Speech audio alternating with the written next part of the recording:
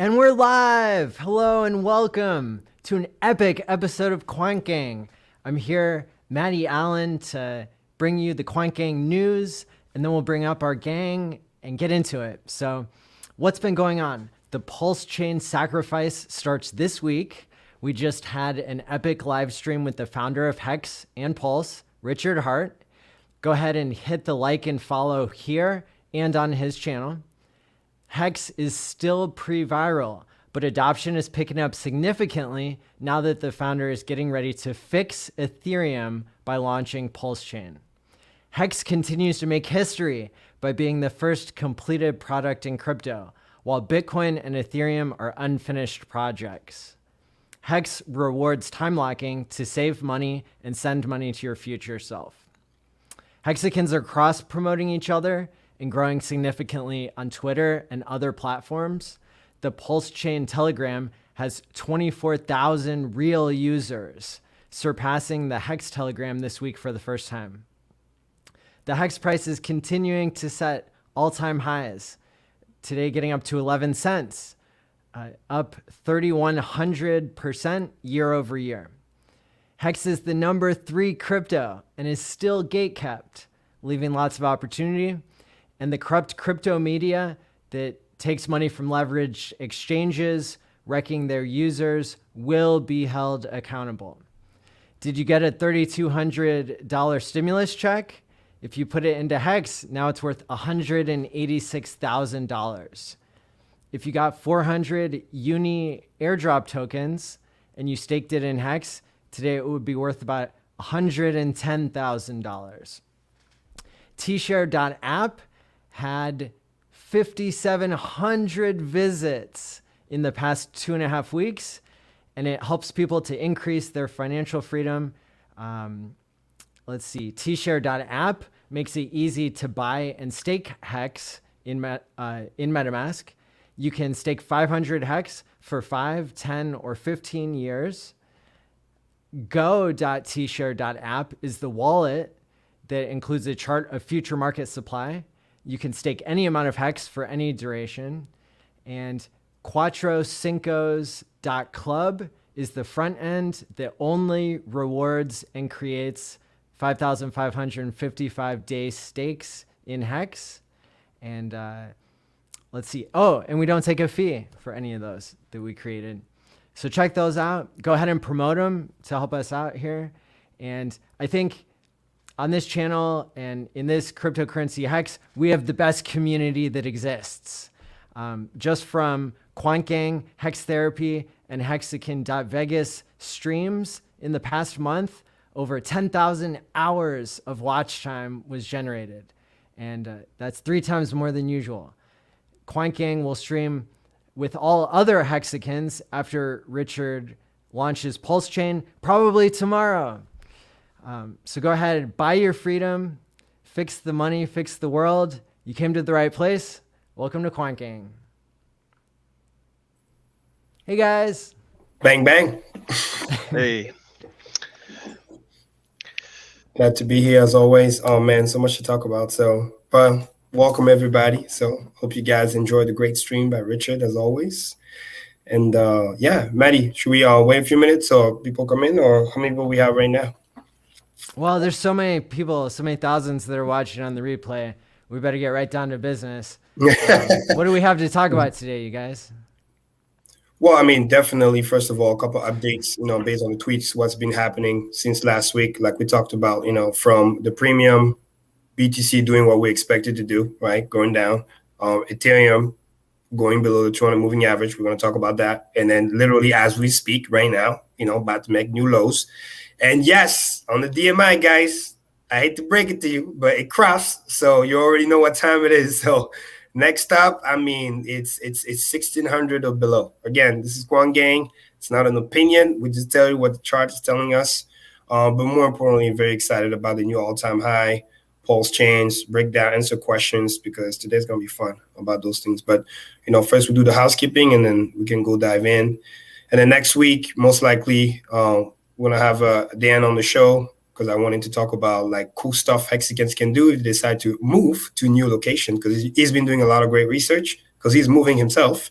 So sharing the resource, sharing the knowledge, you got people different part of the world, Puerto Rico, this and that. So I think that would be great for those who are looking to potentially move. So we'll talk about that. We have the best community, and we have so many people putting their knowledge to work, helping others. It's a beautiful thing. Perfect. I've got one spare room if someone wants to move here. cheap rent. I'll do the quick math, but hey, nice. That's awesome. And today, which is cool, I onboarded about 4 people today, which was great.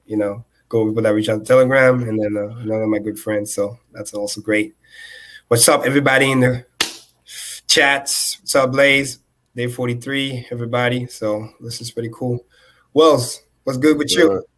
Living, man. Just taking phone calls. It's been crazy lately, man. It's just things are doing what they're supposed to be doing. So just enjoying the show. Absolutely. And then obviously user count is going through the roof as well. I watched a couple of the stream on the replay because I couldn't watch them live.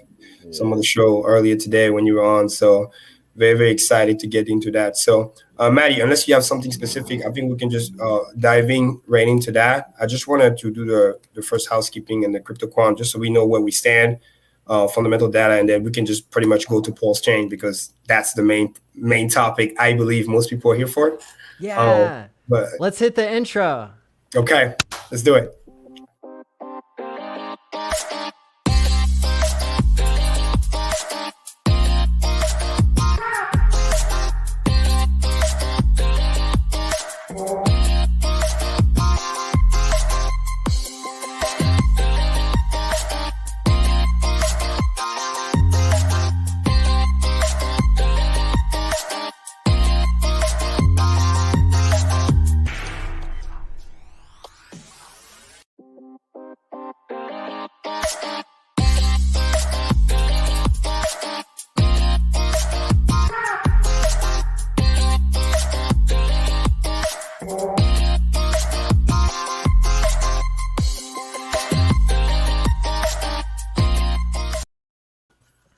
Shout out to everybody in the chat. I see a lot of familiar names, and thank you to Desmond Killerin for the 22 euro super chat with a sticker that says "You're amazing." Very cool, very cool. And let's see, we've got Hex Conductor. Thank you for the $9.99 super chat, who says, "I'm listening to the future educators of crypto, geniuses." Nice. Well, thanks for the kind words. So Miles, we'll dive into that awesome content. So first thing first, let me share my screen. Guys, it's bad. when I say it's bad, it's bad. So crypto quant updated. I had to double check it like 3 times because I was like, is this really what I'm thinking it is? And then it was like, boom. So let me just share the screen real quick. Maddie, go ahead and share. Let me know. Ready. Did you see my screen? Okay, so what I mean bad is, guys, look at this. It's even worse than it was. But it's almost doing an almost all-time low because all-time was like -20, and then we got a bunch of -15. It's at -14 right now, and it's trending down fast. Now, why is that bad, right? Quick math. If you're at 32.7, as you can see, and you're -14% of that, that's roughly a $28,000 Bitcoin, guys. Let me say it again. That's basically people buying Bitcoin right now, 28K, right? So it's just letting you know what's happening, probably live as we speak, right? Trending down. It's just getting worse and worse and worse, which means those people are panicking, dumping the price. And remember, big institutions, if they're dumping something at -14%, it's because they believe they can buy it back for much, much lower. Don't believe the crypto gurus. They don't know what they're talking about. They're saying, oh, why would they sell when it's negative? Da, da, da. They don't understand that it's called buy back lower, okay? And a lot of those people know that there's a massive amount of Bitcoin that's coming out, 20,000 plus by the end of the week. And those people were also big institutions, which they bought way back when. So if you just do a quick math, 6 months reference, those people were buying Bitcoin when it was much, much lower than what it is now. So even though they were to sell it at current price, it's still profit for them compared to when they originally bought those Bitcoin that's coming out of lockup. That's what people don't understand. And by doing that, obviously you help close the premium, but they help push the price down because they believe that they can take this negative 14% because they can buy it back for much, much lower. And it creates that negative spiral effect that Rich was talking about, right? More people sell, which then makes more people sell, which then makes more people sell. And that's why this premium is not closing, which is a bad sign. That means that there's no bid support. That means people are not willing to jump in and buy it. They want to buy it much, much lower and keep dragging the price down. And the second thing that's even more bearish is that, remember last week I told you guys, hey, look, seems like Canada is doing okay. There was that big spike. I don't know what happened, but that spike is gone. It literally got eaten up because it used to be like a positive 9%. I don't know if you guys remember. I showed that last week. It's done, back to negative. It's not as bad as the other one, but still negative 7%, which means even in Canada, they're buying Bitcoin around borderline 30K. So that kind of tells you what's going on, where it's heading. So, because obviously those are the big buyers in the market that can potentially buy. So when you understand those two things, it's not looking good. And you get to see that also in the chart reflected here, right? It's red everywhere.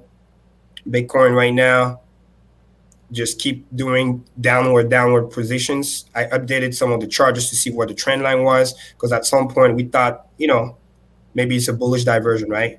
But then it just, same thing, keep being sucked in by the quicksand. And once again, the selling pressure is rising again. And this more and more looks like a bear flag. And what's dangerous is right around this zone here. Not only if the 30K zone falls, it's pretty much a wrap, but there's that long-term trend, as you can see, very long-term trend that started since basically the COVID dip. That one is very important. If that one breaks, which is very freaking close, basically by the end of the week, it's a wrap. I mean, we already know they're buying Bitcoin at, like I said, 29, 28K right now on the premium, but that long-term trend is also a big deal because if that thing crack, like perfect intersection, can't make this shit up, between the support, the red line, the descending line, and that long-term trend line, which is literally very, very close where Bitcoin is right now. So in about a day or two, basically by the end of the week, and typically traditional market moves the most around the midweek. Wednesday and Thursday are usually kind of the trend setters. So when you see what's about to happen, and mind you, there's no volume still, and every time there's big volume is when the price goes down. So you may get another capitulation week, and if this follows what happened here, this is how you end up right here, because that's where the next support is, between 25, 26K to pretty much here. So, I mean, you guys already know we talked about this all the time. So now, why is that important? Now, did you guys see Richard Hart go live with a bunch of crypto influencers? Mm-hmm. I can't remember which channel it was on, but he was talking about this very thing. Mm-hmm. And pointing out also, not only is there a premium on the Bitcoin fund here, but also people are locked in for 6 months at a time. And so what we're seeing is this people who have lost a lot of money because they bought the top, they're still trying to get out. Is that correct? Yeah, because the problem is this, right? The like Richard said it perfectly, right? The premium GBTC was the entire bull run, right? It started from here, creating all that FOMO and this and that. Now we can sit here and say, oh, but some of it because there's other like Canada and blah blah blah, and Grayscale thought they can just suck all the demand, right? And then the demand went some other places. But bottom line is this: people FOMO'd in, and then right around here, right? Premium went negative, but people were not paying attention to it, right? And then there was the distribution, like we talked about. The Wyckoff, when we're telling people, hey, listen, this is the top, look, it's negative, then they didn't listen. And then liquidity event happened again. The premium tried to close here, but then went right back more negative because after liquidity event, the people trying to buy back lower.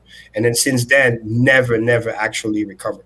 And it's bad because it's getting worse and worse and worse, which means if those people are not there supporting the price, people forget Bitcoin, like Richard said perfectly, is still inflationary. So the miners are still dumping the price. And if the big buyer, aka institutions, are saying, hey, we want to buy, but we're not willing to buy at this price, we're willing to buy at 28K based on these metrics over here, then what ends up happening is the price has no other option but to go down, to be forced down.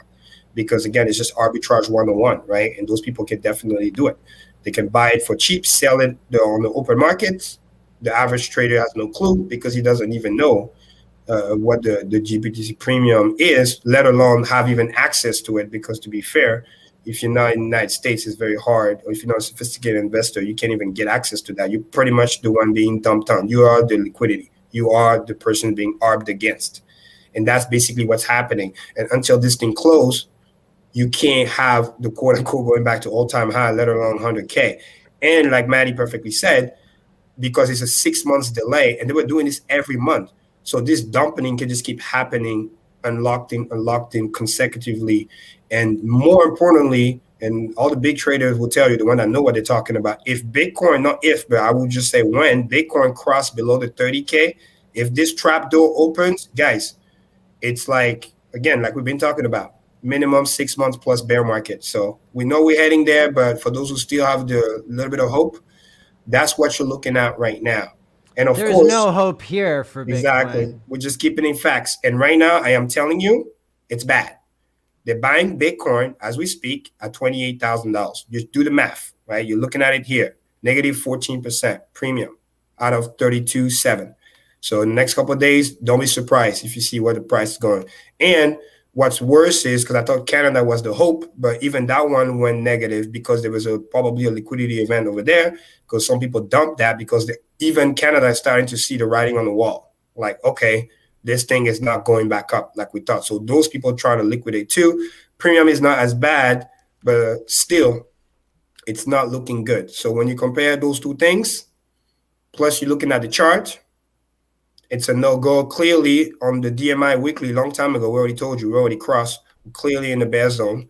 So now it's just a matter of this perfect support. Look at this. Can't make this shit up on the weekly, right? We're literally touching this. And then when this trap door opens and it goes below, next stop is here. So 14,000, right? But we might get some pit stop along the way. But be very, very wary of that. And of course, which then drags Ethereum because it's related to that. And Ethereum, look, it barely did, but it did. It crossed. So like I tweeted earlier today, DMI made his choice. So it says we're going bearish. And on the daily, we went below the 200 moving average. The def cross is just right around the corner. So it's just going to do the same thing. Let me zoom back out for those who are new so they know where the fractal is coming from. It's doing the same thing that it did over here. And remember, from here to down, it was negative 57%. What does that mean? Let's draw it again. We're already halfway there, so let's make it for fun. We broke right around here. We already did roughly negative 23. So negative 57 will bring us right around the support. So right around, yep. Where is the next target? So this says $1,000.64. So obviously there could be some pit stop along the way. Like, you know, we have 1,400, 1,600, maybe a couple bumps. But when this thing cross and it's literally looking like it's about to very, very soon, because it's still pushing down and even the 200 moving average is starting to arc the other way. It's just a matter of time until you get a def cross. And then from there, the liquidation is going to be insane. And it's going to insane. It's going to murder the other altcoins even more. Because remember reflexivity, right? Bitcoin crash, murder Ethereum, and Ethereum murder the rest, obviously, besides HEX, because HEX is decorrelated because we don't have that reflexivity problem. So reflexivity means price follows price. Exactly, because most of the liquidity on the Uniswap is Ethereum based. So a lot of those shitcoins, unfortunately, when that value goes down, their value go down as well. But on HEX, because majority of the liquidity is USD, we don't get affected by that. Better yet, we actually pump because we're literally not correlated. And then that's why we're able to do the all-time high that we had before. But the bottom line is, again, shout out to all those who converted their coins way back when, since we've been talking about it. But if you still have a bunch of Ethereum and you're still like on the limbo, well, again, you have been warned. And if this thing does what it did before, because it's following the fractal, and again, you're looking at next up here, And then if it goes back to the origination where the pump started, it's all the way back here. Because typically that's what you end up seeing. So because, all the way back at 700. Because then you got to look it back on the weekly chart to get to see what's going on, right? So this is I where remember when I didn't like paying $600 for an Ethereum Exactly. because So- I was used to paying much less. for those who are new, here's a little recap. This is why DMI is so powerful, because it tells you the bigger story on the weekly chart. So this is what we thought it was at first, that maybe it's going to be a little fake out and then we'll get a second chance. So we'll go again. But I clearly said, if it cross, forget about it. And when it cross, this is the thing here, negative 57%, all the way to the green line, bounce. And then after that, obviously death from there, which is another 50+%, which is insane. So where are we? We cross. Even if it's tiny, we did. And then just like here, once we cross, what happened? We go to green first. Where's green? Can't make this shit up. 1,400%. 1,400, almost, roughly. So it's like 1380, what is it? Yeah, 1382 to be exact, and it's curving. So that's the next stop. And then after that, if that doesn't hold, then we're going here. So if we mimic the previous fractal, first it goes here to the 1400, then it bounced the same way it bounced over here. We get a little relief rally, hopefully, based on the Keltner channel. So if we come in with bounce, we might go back, touch maybe 2400, because this thing's going to start to curve down, obviously. And then after the bounce, which is going to be a dead cat, just like those have been, just relief rallies, because we're in a bear market, then it penetrates. And once this penetrates, it's going to be bad. So I'm hoping that the red line goes up a little bit more by the end of the month. Maybe we get the 700, which will be perfect right around the base of this pump here. But then again, who knows? If the moving average is still down even more, then it's going to get even worse. But literally, I have more bad news. Tell me. Grayscale Ethereum Trust, it's selling at a discount, 9.3%. Boom. Shout out to you, Maddie. That was my next thing. Yes. So now Ethereum is back. And why is that important? Because historically, Bitcoin was the one that was very bad. Ethereum was just like 0, negative 1%, basically kind of holding its own. But now, like Maddie said, it's negative 9%. And Maddie, that was based on roughly $2,000 Ethereum, right? Yeah, for yesterday, for July 12th. Yes. So, and basically this is what played out, because it was roughly, 2,000 and change, and then negative 9%. Let's run it up to like negative 10%, right? So if you are roughly almost 2,100 or, 20,080, whatever, back down to 1,900, this is where the premium basically is. But again, it creates a downward spiral. Support is broken. Next thing you know, it's coming here. It has to. Yeah. And then as this thing kind of curve over time, it's probably going to go right around the 600 here. Because when you go back on the daily, just look at where the support things are. It's literally those guys. So the 1,400 roughly here, and then the 700-ish, which is roughly here. So, because this is what most likely is going to happen, because again, it has done that before. So it's literally just mimicking those same thing. And to add insult to injury, right? My favorite, I didn't get to tweet about it today, but it's very freaking important. DXY is on a tear. DXY, for those who are new, dollar index. People think, oh, it's gonna bounce back down. No, it's chilling. Look at this. Keltner channel up, strong up, and it keeps making local higher highs, chilling, bullish cross right around the corner. I mean, you can't make this shit up. DMI is in agreement. You zoom out, look at this. By the time it crosses over here, it's a wrap. And then you go to the weekly, it's literally doing this. This is 2017 all over again. This was the fake out, because we called them out. And then they say, okay, we cancel it for a couple of months, which they did. And then that shit fucking double bottom. And then look at this. Does this thing looks like it wants to go down? And now look at this formation. And then look at this. Can't make this shit up. Keltner channel, tilted up, bullish as fuck. Next stop is here, 94, which would be insane. But again, this is what we're looking at. And by the way, this is a weekly chart. So when the crypto furus are telling you, oh yeah, just wait, October is gonna be better, September, dude, if this guy keeps getting higher and higher, which it has literally no intention not to, I mean, just because the day just tilted, but today basically yesterday because the day just kind of started, like 2 hours ago. But this went up a lot today. So let me go on the 4-hour chart. Look at this. Look how much it pumped. And Wells can speak about this. This is no joke. This is bond market, the most liquid market in the world. We've been talking about this for months, man. So. Yeah. Almost 1% move. That's trillions of dollars. This is fucking no joke. Mm-hmm. So does anybody in the chat even still own any Bitcoin or Ethereum? Like, is this relevant to anyone?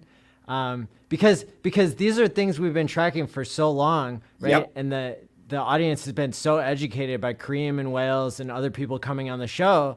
I think it's a big deal, right? That Really we've educated people. This is not financial advice. Of course. This is not just medical or advice therapy advice.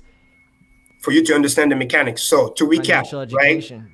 BTC premium, negative as hell. People buying Bitcoin, let's just be nice, and let's say sub 30K. That's what's going on right now, which is bad. Ethereum, negative. Same thing as well.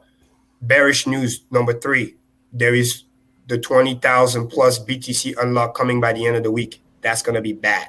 You know what I mean? Let me even throw in there the little freaking Elizabeth Warren BS by the 21st, whatever deadline. No. That's not real. That's not. Well, yeah. That's irrelevant. That's the excuse. Yeah, exactly. That's Just irrelevant. That's going not to add a real. little more fun. But yeah, but then definitely here, the DXY is literally the biggest one. Guys, this is the reason why Wells Fargo is closing people's account.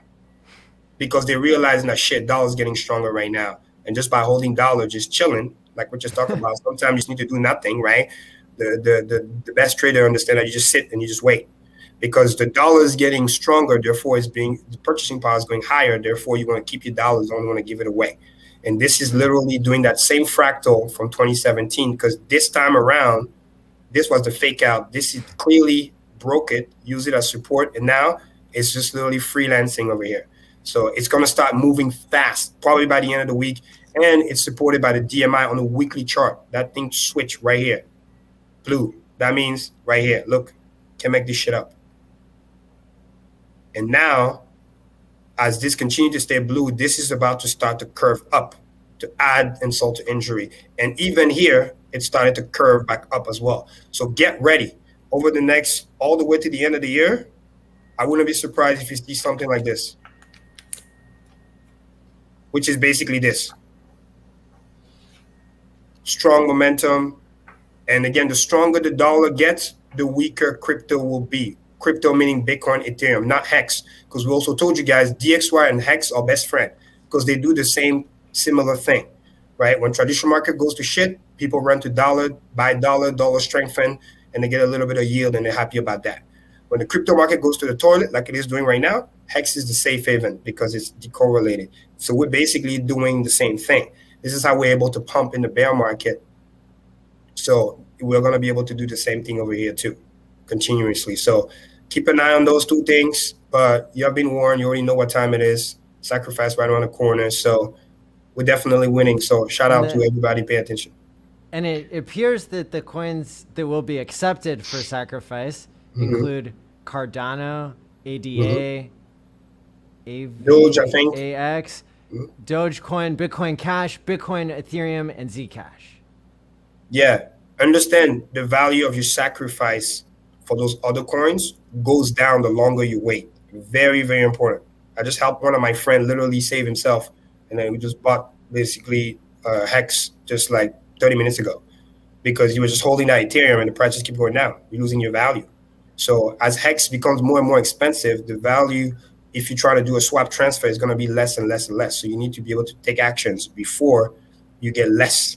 So that's very, very important because the longer you wait, Bitcoin is going to tear everything else down. So get ready for tomorrow. It's going to be amazing. Also, tomorrow, Richard has the live stream we ran. I think it's 10:30 a.m. I don't know if it's Eastern or Pacific time, but that's going to be pretty cool. Tune up for that as well. And yeah, just protect yourself. That's what this is about. You know what I mean? And we're the king of the bear market. So we're literally training for this. I'm so excited for all of us to be live. After Richard goes live, we're going to get all the streamers in the world going all. And yeah, it's going to be really cool to be at the beginning of something again And I wasn't that involved in the community when Hex launched, but Pulse, different And stories. on Hex, just to be fun, also, I mean, this is just epic, but I think let me go back to this other chart over here because this is just epic, okay? Because I got an update for you guys. So obviously, right, on the daily chart, DMI is screaming right now, just like it's showtime, which is amazing. I told you guys, when it gets close, climax, get ready, right? But what I love the most is how the fractal is playing out. So look how amazing this is. Now, what I'm going to do is just making sure I am on V1. Hold on. Yes, which is awesome. So remember the pattern. What are we talking about? Literally last week and the week before. It played out perfectly. W, all-time high, chill out for 4 weeks, launch. What happened? W, all-time high, chill out for 4 weeks, launch. Now, I need you to understand something, which is insane. You see this big bar, how amazing that is? Understand that this is also because it's a logarithmic scale. This is 48%, almost 50%. Last time around when we did that, it's a small bar, right? But look at this. This bar, it says 147%. So understand that we're just getting started because you might get a bar like that. And if you do 140%, it's going to look like this times 2. Why is that important? Because literally a couple weeks ago, we talked about 120,000 where people thought we're crazy, right? Well, look at this. When you do it like this, doesn't look so crazy anymore. It's literally this. You can't make this shit up. It's the perfect fractal. First bar is in. So but this is a weekly chart. When you're done, let's talk about why it's possible. Exactly. So to put it to perspective, just look at percentages. This one says 147%. This is a weekly chart, but guess what? Today is just freaking Tuesday. Tuesday. Not Sunday, Tuesday, which means there's 4 more days. So if I just mimic this, 147%, let's do it just for fun. Look at this. It's right here. That's almost 100,000 gray. And again, it moves as a function of the square, right? Force multiple. So it's almost like 60,000. So that's an increase of another roughly 45%. So we're about 11 cents. So that's a 15 cents right here based on current price. Of course, if Ethereum goes down, it's going to be lower than that. But then it moves as a function of a square. So it's double that. So by the time we finish sacrifice, let's say, right, 2 weeks goes down, we get 1 bar, 2 bar, 3rd bar, and by the 4th bar, we'll launch. I wouldn't be surprised. Again, you heard it on Quant Game first many times. I wouldn't be surprised if by the end of sacrifice, we're going to be here. Because it's literally just doing the fractal. And this time around, the W is bigger and the time to generate it was longer, which means the force can be even more insane. Because let's do another thing that's fun, right?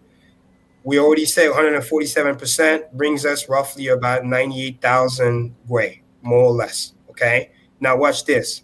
Second bar says it goes up another 61%. So if I do a measure move, just for fun, from roughly 98,000, let me just do 97, just for fun. Then I do 61%. Guys, it's price discovery. It's not even here. It's just, it will just disappear. And then the third one is another 48%. And then the fourth one is 41%. So as the liquidity gets lower and lower, as the hex gets sacrificed, never to be seen, as every new person that quote unquote come late is incentivized to buy hex. Why? Because by buying hex pushes the price up, the value of your sacrifice goes higher and higher. So all the interests are aligned so we can easily get to this target and more. And based on basically current price, okay, if the price of Ethereum, quote unquote, doesn't move, stay where it is now, from 60,000 to 120,000, let's be nice, let's say 120,000, okay, that's a double. Well, I move as a function of a square. Double means 4x, which means 4x from where we are now, which is roughly about 11 cents. 4x from 11 cents, that's 44 cents. And that's just easily can happen within 2 weeks. And then after that is price discovery. Because as the Ethereum keeps going down and down and down, HEX is going to explode. Why? Because when we told you, the major pair is USD. So it has to always recalibrate itself with dominance against Ethereum keeps higher and higher as Ethereum price goes lower and lower. So we might even get there faster than expected. But this is looking freaking amazing. We're 2 days into the week and we're already 48% up. We're literally tracking this fractal right now, which did 147%. And we have basically 4 days, plenty of time, plenty. You literally just do 25% every day and then you get there. And we're starting to sacrifice tomorrow. What do you think is going to happen? So be prepared, stay tuned. Don't trade, don't get wrecked, don't be stupid. Okay, very, very important. And then just let the riches come to you, right? We say it all the time. It's not about making money, it's about building wealth. So even though when you look at it like that, it looks massive, understand that this is the fractal we've been talking about for literally months and months and months. So when you dumb it down, you see the pattern, we're in trajectory, easy cake. Relax, sacrifice, have a great time. So shout out to the Great Delusionist for $420 super chat. My man. Only. Respect. Thank you so much. Thank you, brother. Appreciate my that. boy in Massachusetts too. Shout out to you. I know you're watching. Thanks for taking the time. Appreciate it. I talked to him earlier today. So Oh, really? and then nice. 2 of my close friends are watching today too, which is great. So Nice. shout out to you both. Shout out to Jeff's everybody. watching too. Shout out to everybody. And then look, we're talking price pumping again. And again, why is that? Because Ethereum is going down, right? So the HEX ETH pair is just doing its thing because it's maintaining parity. If you go back over here and you see what's going on, it's just red everywhere. And HEX ETH is already turning green, ready to escape. So even this is going to turn green very soon because as everything starts to die, it's going to just flip the switch again, ready to go. So if you understand what's going on and you know what this is about, don't get it twisted. We're literally just getting started. So that's why you need to sometimes just zoom out, look at the weekly chart. This is V1, and the reason why it's important is because on V1 you get to see how the fractal is playing out, and this thing is going to disappear from the screen. So yeah, Wells, Maddie, anything you want to add based on what I said so far? Well, I've got a special chart that Go ahead. our old friend, the random line. Yeah, go ahead. You guys remember the random line? Yeah. Can you guys tell people what this I love the is? random line. You kidding me? I know exactly what the random line is. I just can't explain it to people because nobody else is going to understand it. So the random line is Love only. something that the Hex Crypto channel on Twitter randomly puts up sometimes. Sometimes maybe Richard Hart puts it up, we think. And it's just randomly saying what could happen, right? In Hex. No. That's Not random? That's It's not not random anymore, random. Maddie. It's Too not much random. too much math. That's not random, brother. I'm sorry. Oh, That's please a do deliberate tell. line. That's a deliberate line. So what does that line look like? Because it looks like something you guys see every time you look at my charts. Like a best fit, maybe? Yeah. Well, I know Right. that line. It's that green line that you have. That's you're right. everything. Yeah. That's Amazing. right. That's My right. eye sees everything. I see all the fractals, Maddie. That's right. It's the dabbing diagonal. And you know how I interpreted this? Guys, this is what I told you about the Amazon chart up and to the right. This is the perfect scenario. No pump and dump, just up and to the right. People taking profit, align around the timeline, hop on the bus, find your stop, exit your stop, just up and to the right, up and to the right, up and to the right, up and to the right. So I like to ride buses and train to the terminus. So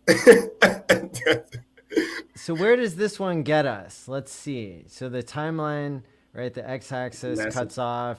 Okay, maybe there's 6 months left here in 2021. So maybe this is 6 months or a year out from. Maybe this is the end of 2022.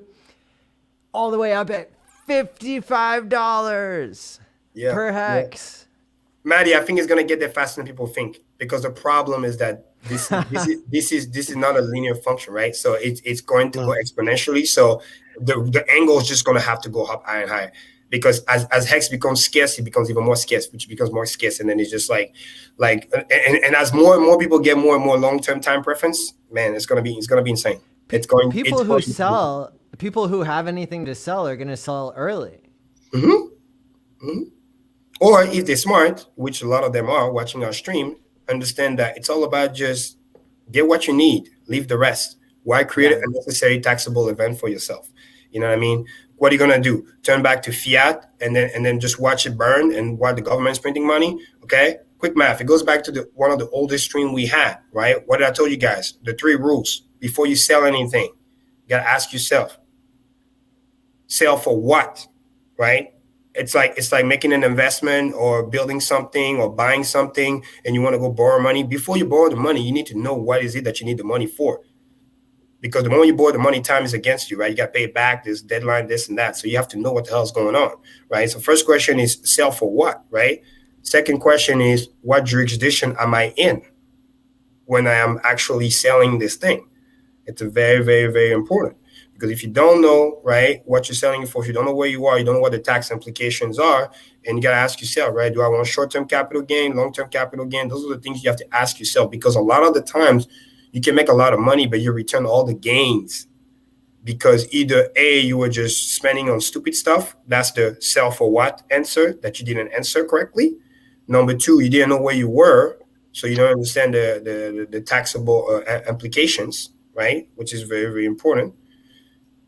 And then number 3, you could be at risk of, just literally either losing the money or somebody just coming in and say, hey, give me this, give me that. And then next thing you know, you're back to being broke when you could have just let the thing ride, right? How many times did Richard use the analogy of those Bitcoiner? How many of them have captured a 6.5 million hex move? Why do you think he keeps saying that? It's on fucking purpose. Because they didn't time lock. Yeah, exactly. And you're fucking lucky. Because you actually have hex that can time lock for you. Because the biggest protection is you got to protect yourself from yourself. Even somebody like me that's very disciplined, I love the fact that I'm staked. So I can go back I'm really proud of my past self, right? Because I somebody in the chat is saying that we need the old random line. And I looked on my computer and I've already got the old ones saved. They're loaded up here, organized by date. So here on February 9th, of 2021, our random line was getting us maybe to what, $15 here, somewhere like that. But then on March 15th, it was going all the way up to $200 per hex. I like that one. Nice. Which one do you guys like? I like my one. I'm not showing it, but if you take the chart from September last year, which is before Big Payday even, and you plot a curve across the bottoms, right? So it's a shorter term. It's not really you couldn't really call it a macro, but on the log chart, that's the bottom of a hockey stick curving up. It's not even a straight line. It's curving up on the log chart. Exactly. And it's not a linear function.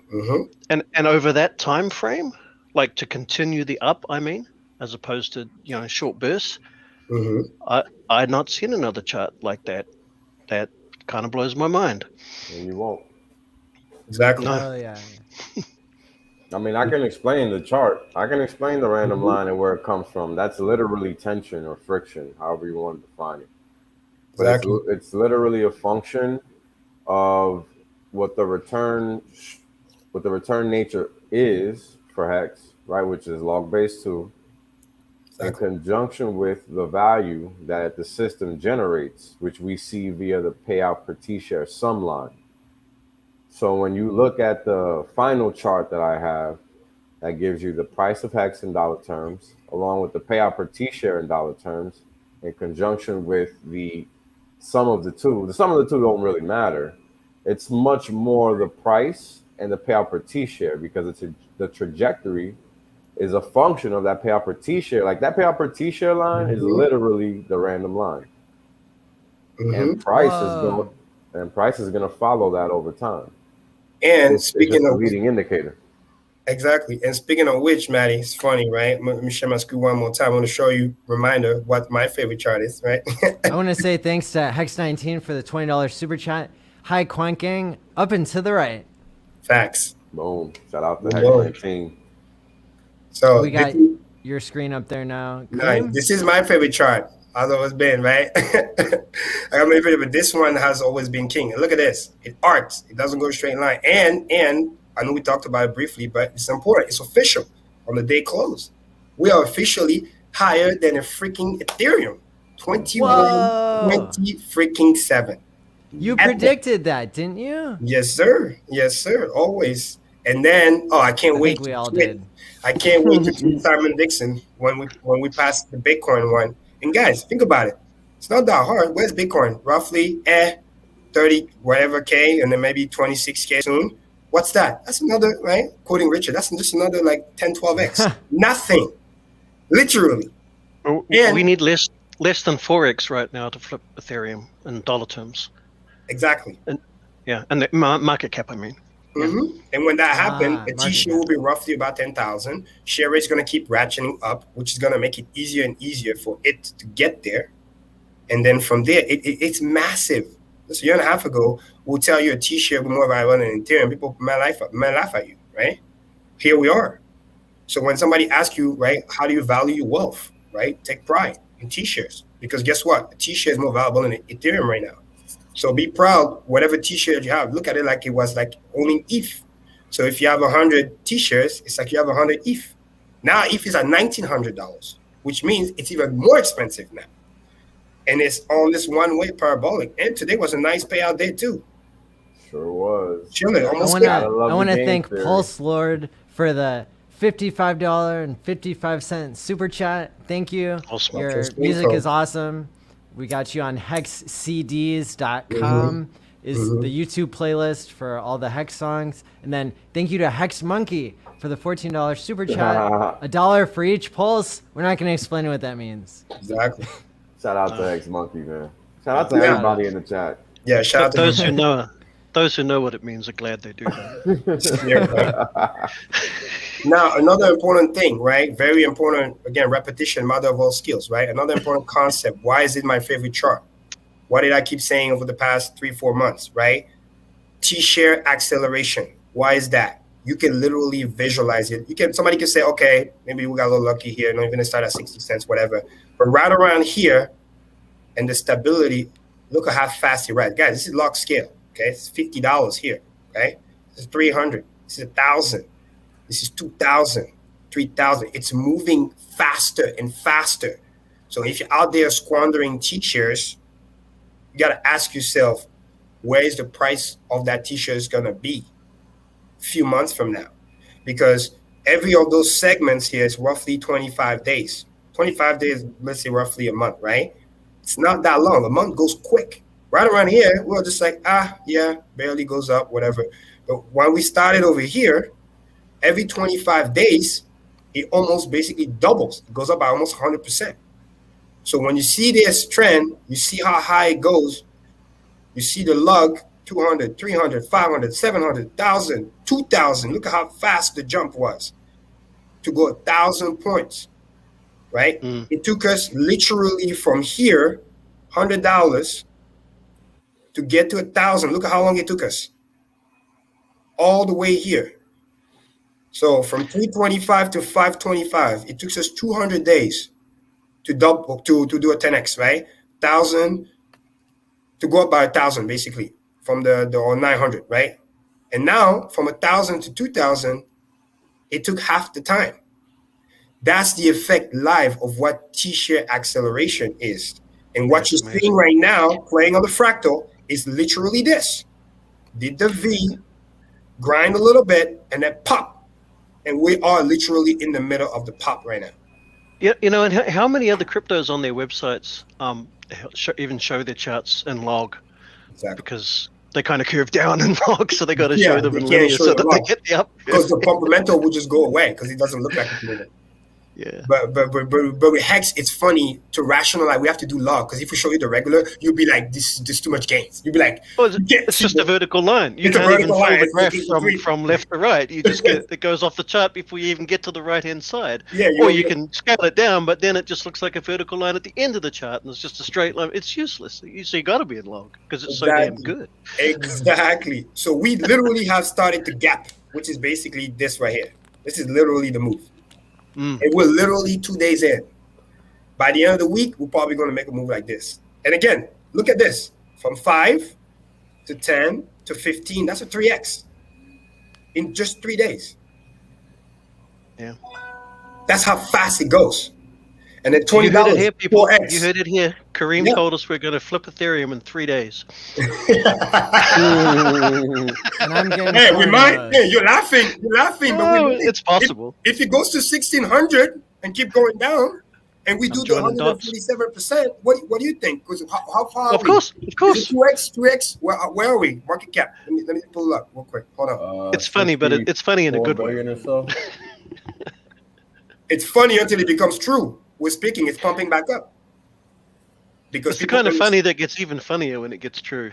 Because it's like laughing all the way to the bank kind of funny. You know? Absolutely.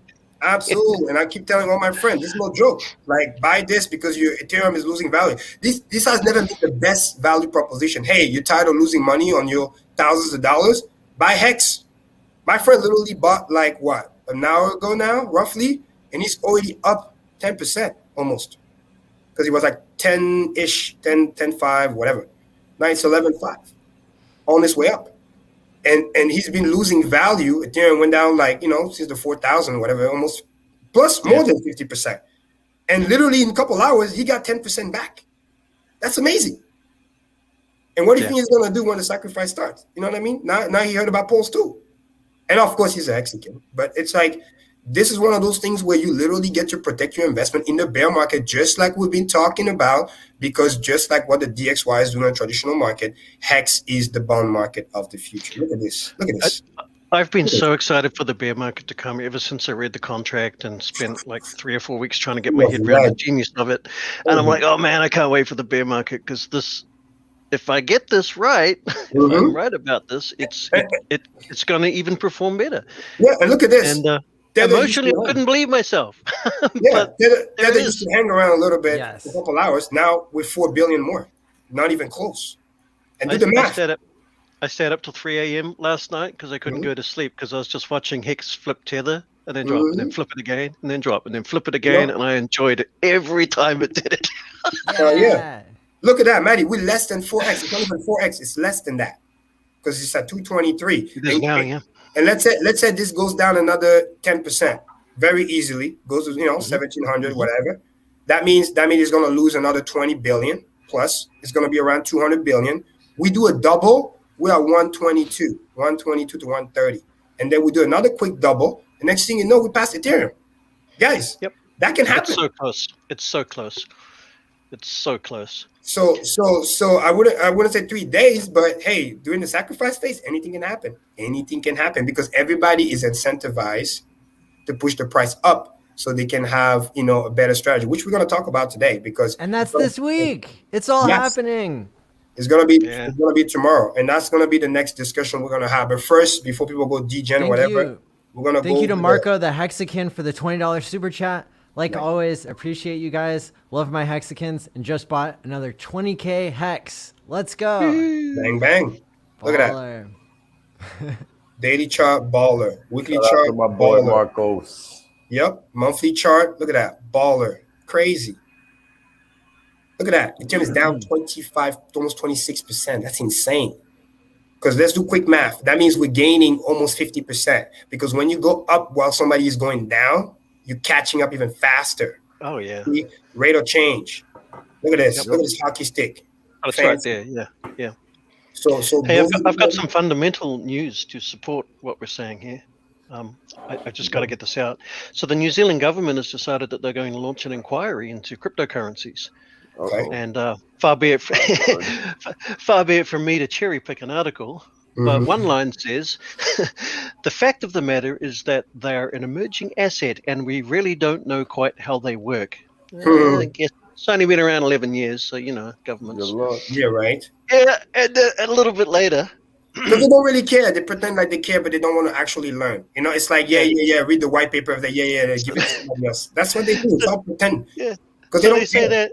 They say that, and then a little bit further down the thing, after saying they don't understand, they say, Because the currencies are decentralized, they are also difficult to trace, making them attractive for use by criminals. You're damn straight you don't understand. And there's some other. Sounds like they do crazy. understand it. Good job, guys. Yeah, it's literally, they're all just in the power's trouble. That's all they want. Come in for a cup of tea. I'll show you how to trace it, guys. It's real easy. It's literally it's stupidity. And then we just passed again above 60,000 plus gray, which is amazing. It's just like 2021. I'm so embarrassed. I need to move Puerto Rico or something.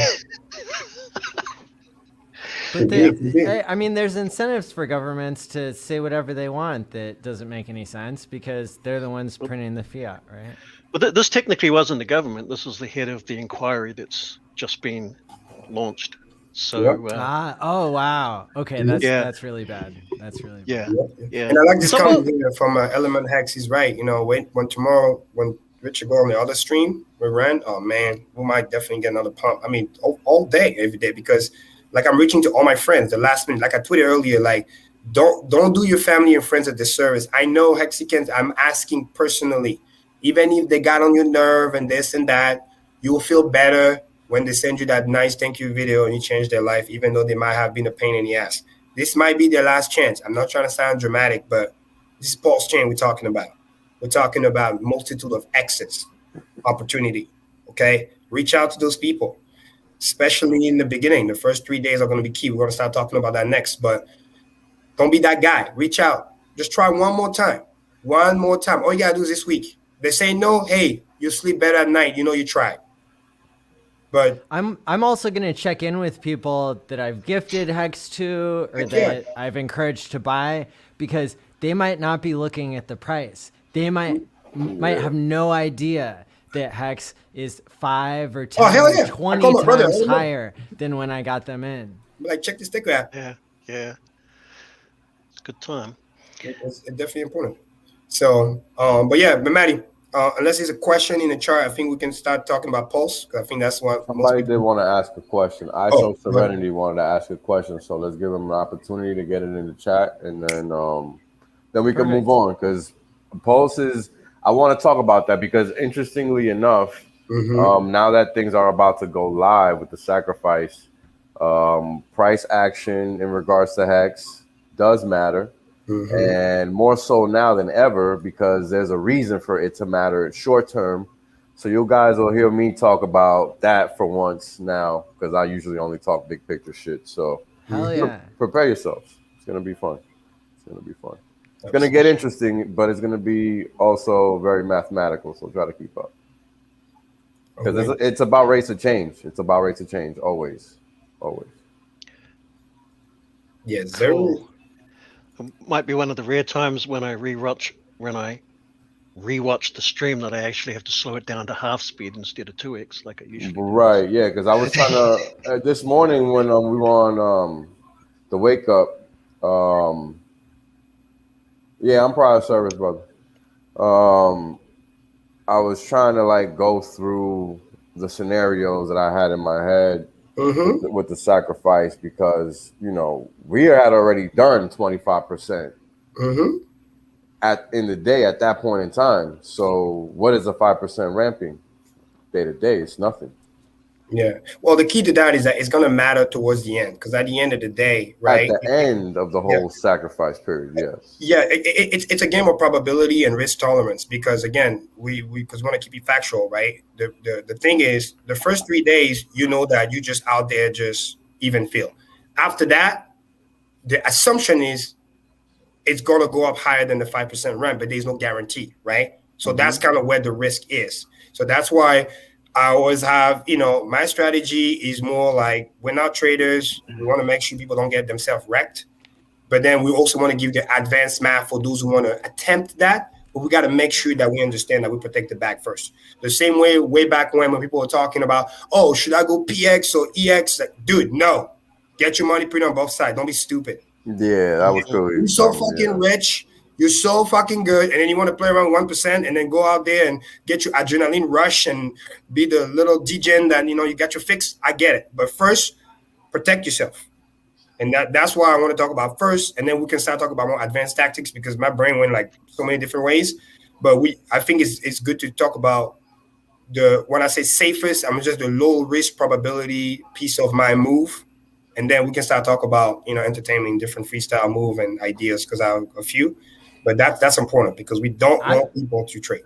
I've got some crazy shit to say about PulseChain. Nice. I'm excited. Perfect. We'll get Manny, to can you it pull up on your side? Of all the people.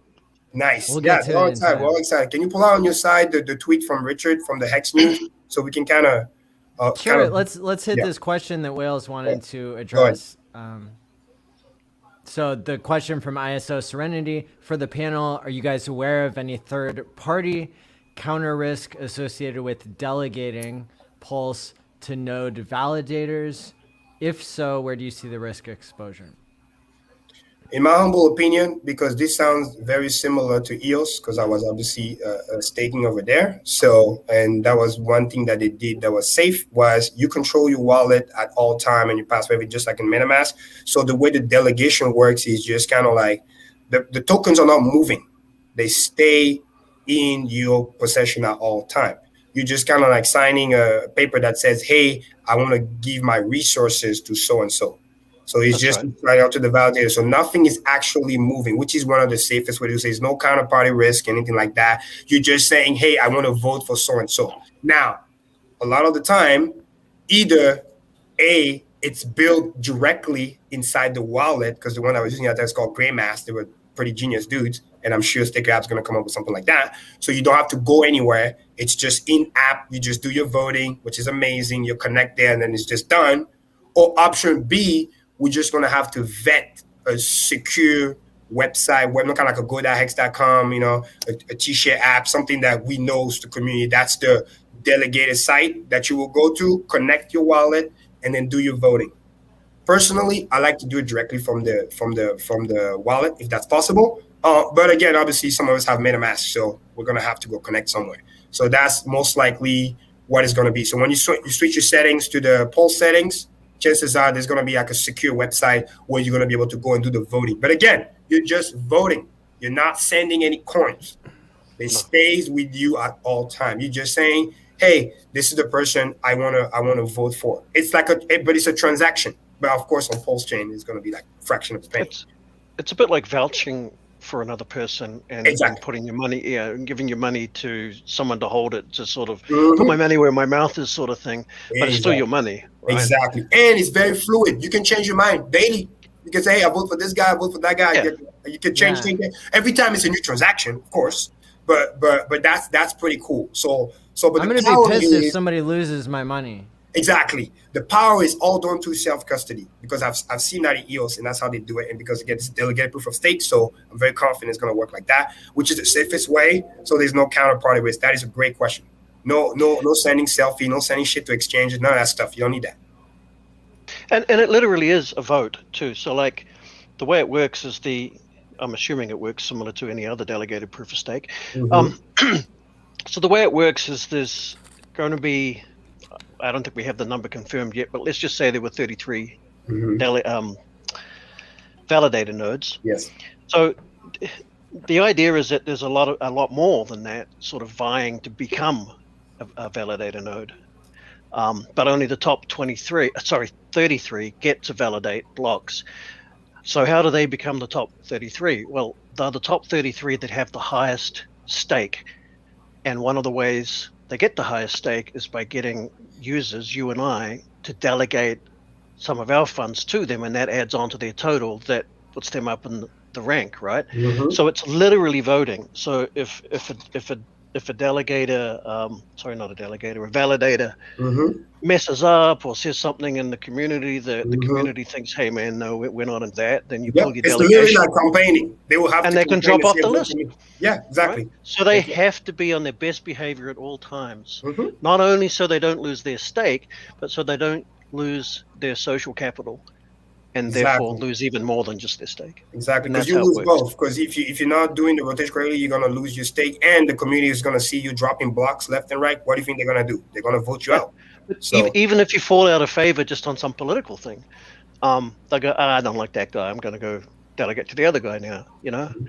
and then their monetary stake sort of becomes trivial because there may be no coming back from that. So they really do have to behave in more ways than just not lose your coin. So you're saying it's going to be like Mean Girls? No. Like who? Oh, but you're saying that though. I heard it. Oh, okay. I was like, I man, don't what? want to put words Who? in your mouth. I was like, who? Yeah, exactly. Yeah. And I think that's the game theory that everybody overlooks, because when you read the white paper, it just says, okay, so a validator, puts up a stake, and then they're at risk of losing that stake if they mess up, run the wrong code or whatever, and that's where they end it.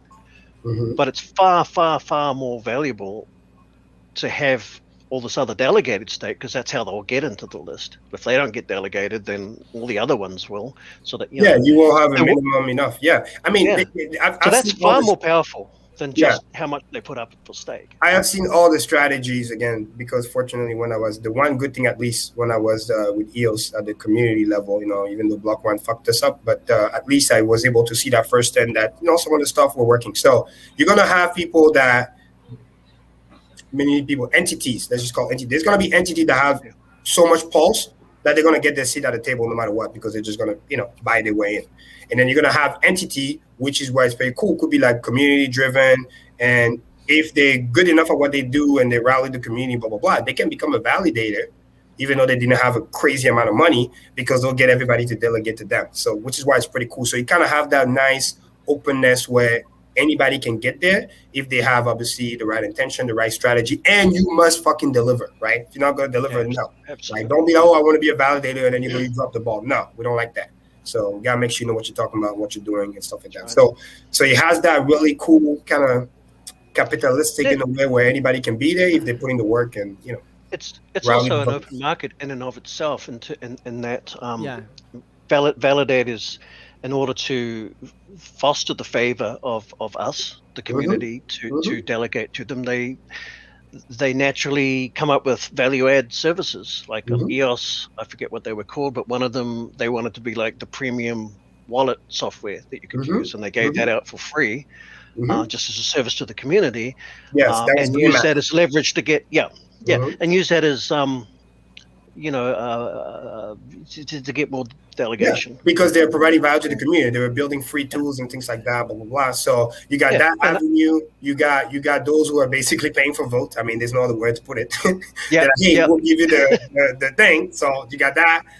Even though you gotta be careful because you need to have some money to run the operation. But anyway, that's just business 101. So you got that, and then you got entity that got enough money that they'll just buy their own seat, and then they won't give anything to anybody. But of course, those are usually the professionals, because if they spend that much money, they got to make sure the operation is tight, because if not, they're going to start losing. And they're not just risking and they're not just risking their stake in Pulse. They're risking the God knows how many $100,000 and thousands of dollars a month it costs to run all that equipment, right? They're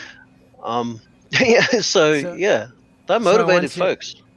So I want to make sure we don't lose the comments here. I want to shout out to Lewis Hex, who is feeling better. COVID can't stop him. Great to hear.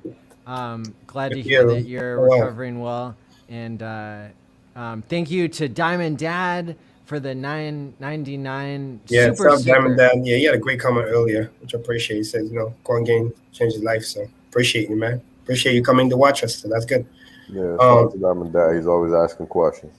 Yep, amen. Asking questions is key. There was a comment here. I think you got confused. ALLin Hex says, on PHEX, so no time log, how will staking work? No, don't get it confused. PHEX is just like Hex. There's a timing log. It's the same thing. Don't confuse the staking of Pulse with the staking of Hex. It's two different things. Yeah, PHEX staking of Pulse. Sorry, go ahead. No, because he was talking about, he says here on PHEX, so no time lockup, No, that PHEX is just like regular Hex on Ethereum. Pulse is the one that has the no time lockup. Yeah. So in proof of work, that's right. In proof of work, say with Bitcoin, say I don't recommend anyone ever did this or does this, but if you went into cloud mining, say for example, and you're basically hiring a mining machine in proof of work, you're basically helping that company, that data center, become a bigger mining entity and to quote unquote secure the network, which isn't true. But anyway, that's a bit like delegating stake in a proof of work system, because you're sort of putting your money behind that entity. Only in that case, you really are giving them the money, and who knows what the heck's going to happen to it. So when you stake in Pulse, it is literally a vote for who you want to be a validator.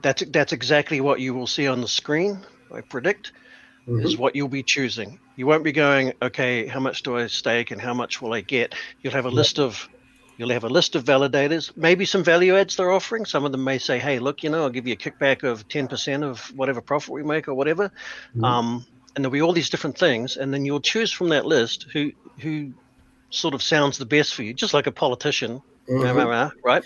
And you go, okay, I'm going to delegate to that dude because I like the way they do things and I support that.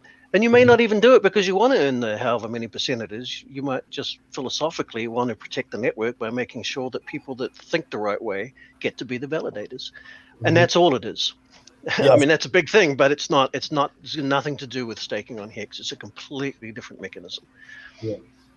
And most likely, common sense, you're going to be able to vote for multiple validator at the same time to make usually, yeah. Yes.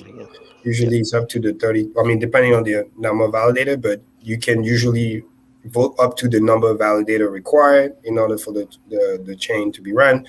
Now, sometimes they also have what's called validator reserve. They're just in the list ready to jump on if one mess up or if all of a sudden one lose the minimum requirement of vote in order to be in the rotation. So there's always the reserve, just like when playing in sports. You that's you got the reserve component. Yeah, you've got the people on the bench waiting to, and there's always going to be some of those because the ones at the sort of bottom of the list with the lower number of votes, they'll be flipping each other back and forward all the time. So they tend not to give up. And they usually tend to be that because they're the smaller nodes, they tend to be more profitable. Too, just because of the way things work out with how expensive equipment is to do the transactions. Absolutely. And everything. So, which is also why it's important, if we really want to do this, to not give up, because maybe in the beginning you're not in the rotation, you're like a reserve.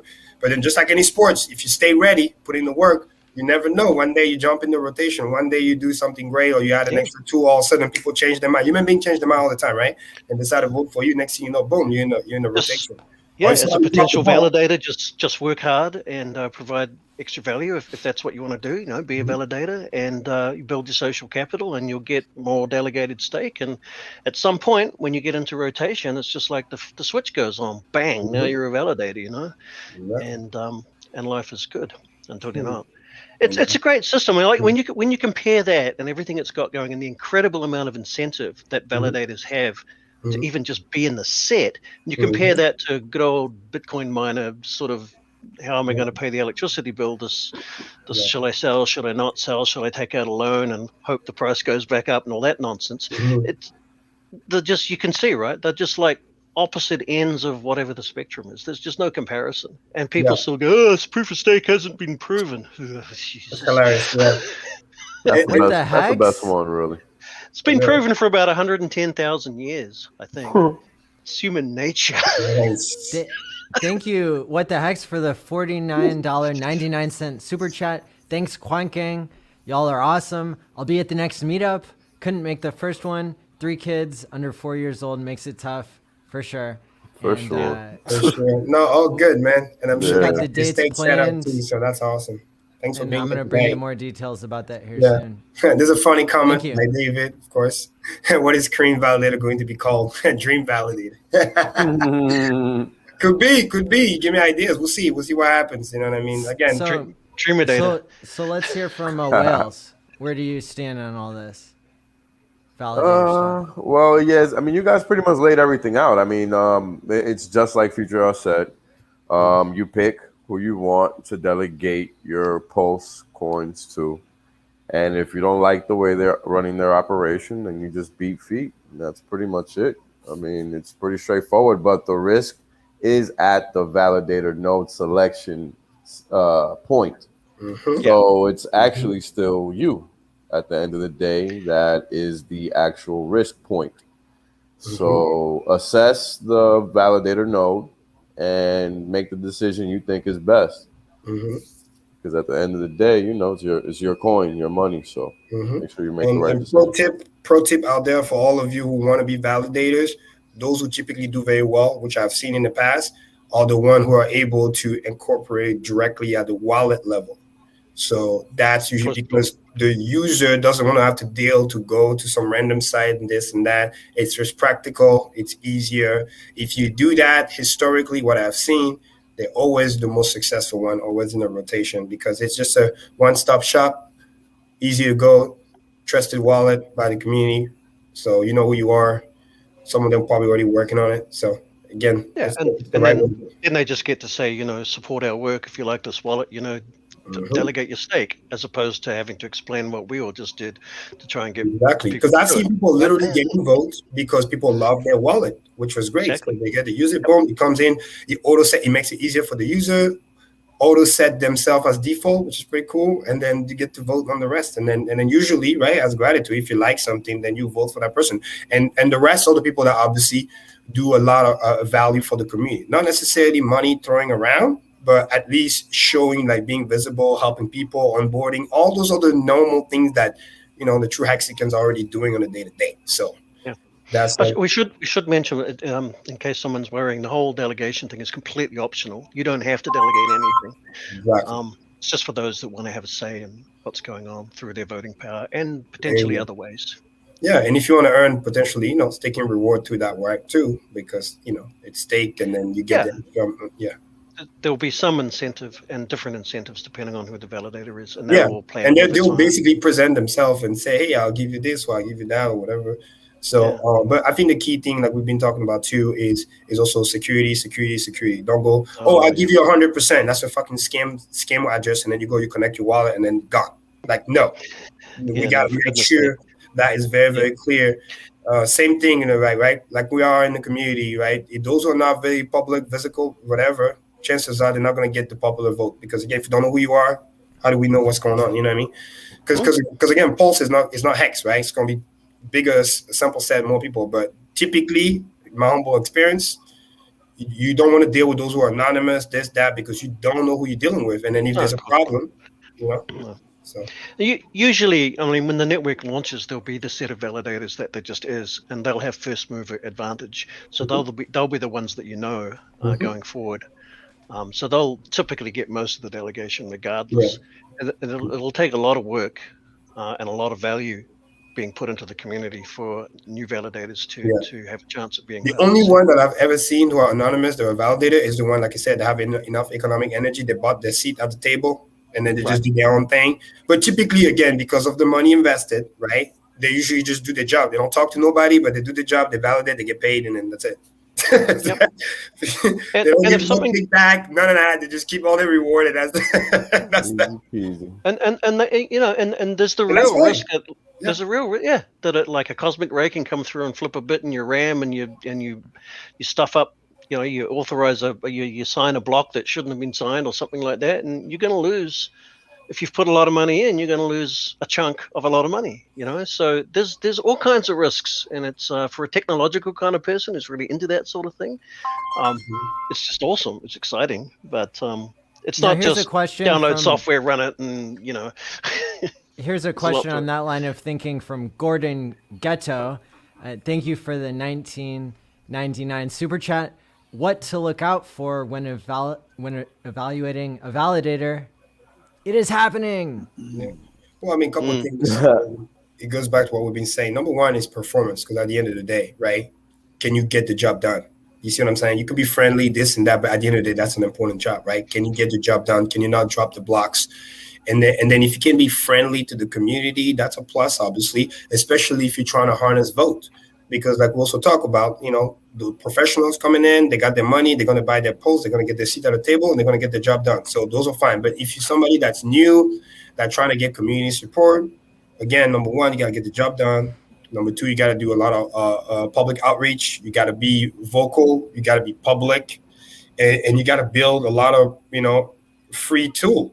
For basically add value to the community, right? It's just the same thing. The gratitude we've been talking about all the time. So, obviously Hexicans understand that, you know what I mean? And Hexicans support one another, because again, PulseChain is going to have different tokens, different people, blah, blah, blah. But, we support our own because we know they got our back. So if a Hexican that's a validator to me has a higher probability to win my vote, right? Versus somebody that's new. Now, if somebody that's new that comes in and get the job done, I'll vote for him too. But if somebody that's in the community that we know about, that's doing good stuff, that want to help, then why not? Because you have multiple votes. So get to vote for as many people as you want. So. It's a kind of indirectly socially enforced network, and it's frankly genius. I love it. It works so well in practice. Yes, but I repeat, you must deliver. You must deliver. If I vote for you and then you mess up, I will unvote you. I'm letting you know right now. Karim will downvote you. Yes. All the way. Kind mode, because too much at risk. Too much at risk. You got to get your job done. So before you step to that plate, make sure that's what you really want to do. If not, just relax, delegate, get your gains, keep it moving. Yeah. And shout out to all those who are going to be the validators and trying to be validators, because it's a big job, you know. It is not just download an exe, double click it on some hired server in a data center and sit back and watch. It's way more than that. It's especially as the network traffic grows, as you can imagine, it's a big deal, you know. It's a real job. They should have just bought Hex, but hey, some people are into that. That's a funny question. Hex farmer, we don't know. They could be, they could not be. Again, perfect example. They can come in and fucking just buy Pulse and then do it. So, like, again, it's decentralized, right? The question, will Binance be a validator? I mean, there's a possibility, you know what I mean? Because you can't stop it. That's decentralized. But the code will make sure that if you're not doing what you're supposed to do, you will get dropped. And if they get no votes from the community, they're going to have to buy their seat. That's a lot of money. So, yeah. So if one validator tries to fraudulently create a false block, the other validators that's why they're called validators. They all look at the blocks that they're validating and they go, hey man, there's 33 of us and 32 of us say that's bullshit. So you just lost some of your stake. And that's how it works. But I thought we had to burn billions of dollars of electricity in order to detect double spends in a small set of transactions. Only on weekends. Good luck. Only on weekends and Tuesdays. What a breakthrough. Yeah. No wonder this is such a great thing. Wow, it saves the environment. It saves people who are stuck on the Ethereum chain overpaying fees. It gives everybody a copy of their NFTs. So and they it's don't all think on green energy that no one else anymore. It's all on green energy that no one else wanted to use, right? Well, exactly. I like this comment. Funny. But your value proposition is still losing in the long run, right? ISO security is funny. It's like a cream downvote equal game over. I mean, literally, like if it's kind of game over, because that means like you just fucking up. Because my thing is this, I always like to support and help people that really try to be better, right? Like if somebody is like not doing well, I'm very vocal. I will let you know, like, hey, what the hell is going on? Because sometimes, you know, like any business, sometimes there is anomalies, things that you can't control. You know what I'm saying? Bad things happen. You may have dropped the ball once. You know what I mean? It's not like they're out there doing it on purpose. You know what I mean? People are working hard. But if it keeps happening constantly, you're not making changes, you're not upgrading your hardware, you're not hiring the right people, you're being selfish, you don't see the long-term thing, then to me, you're a bad business person, because it's not just about the tech. It's about how good validators know how to run a good business. You see, and I saw that in EOS. Some of them were very, very tech savvy, but they had no business skill. They didn't know how to spend their money accordingly, and then they blew it all up. They have no treasury, no understanding that, listen, what happened when you hit a bear market? What happened when in the beginning there is not enough transaction volume to pay the fee? How are you going to survive? This is very important. It's a survival skill. I've seen people that were literally on the rotation, not validating, but they have expert business skills, great asset in the community, do a lot of tools, find a way to run a business inside the chain. And then they were getting a revenue from that was even higher than the validator revenue. And then when the other people started to be left behind, because, you know, they ran out of money or whatever, they just became the validator. So it's a long-term game, you know, money management, how you do things, what kind of team you have, all this other stuff, it matters. What jurisdiction you're in, sometimes it makes a big difference. It's kind of like being a politician, but you've actually got to deliver, and it's quantifiable. Right. Yeah, so not like a politician. When I imported ASIC miners from China and sold them on eBay, what I noticed in the psychology of the people buying them is that they wanted to to merge the physical and the digital, right? These are people who wanted to understand Bitcoin, wanted to understand programmable money, but they needed some physical representation of that, right? Yes. And what could be cooler than having a money printer? Well, obviously Hex came along and solved that. But if you're wanting to be a validator and set up this whole network just because you want something physical, I would recommend going with a Hex T-shirt instead. Exactly. No, Maddie, that's huge what you just said. They have this huge advantage they don't even realize. Because back then, when I saw those people working hard, there was no Hex. Like, Hex is only making the money for you, literally. All you got to do is add value, deliver on your tech, be responsible, and provide value to the community. Everything else is going to be extra money. You know what I mean? Because back in the day, you had to go get the gains. You had to actually create. Like, some of the best validators were people that are actually creating a lot of value for the community, you know, building tools, doing trainings, be involved in projects and all this other stuff. So, yeah, I think we did our job of scaring people off from being validators here and educating the community about what that even means. And, now what's our next topic? And we get a nice pump too. So PulseChain, I think that's the main thing. We're going to start with that. Maddie, can you pull out the tweet from Hex News?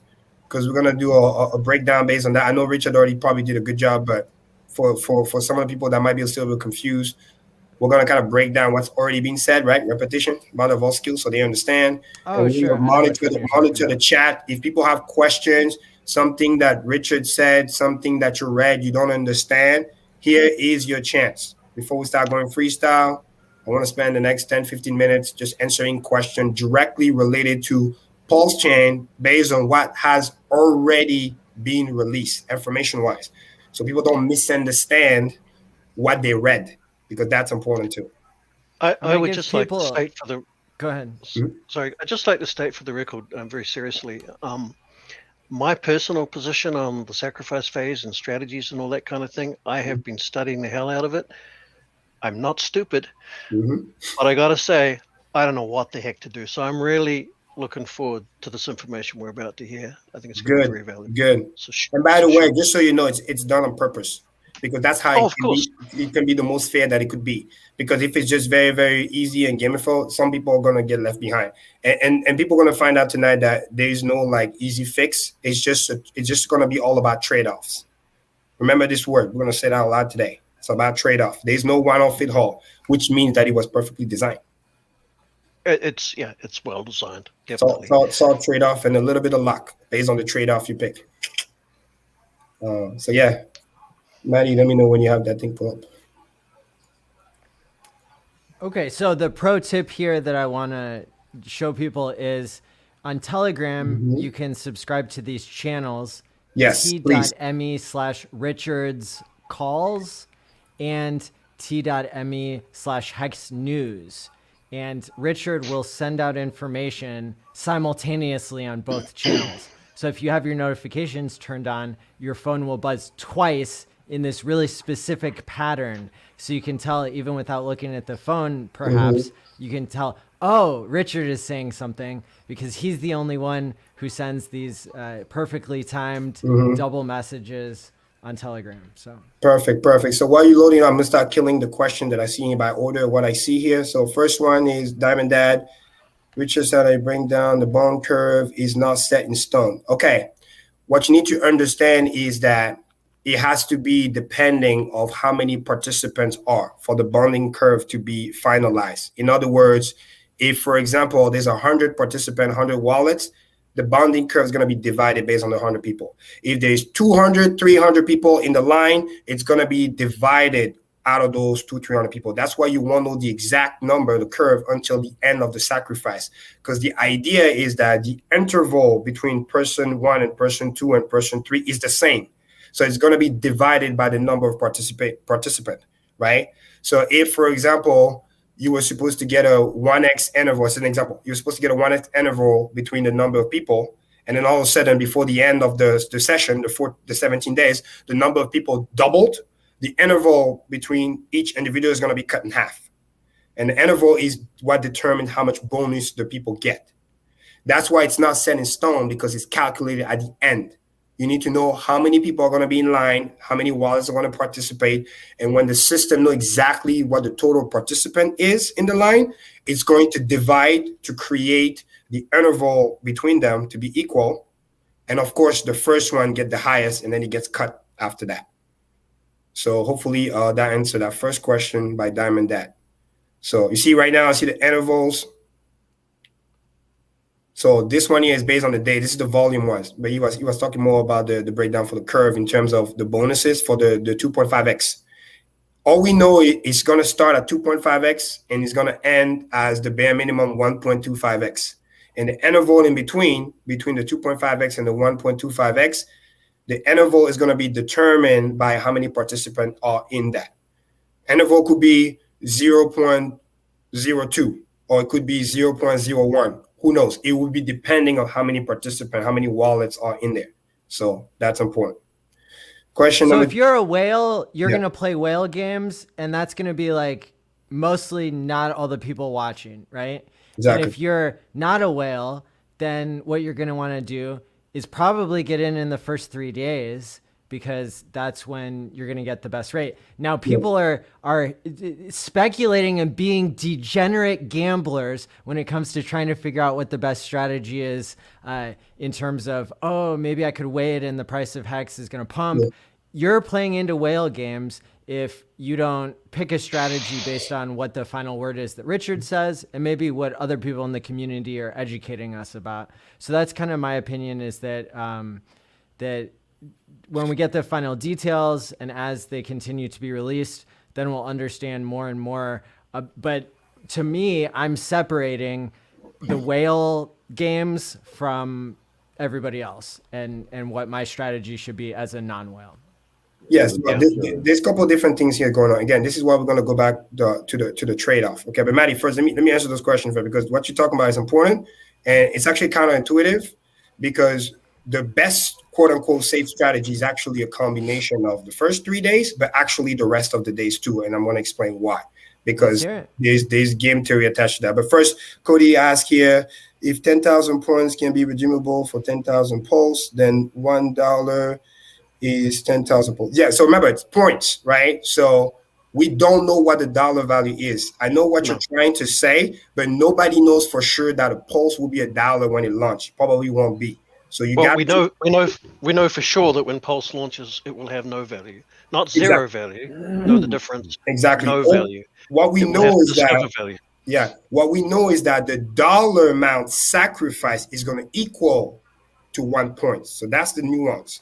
When you sacrifice your dollar amount, $1 equal 1 point, but we don't know if 1 point is going to be equal to $1 when we launch. That's the thing. We know it's going to be worthless at first, and then it's going to find valuation. So those are the two things not to confuse. Your dollar sacrifice gives you the points. So if I sacrifice, $20,000, example, right?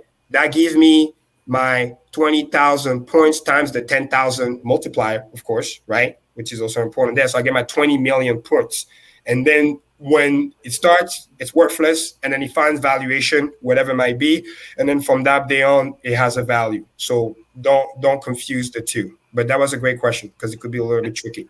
And that process of finding valuation is likely to be extremely volatile. Exactly. 1,000x up, 1,000x down over the first few days. Just like every typical launch. Expect heavy volatility. Exactly. Yeah.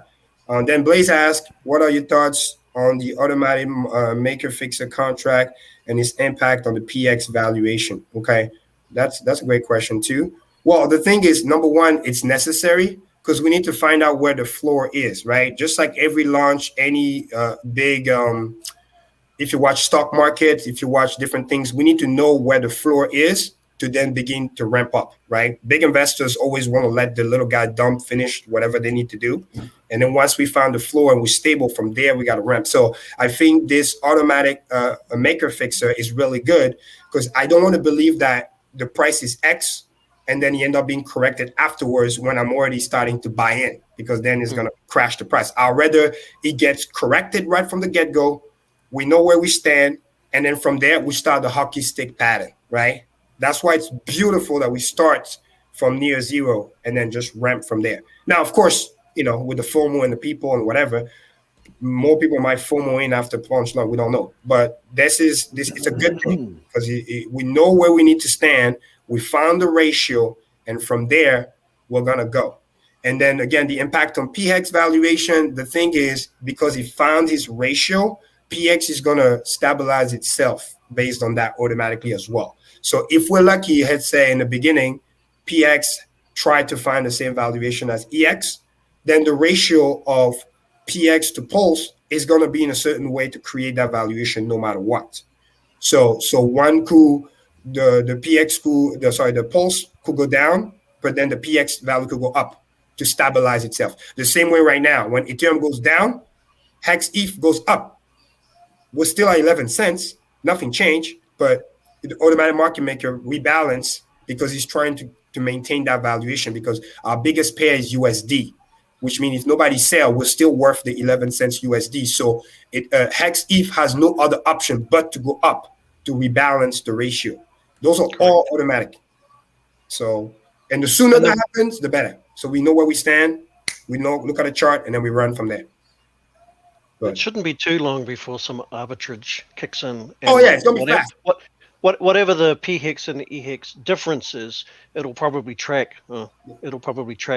Together due to the honestly, mine is the shenanigans of people trading and messing up with the pair. When they're done doing their shenanigans and the long-term holder are just chilling and waiting and they stake their pulse, it's going to literally arb itself and literally within 15, 20 minutes or even sooner than that, it's just going to find its ratio.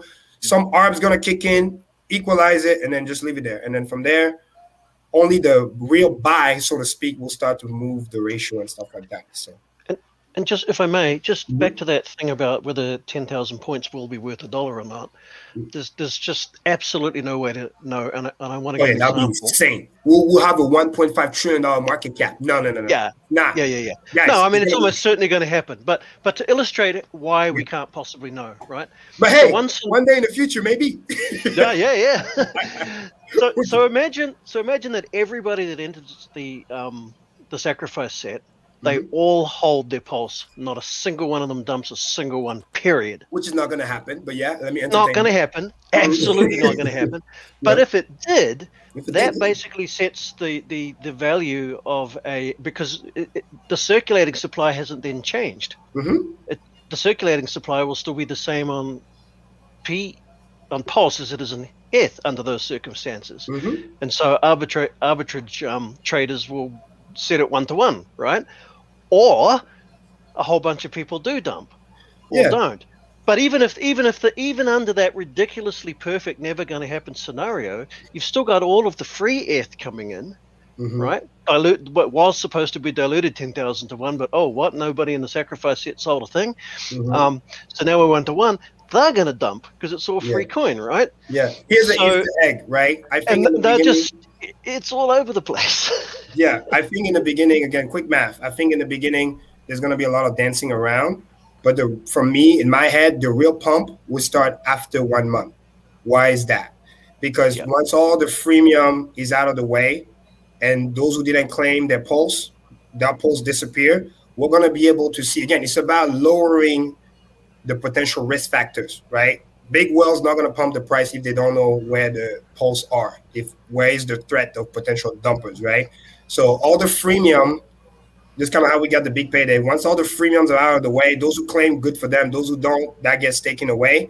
Once we know what's remaining, we know what's stake, and we know what's floating, the sooner we know that, the better. Now, of course, if people do the right thing and stake long and blah, blah, blah, and don't touch it, yeah. But then again, we say that, and then price goes up, and then people want an emergency end stake, right? So it's just nature of the market. But it's going to be amazing to watch regardless. So, but yeah, moving on. Everyone's strategy because of mine. Okay, Benny, we'll get to that. I'm just going to see if there's another technical question before we get there. Does Pulse have more upside than Hex early on? Again, that I wouldn't say more upside because, again, Hex can just keep doing 10x and 10x and 10x and 10x, no liquidity. So it's for you to gauge where you want to be. But the smart strategy is don't be a fucking trader. Position yourself in both. I said it in the last stream. Get your T-Share on both sides. Get your pulse. Stake that shit. Get your yield. And then whenever shitcoin comes in, hopefully you only invest in finished product, right? Learn your lesson.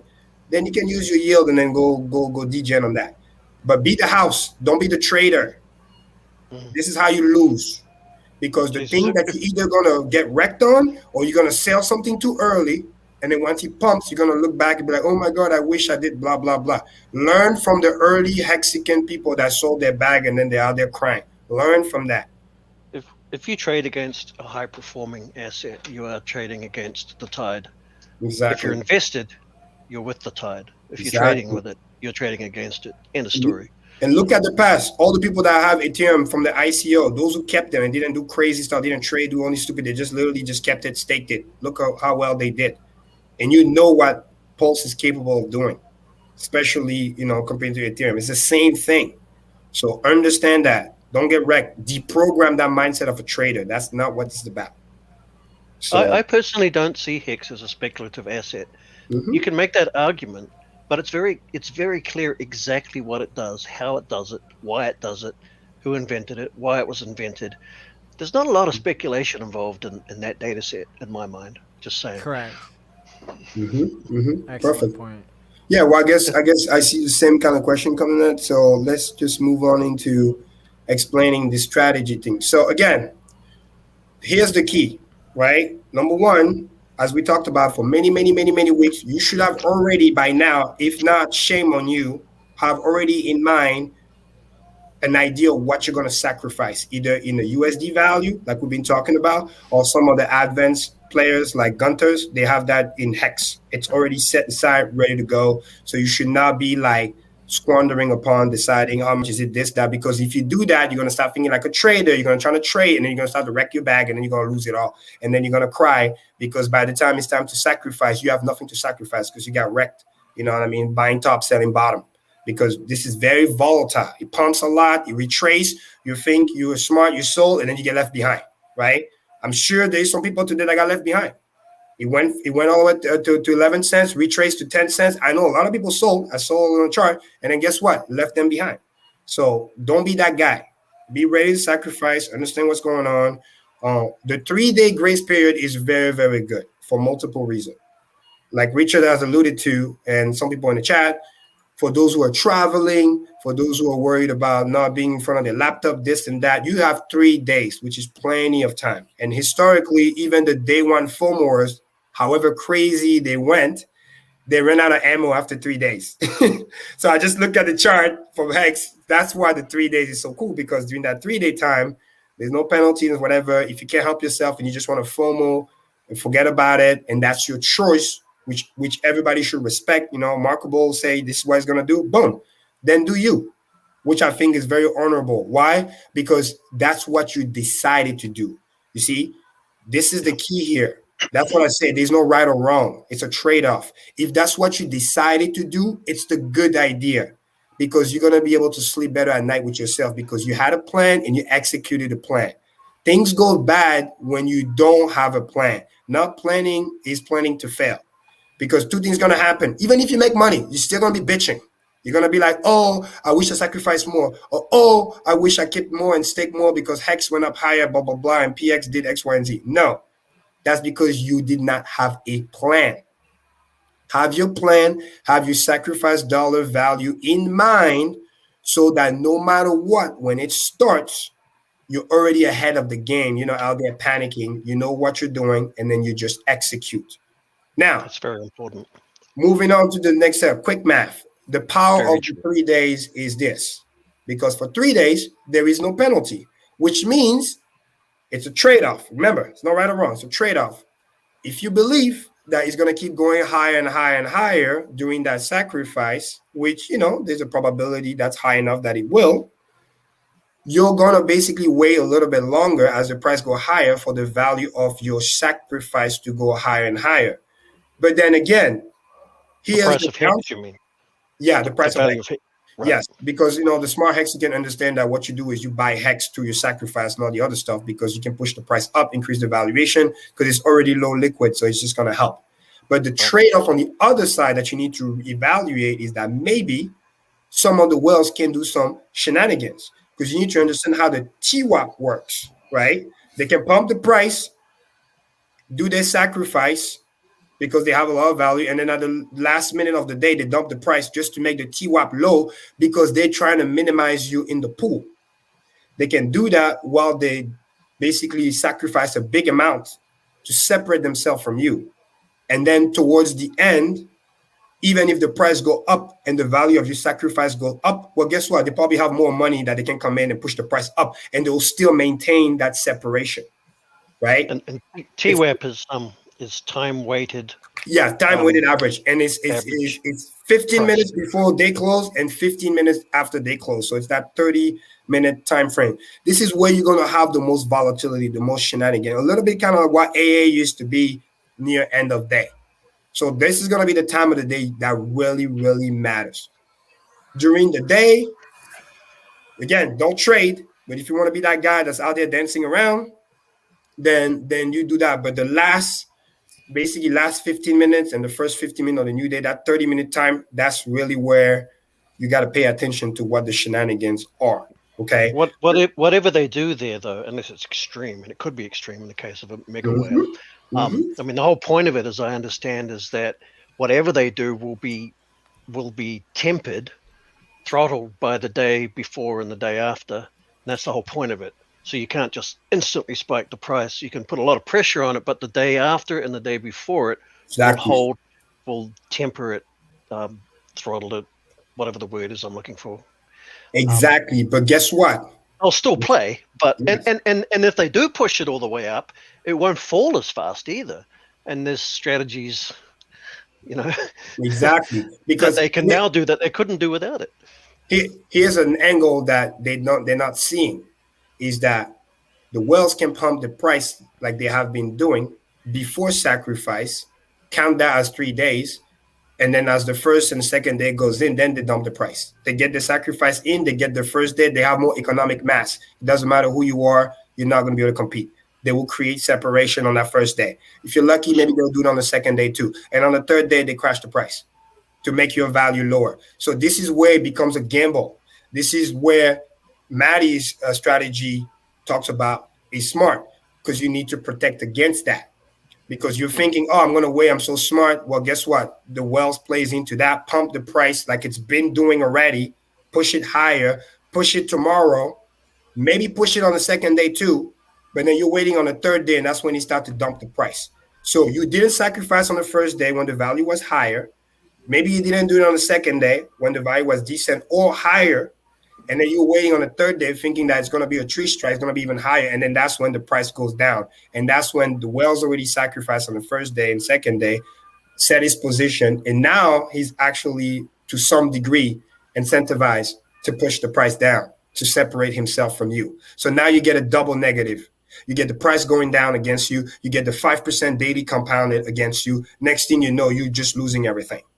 So if you're smart, quick math, and you want the Whales to be on your side, because I'm talking to them right now and they're paying attention, in the first day, you want to ride with the whale, at least for 30 to 50% of your sacrifice. Why is that? You want to create a safety net. If you try to be greedy, that's when you get wiped out. If you're smart, because they have to push the price in the beginning, because they have to sacrifice themselves. So out of those 3 days, no matter what it is, there's going to be one day where the TWAP is going to be amazing. That's the day the Whales is going to get in. You need to fucking get in with him. That's the secret. That's what we call it swimming with the sharks, swimming with the dolphins. You're going at the same speed that they're going because you're traveling near them. They're creating the path for you. The water is flowing. Everything is good. Because if the whale is done sacrificing, now he gets incentivized to push you away by dumping the price. He dumps the price, get the liquidity out, get the USD value, sacrifice the USD, you get left behind because you're sitting there waiting, holding your hex, thinking that the price is going to go higher, and it does not.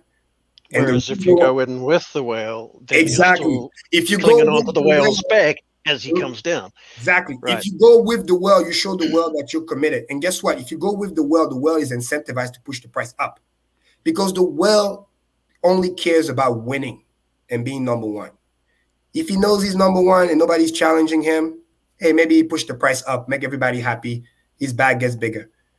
But if you think you're going to use him as the catalyst, it might work for one day. You will at least get one day no matter what. That's the day the whale gets in. You need to get in with him. At least 30 to 50%. If you want to do degen and freestyle for the rest, use the other 50% because sometimes it's not the whale. Sometimes it's a bunch of new people comes in, small little fries, but they all become a whale because they just come in and the liquidity is low. That's the second wave. But now we're entering speculation mode. It may or may not happen. Maybe those people are already in. Maybe those people are the one buying right now, ready for sacrifice, just like you and me. So you don't know. This is where the trade-off comes in. So to recap up to right now, quick math, the value is out of the 3 days, you're going to get 1 day guarantee. I repeat, yes, I said the word guarantee. You're going to get 1 day guarantee. And how you going to know? Very simple. It's going to be in the chart. You're going to know if the trend is broken or whatever. The moment the trend starts to change, you better sacrifice that hex before the value gets lower. But if the trend is cruising and we get a nice little pump, don't be greedy. Lock some profit in, aka sacrifice profit. Get that out of the way, because as we're going to be tracking the leaderboard, guess what? The whales is going to be tracking the leaderboard too. If he sees that people are buying in, people are sacrificing, he's sacrificing, everybody's happy, he might say, you know what, I'll play with you guys. But if you feel like he's being used, pushing the price, and then you guys are just waiting, well, guess what? He's going to say, no problem. He's going to sacrifice, move ahead, and then third day, he just start to dump on your heads. And then he push you guys down because he separate himself, because he wants to win. Period, full stop, end of story. So you need to understand those nuances. You need to protect the downsides. So if you sacrifice when the price is high, at least 30 to 50%, you see, this is my suggestion, right? Again, this is not a mathematical suggestion because it's a trade-off. Then this thing can go ahead. Because this is another cool thing that the world can do. As the liquidity gets lower and lower and lower, because people are sacrificing, because HEX is being removed out of circulation, guess what? Quick math. Now the whale is incentivized to push the price. Why is that? Because he knows that people are sacrificing at the same velocity that he's sacrificing. So he doesn't have to protect his downsides by, what if I push the price and some idiot just dump on me? When everybody's sacrificing with him. So it's low liquidity. So there's no downside risk of somebody coming and dumping at the last minute. So now he's incentivized to keep pushing the price and then sacrificing that to get a greater value. Everybody wins. So you need to understand that it's a community effort. That's the moral of the story. If we don't play with the whale is going to dump on us. Period, full stop, end of story. Nobody likes to feel like they're being used. That's a fact. But if you're playing with the whale, you sacrifice some of your stack, the same way he sacrificed some of his stack, because we're going to track everything. We're going to see the wallets, everything. It's going to be fun. Then it's like, okay, show me your card. I show you my card. You sacrifice, I sacrifice. We go together. But if I sacrifice and you don't, then I dump the price because I need to separate myself from you. And then every day, obviously, the 5% ramp comes in. Because if we do this right, the 5% is going to be canceled out every day. I have no doubt in my mind. 5% is nothing. We can do 5% pump in and out. It's no big deal. But it's all going to come down to community. I call it like this: community participation. Yeah, and if you want to sort of play the trading game and you're trying to figure out what's the whale going to do next, understand. I believe, it's an opinion, but I don't think they're in it for the money. They wouldn't be whales if they were in it for the money, right? They literally just want to win. So they're going to go with the strategy of what's going to give me the bigger piece of the pie than you. And if it costs them millions to do that in the short term, why wouldn't they do it? But understand that whales are whales for a reason. They understand math. If the winning strategy is I sacrifice, nobody sacrifice, I will dump the price to separate myself. Because if you guys don't want to sacrifice, when I sacrifice, that means you're trying to use me. And I will dump the price. Because it's in my best interest to do so. I will dump the price, get the USD, sacrifice that instead, and then separate myself. Because, like you said, it's not about money; it's about winning.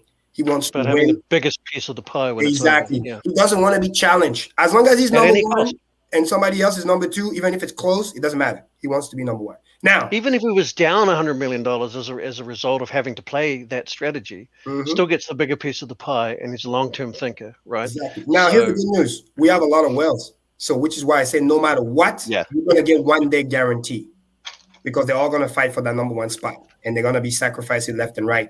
And then some of them are going to do something that I'm about to break down right now, which is a great tool, is they're going to look at the leaderboard and be like, oh man, this guy is like maybe 500,000 away from me right now. Okay, cool. I sacrifice, I wait. Third day, I push the price up. I take that as a sacrifice, and then boom, maybe I have, $300,000. I push the price up. Maybe it goes up 50%, 100%. I double that. I sacrifice that. Boom. I take the number 1 spot. Make sense? So there's going to be that kind of fight going on back and forth between them.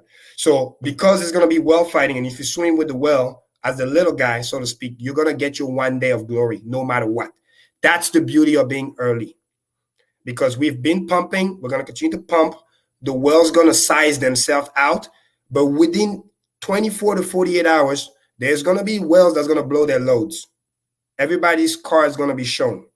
It's not going to be poker anymore. It's going to be like we're on the river. Everybody show their cards. And this is your opportunity as the little guy to see, okay, price went up a lot.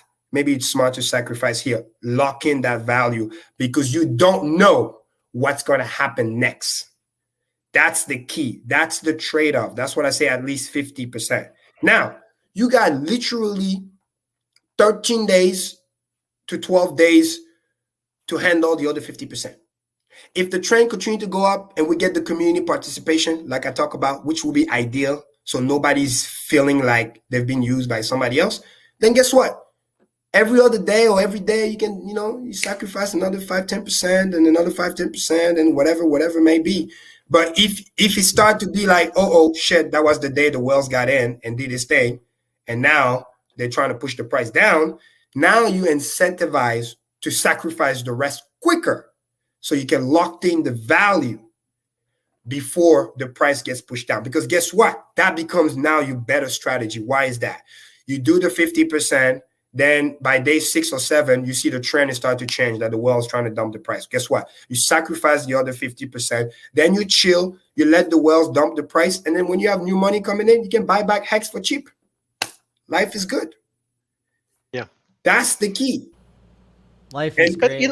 And another strategy, of course, which is sort of where I'd got to before all of this, because, oh my God, it's so complex, is to just not participate and hope that there's a massive dip in the price afterwards and buy up then. But I mean, that's about as degenerate gambling as you can get, but it's not much more than this, right?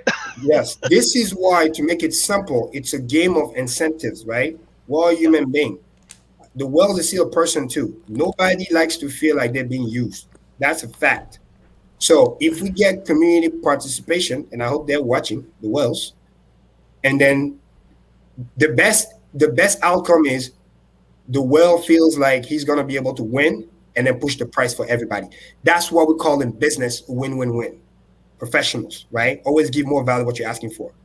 If I ask for the whale to pump my price 500%, because I know they can do it, and I can say, bro, hey, pump that thing 500%, get your first spot, everybody's happy. I just want you to push the price 500% because I like my wealth to go up 500%. That's a win-win. But if you tell the whale, hey, I need you to pump 500%, and I need you to sacrifice it all, and I'll sacrifice last and I'll dump on your head. How do you think he's going to feel? It's the same thing. It's the same thing.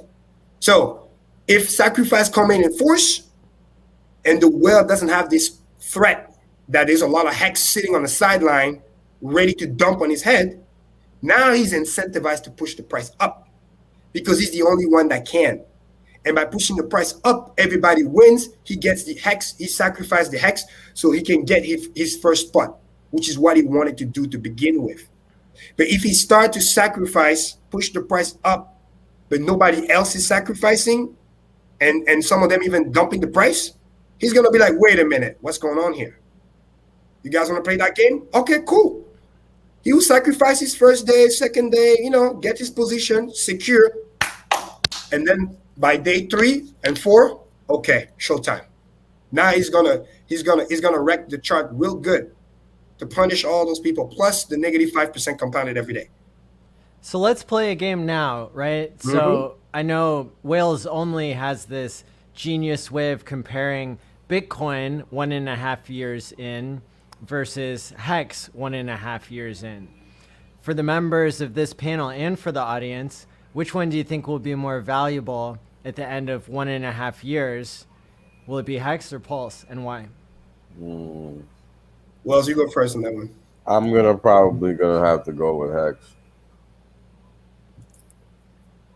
Oh, between Hex and Pulse? Yeah. In 1.5 year, Maddie? 1.5 years? Hex hands down. Yeah. Hands down. Here's a And cheat 1.5 code, Maddie. years. Can we count both Hex or just one? Both. Because if it's both, How yeah, about- hands down. Hands down. Both. Both. And how about, yeah, Hands because we like money printers and we don't gamble with our money hands down. printers. Why? 'cause they're Simple. too good. My value proposition of Hex is unbeatable. Period. Full stop. End of story. How They're about both- from here? So from here it doesn't matter, versus Maddie. Pulse Remember. 1.5 years. matter. Doesn't matter. You know why? Hex is Hex not a still better? project. It's a product. The EPS earning per share is still stupid low. He hasn't changed. Price is going up, but EPS is staying the same. If the yields stay at 40%, it doesn't matter what the price is. It can just 10x and 10x and 10x and 10x because money will always go where it's the best treated. Period. Full stop. End of story. New capital comes in, okay, 8% on the PulseChain or 40% on Hex. It's a no-brainer. I don't care if Hex is $1, $5, $10. It doesn't matter. Doesn't matter. It's a completely different product. I mean, Exactly. even if you held like 90% of all of the supply in Pulse and you Exactly. staked it, you're not burning it. So what's it's- the case to buy when you Pulse? stake Hex, you burn the Hex and you end up with T-Share. And let me remind you, It's a there's no completely lockup. different system. It's important, Matty. There's no lockup on Pulse. You don't get that serenity that, hey, Oh, you it's can fine. come in and out whenever you want. Exactly. That's a risk factor. Because you Okay, can't. so what's the case for buying Pulse? Well, again, it's an infrastructure play. We're not the Okay. only one getting there. It's not just Hexagon. All the other projects, people, they're gonna come in. They're probably watching right now. They're gonna come in. They're gonna buy. It's gonna do its thing, Matty. I know it's gonna do Virality. 100x. I just, again, it could do 100x or 1000x. I just believe that Hex is gonna do 2000x. That's simple. Hex is gonna pass Bitcoin. It's too good. It's too good. There's a reason Oh, why it you say, absolutely hey, will. Yeah. No, get there's your no- money printer. There's no question. There's no question. I know why I'm buying Pulse. I know You know exactly why? why I'm buying You know why Pulse. it's no question? Because if I believe otherwise, I wouldn't sacrifice the amount that I'm sacrificing now in comparison to my Hex stack. Not playing that game. The math is simple. It's simple. Yeah. And from the point of view of just like what does one thing do and what does the other thing do, I buy Hex for long-term investing. I buy Pulse to pay transaction fees on the new fast Pulse chain. End Amen. of story. There's a reason why Hex gonna be number one and Pulse number two. Number one gets respect because it's that good. It's a product, not a project. Price is irrelevant. If it yields, you're good. And then we're gonna get encapsulated stakes and more cool stuff's coming up. Nah, come on now. We just love PulseChain to be the platform so we get the cheaper fee. But make no mistake, what makes also PulseChain valuable is because of Hex. Because we're gonna be out there using it. Because if not, it wouldn't be worth it. Because a lot of Hex usage is gonna derive the token burning for Pulse and the transaction fees and all this other stuff, which actually gives Pulse its value for the most part, until another cool project comes in and many other project comes in. But in the beginning, if it wasn't Karim, there's probably a lot of people watching who have never had the joy of experiencing, on some other experimental chain, what it's like to be able to say confirmed. No 15 seconds, 30 seconds, 10 minutes, whatever. That's what Pulse is going to be like. Exactly. A lot of you have never experienced that before. When you're using your DeFi apps and things like that, you go, blah, confirmed, done. Blah, confirmed, super done. fast. That's what it's like. Yep. 4-second So block. that's Pulse's real value proposition, other than cheap 3-second fees, block. because you need cheap fees with that. Yeah. Yeah, so let me talk for a few minutes. Go. 'Cause this is, it's like Karim said, right? Number one and number two. And it's really simple.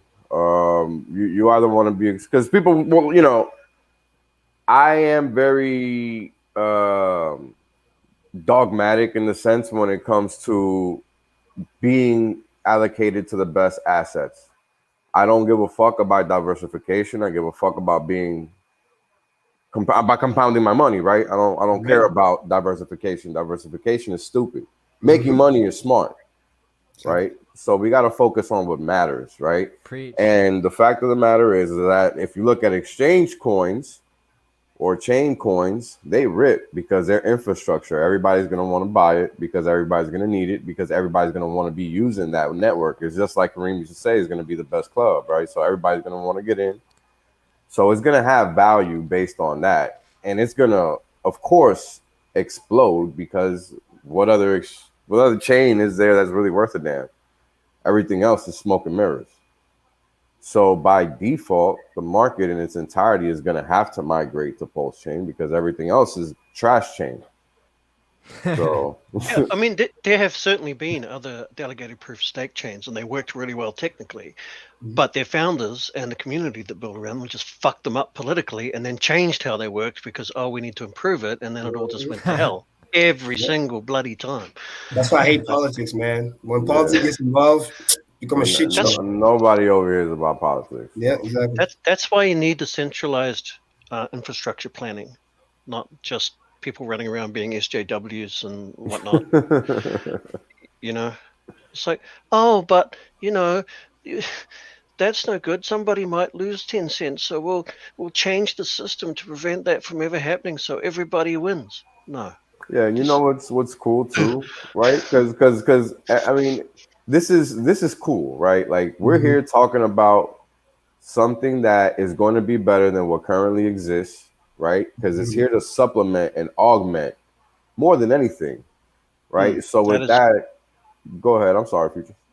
No, I was just agreeing. Carry on. Yeah. So with that, right, we can see this and be like, okay, well, this is going to be good for crypto as a whole because, as Richard always says, it's going to reduce the cost across the board, right? And it's going to free up block space on Ethereum. It's going to speed up Ethereum, right? And then we have 3 to 4 second blocks over here, right? So who's losing? It's a win-win no matter how you slice it, right? So for all we know, now this is a crazy thought just hit me right now. I don't know. This is not anything I'm selling because I don't believe it.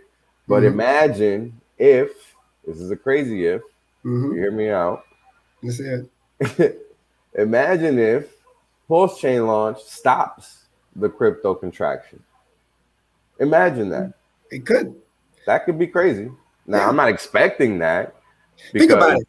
If it's you all the copies and Pulse pumps, right? All the PRC there, they pump too. That becomes it becomes a mini bull market. The same way in the bear market, who created DeFi, right?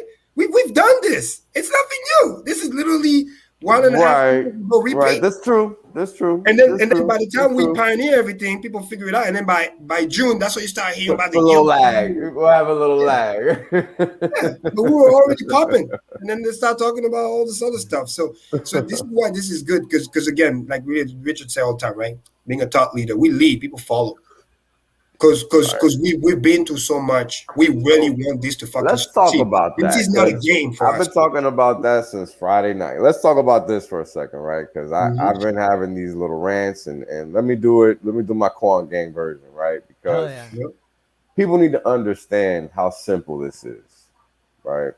We've been at this now, myself personally, since January. I've been a public speaker or whatever for Hex, right? Richard Hart has been speaking publicly for crypto for probably 7 years or more. I don't know. 2011, about a decade, I think. Okay, about a decade. No, sorry. He's been involved but I don't know how long he's been. Yeah, probably 7 years. I mean, speaking publicly. I think it's been about 7 years. So let's go with 4. Let's go with 4. Let's put the difference, right? We know since 2019, 2018 for sure, right? We know that. Now, all this man has done is educate correctly on how things are and how things work, right? Fact. Great. It's true. Yep. What else do we have? Well, we have the simple fact that we have the most educated community when it comes to what is a crypto. Another fact, right? True. What do we have outside of this space? Well, we have a whole bunch of promises, right? We don't actually have any completed coins that I can think of completed, final, no more touching, no more anything. I don't see it. I've been looking and I haven't found it. Everything has a roadmap. Everything has something that's coming up, right? Nothing is, all right, that's it. It's done. This is what it's going to be. And that's that, right? So what am I saying? What I'm saying is the crypto space is one, the promise coin space is the rest. Now, when we start talking about everything else, we need to make sure we use the proper language when addressing it. That way people understand what we're actually talking about and they don't get confused any further. Because the only actual crypto that exists as of this point in time is Hex. So why are we calling this the crypto space when it's not? It's crypto space equals one. So it's really just crypto. And the crypto is Hex. And that's it. There is no crypto space. Because there's what space is required for one? The space is yours. So by default, we are crypto, end of story. The rest are just promise coins. So you actually have a promise coin space. So let's address that correctly henceforth so the people that are coming in to learn about what crypto actually is are not confused like the rest of the space. Because that's the biggest issue that we have. The rest of the space is really just uneducated, clearly. Because you have people literally either lying or by choice of willful ignorance saying the wrong things for 2 years, right? Now, everybody's seen it. I've seen it on video, so I'm not making it up. That's what's been happening.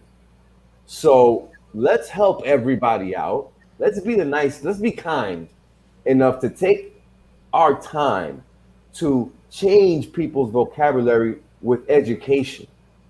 Right, let's help them understand exactly what's going on in the space because people seem to be confused, right? There is one crypto, then there is the rest, right? One crypto, a final complete financial product that is actually DeFi, which is an actual proof of stake cryptocurrency, an immutable code, right? It can't be reversed. It can't be touched. Like, this is it. It's boring. It's what finance is supposed to be. Simple as that. It's not supposed to be a roller coaster ride. I'm sorry, guys. That's a lie. That's why you get rug pulled. Straight up. That's why you get rug pulled. So let's help everybody out by making sure we use a proper vocabulary when talking about Hex and the rest. The rest are promise coins. Hex is a cryptocurrency. Let's get it right. Because we've been very, very kind to the community for a long time. Now, they want to come knock on our door. And it's cool. We get it. But guess what? We don't give a fuck because there's a price to pay. And that price is education. You want to come and play ball? You're going to fucking learn to play ball. Doesn't matter if you're a fucking furu or not. Especially if you're a furu, you're gonna fucking have to learn because you clearly don't know. And it's just gonna be that simple. Wales, you just gave us a more powerful, more professional, more generally palatable word to replace shit and shitcoin. Thank you. And it's awesome. Thank you. Henceforth, Hex and promise coins. There you go. Right. And the best part is he's factually accurate too. Yeah. Because that's what they are. They are promise because it's not finished. It's not complete. And Hex, you can take that to the grave too. So like, don't lose what you have learned. Don't go on the PulseChain and then the fucking scammers and the scavengers comes in and start selling you fucking promise coin. And because you think you're on PulseChain, you think it's different. No, do your research, invest in finished product, or don't complain later if you lose your pulse. Very important. Because it's still crypto. So we're not just saying those things just because it's Hex or Pulse and on Ethereum. It's gonna happen on PulseChain too. So you gotta remain vigilant and have that same ethos because we're welcoming a lot of new people coming in, which is fine, but we don't want to lose ourselves, right? Because make no mistake, just like the scammers right now running all kinds of scam, fake PulseChain, giveaway coin, this, that, they're lurking, they're thirsty right now. because their bags are hurting. They're in a rent. They want some of that hex. So don't give it to them. They need that. We need to educate them too. So while we're they're at out there, hand on the street. So don't just be careful. Know what you own. Very, very important. Because they're gonna come to they're gonna sweet talk you, everything, tell you what you want to hear, all that stuff. Remember your training. Finished product only. Finished products only, baby. If you do that, with Don't the talk knowledge, to hot women on Telegram. exactly. Marco the Hexican, $10 super Rich has chat. been giving you, you know what I mean? Don't insult the knowledge by repeating the same dumb mistakes that others have done. Because that's what I see people do sometimes. They get a little bit of money, they get a little cocky, this, that, they think their shit don't stink, they don't have to do due diligence anymore. And then, oh yeah, it's just $5,000, it's just 10 grand, I'm rich, I'm this, I'm that. This is how you get broke fast. And next thing you know, you cry. You got to go through Hex University before you can talk to hot women on Telegram. Marco the Hexican, $10 super chat. We're dying to throw our gains and scream "told you so" because they all talk trash to us. We will all be super rich. Let's not throw it in their face. Hold their hand and teach them the correct way. That's it, baby. Shout out to you, Marco. That's all I'm talking about. That's all I'm talking about, right? Yep. It's about educating the space. That is all, because the promise coin space doesn't realize that they're not crypto. Mm-hmm. They're clearly miseducated and misinformed as to what is actually going on. Mm-hmm. So let's help them out. We're clearly the standard, no doubt about it. Let's help them help themselves so that they can become better, right? A rising tide lifts all boats. Mm-hmm.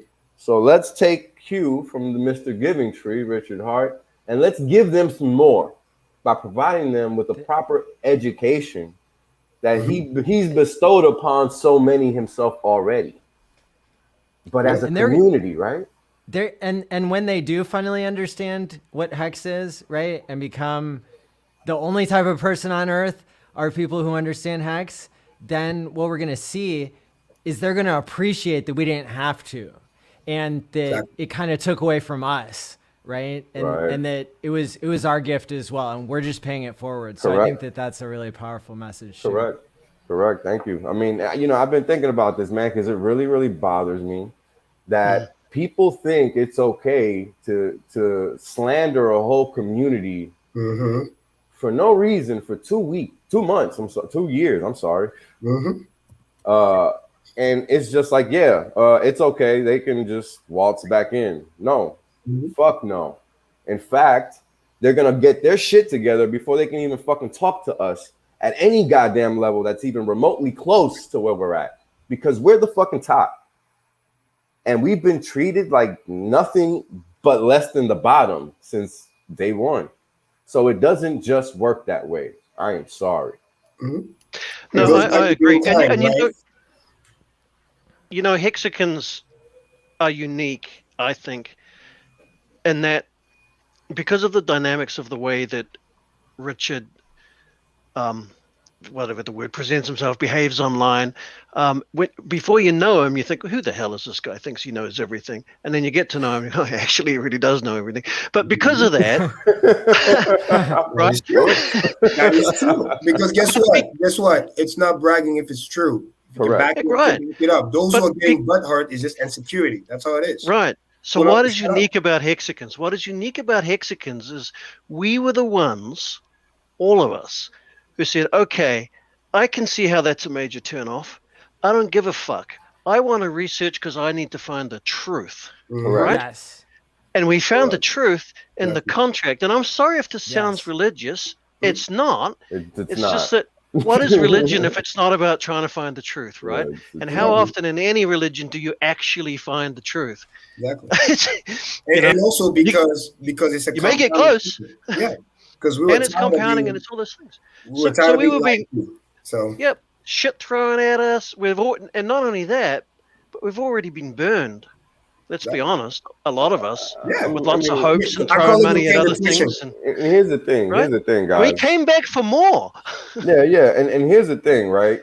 I'm talking about shit that's happening as of last week, like literally the other day. I'm not talking about shit that was happening months ago. You're like, this shit is still happening now, right? So if people want to come change their tune because the chart looks like it's been looking, that's their problem. Not our fucking problem. We know what the fuck is going on. They're the ones that need to figure it the fuck out.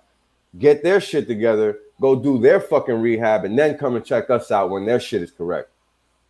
We don't just let nobody walk in just because. I'm sorry. That's just not how it works. Mm-hmm. I'm sorry. It's just not how it's going to work.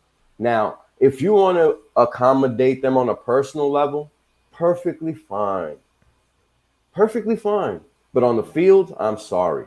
It's not working out like that. It's just not how it works. Because as a professional, there has to be a standard. And I have one. And I'm not lowering it just because it's just not going to happen. And people that slander, lie willingly don't get any good look in my book. I'm sorry. Yeah. Period.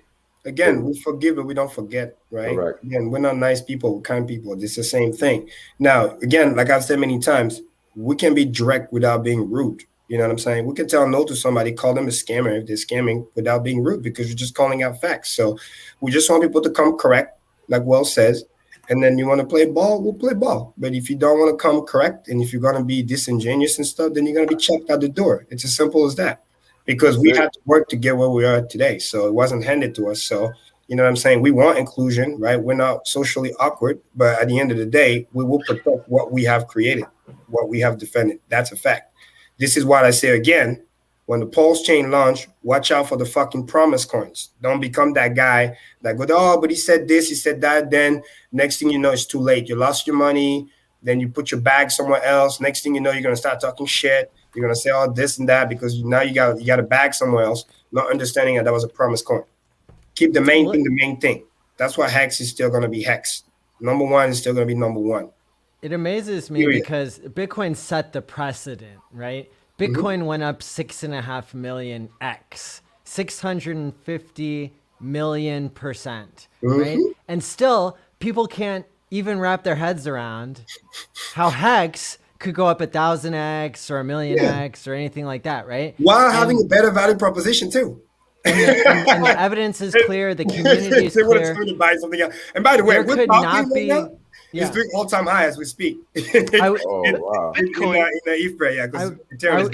want to say that there could not be more. I have to say this because I always talk over top of everybody. Sorry. Go ahead. I just want to say Bitcoin and most of them are still officially experiments. If they have any disclaimers at all, it's like, hey, this is just a big experiment.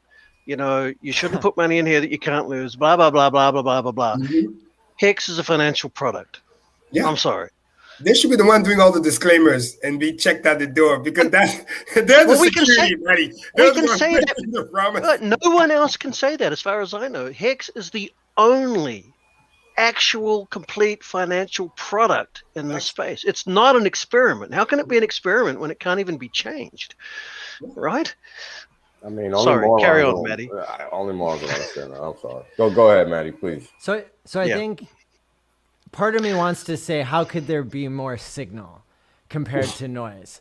But then I look at things like Coach, whatever his face is, Coach K, on Twitter, right? This is somebody who's been maybe open-minded, went on a show with Nerd Girl, went on a stream with Richard Hart. I remember that. I saw that tweet. Yeah. Was it Around the Block or was it the other one? Either way, he's been on different streams and he's maybe legitimately asking on Twitter these questions that the average person would ask, right? He says, I mean, I'm still not convinced it's not a long-term Ponzi scheme. Probably he's looking at the mad gains, right? And so just been burned so many times, right? To explain. Maddie, go back up to that first one because it's epic. This is a perfect example of cognitive dissonance because the thing is like Richard said on the previous stream, the problem is his brain can't comprehend how high and how the price keeps going up because he's like, how did I miss this? That's how his brain is going. Like, when I read this, that's what he means. Because he gets it, but his brain doesn't let him get it because he feel like it all keeps of those going things up. are going on, right? And so to specifically address, though, I mean, he's bringing up the same things that everybody brings up. So isn't it a long-term Ponzi scheme? Because don't you have to have new people to come in? Well, people are pointing out that no, the interest is not paid in dollars; it's paid in Hex. So Hex can always keep its promise. It's not a Ponzi because it's only promising Hex and not USD. Yes, right? and a lot of people just throw that word loosely, but they don't really understand. You see how even when he said that, he doesn't really even understand what it is. He's just throwing the word loosely because he still don't fully understand the mechanism, the T-share, where the valuation is coming from. So because he doesn't understand, he feels like it's like magic. Let me help you guys out. We just had this conversation. Yep. We really just had this conversation. These people don't even know how Bitcoin You don't know. But Maddie, he might get lucky. Tomorrow he's going to get schooled. Richard's going to be on live stream schooling Rand. He might be watching. Hopefully he does. So he can. And then this idea of like the interview and this and that, like, bro, no, chill. Watch the fucking live stream, okay? Just like everybody else. Like, come on now. Especially when Nordgood spend the time to really break it down to you. And people have answered to him on Twitter many times. So either you don't get it or you be. When I put myself in his shoes, though, I'm not seeing that he's getting full answers because we're so confident and we know so much, but it's kind of complicated still. Go back to previous tweet, Matty. He tweeted on the 7th too. Somebody broke it down. I saw that too. It was the same question. That's why I say I'm still not, because he started this on July 7th, July 8th. That's right after the live stream. Okay, so give me the sound bites. I'm with Karim on this one. Look, I don't even need to know all the details in the back. Look, I'm a smart guy, right? Not as smart as Richard, hands down, absolutely not. But I hold my own. Come on, how many hours we have on this? Seriously. When I got into crypto, right, I knew nothing about the way the economy actually works, and therefore could not possibly understand how Hex works and why it's so great. To be in crypto for the length of time this guy's been in, exactly, as a so-called advisor, and not have been forcibly had to learn that stuff, whether he fucking wanted to or not. Yeah, and he's a lawyer. And still be able to say, I still can't understand it. I got a good one. He's a crypto guy. He's a trader. He's an advisor. He's a lawyer. Yeah, he's a fucking lawyer. This is what I mean by his disingenuous. And this is what Wells is talking about. You got people right now, 200 plus, spending 4 to 5 hours being on the live stream. People that didn't understand anything, they stick together. They keep coming back every week, to the point they got it. They text me, Karim, I finally get it. Thank you so much for taking the time, blah, blah, blah. And they got it because they spend the fucking time, because it's repetition. We've been saying that since day one. This is complicated. You're not going to get it day one. Some might, but some won't. But if you keep coming back, you will. Those are the people that just want to be spoon-fed. No. Go fucking read the fucking thing. We tweet about it. We explain it. We have live stream. We have video. Watch the fucking video. Somebody even sent him a video twice. The interview that he did with I forget the two black folks. There was that interview, and there was another interview when Richard literally in the interview specifically addressed the question. They sent it to him. I don't even know if you watched the fucking video. Like, no, we busy too. We gotta be onboarding fucking people. The fuck? All I need to know is how long say you've when been in somebody this says space. it's a Ponzi? Now I'm going to be When like, somebody well, says now I'm it's going a to flip the Ponzi, switch and what be like, do you all say? right, no, I'm not What do your you servant. say? Do you attack their character, or do you answer the question? I attack nobody's character. I say, here's the data, here's the information. Sir, like I do in my business, this is the information that you asked for. Read it, get back to me when you're ready, make a decision. Yes, no, and when do I come back? If you ask me a question and I provide you the direct information, the direct advice plus supporting evidence, and I'm asking you to review and then give me a final decision, and you come back and you ask me the same thing I already gave you, no, now you're being disrespectful. My time is valuable too. Instead of me wasting my time with you, I could be talking to another customer right now. That's it. So I'll give my answer. How about that? I'll give my answer to why is Hex not a Ponzi scheme. So what people really mean when they're asking is Hex a Ponzi scheme, what they're really trying to say is, why did it go up so much? Ponzi schemes do that. And is there something dishonest that I don't understand because Ponzi schemes are like that? Now some people, it's not really answering their question to educate them about what the actual definition of a Ponzi scheme is, because that's not really what they're getting at. What they're getting at is, I can't believe that this is true. Help me find my way to understand that, right? Yeah, but Maddie, so educating somebody on the fact that what technically the historical, like there was a guy named Ponzi and he was like selling shares to a bridge that he didn't own and stuff, right? And then it's like multi-level marketing and all these different things. Like those are the answers that we've rehearsed. But I think at the end of the day, the fact is that you can't sell all of anything, right, without having new people coming in. So if I sell my car to somebody, that's not a Ponzi scheme, even though I need a new buyer, right? Because that's a transaction. So I think it's really easy for people to look at stuff and say, oh, well, you do need new buyers to come in if people want to cash out of Hex. But in reality, there's a lot of deeper things going on. Yeah, but again, you see, there's feeling and there's facts. Facts are two different things, right? So if somebody say, oh, I can't believe the price is good. No, look at the fucking chart. That's what he did. This is not an opinion. This is a fact. The chart is telling you what he has done, where he started, where he was. That's number one. And then number two, this whole Ponzi and this and that, like you said, the yield is paid directly in Hex, and it's you interacting with the contract directly. The same way in Bitcoin, the miners, right, when they mine, they get the coin directly from the system, right? If nobody comes in, my yield is paid every day. This is not a Ponzi. There is no referral. It's not an MLM. There's no level. So those are the things that we address many, many times. And they are in the video that we sent him. They are in the video Richard has said many, many, many, many, many times. If they spend the time to actually watch the video and hear from the horse mouth, it would have been even better. This is why we're saying people are disingenuous. Because if they watch the damn video, the answer is there. I have friends asking me the same thing because they're investing 6 figures plus. And I send them the video. I did an explanation. They spend the time. They want to learn because it's their money. But if you don't want to learn and just say words that you don't want to listen, and chances are you're disingenuous. Chances are you're not going to invest anyway. You're just making buzz. Let alone maybe you want to interview because now you see Richard's getting popularity. Now this sounds to me like you're just trying to get an interview. That's what it sounds to me. No, you answer your question directly. Watch the video. We all had to watch the fucking videos too, right? It's not like Richard's busy. You know what I mean? It's not like we all are probably no. It's like either you want to learn or you don't. Especially when you came late, especially when you used to call us names. Now we want to help you out. But if you don't even take the one step to watch the video, this is the fine line between nice and kind. This is when you get taken advantage of because we have a revolution to continue. We have many more people we have to talk to. Again, we said it many times. There's more people outside of crypto than in crypto. The no coiners are bigger. And we might be able to save this whole bear market.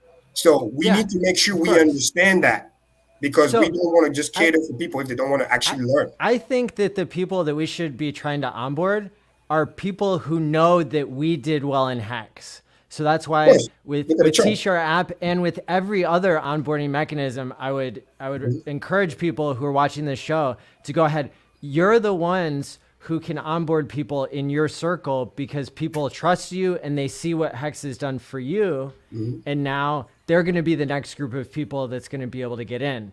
And so for some people, they can educate, right? And they can send those videos. But there might even be people in your life that you do not want them to understand Hex because we don't have time to explain it to everybody.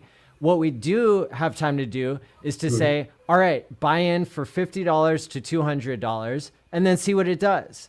That's what I told Adam Stokes when I did an interview with him recently, because the man has tried to understand, in my opinion. He's tried to understand. He's done hours and hours of interviews with Richard, but he never bought. And I think it's because he wanted to understand it first. And so when we break through this understanding that not everybody will understand and then invest.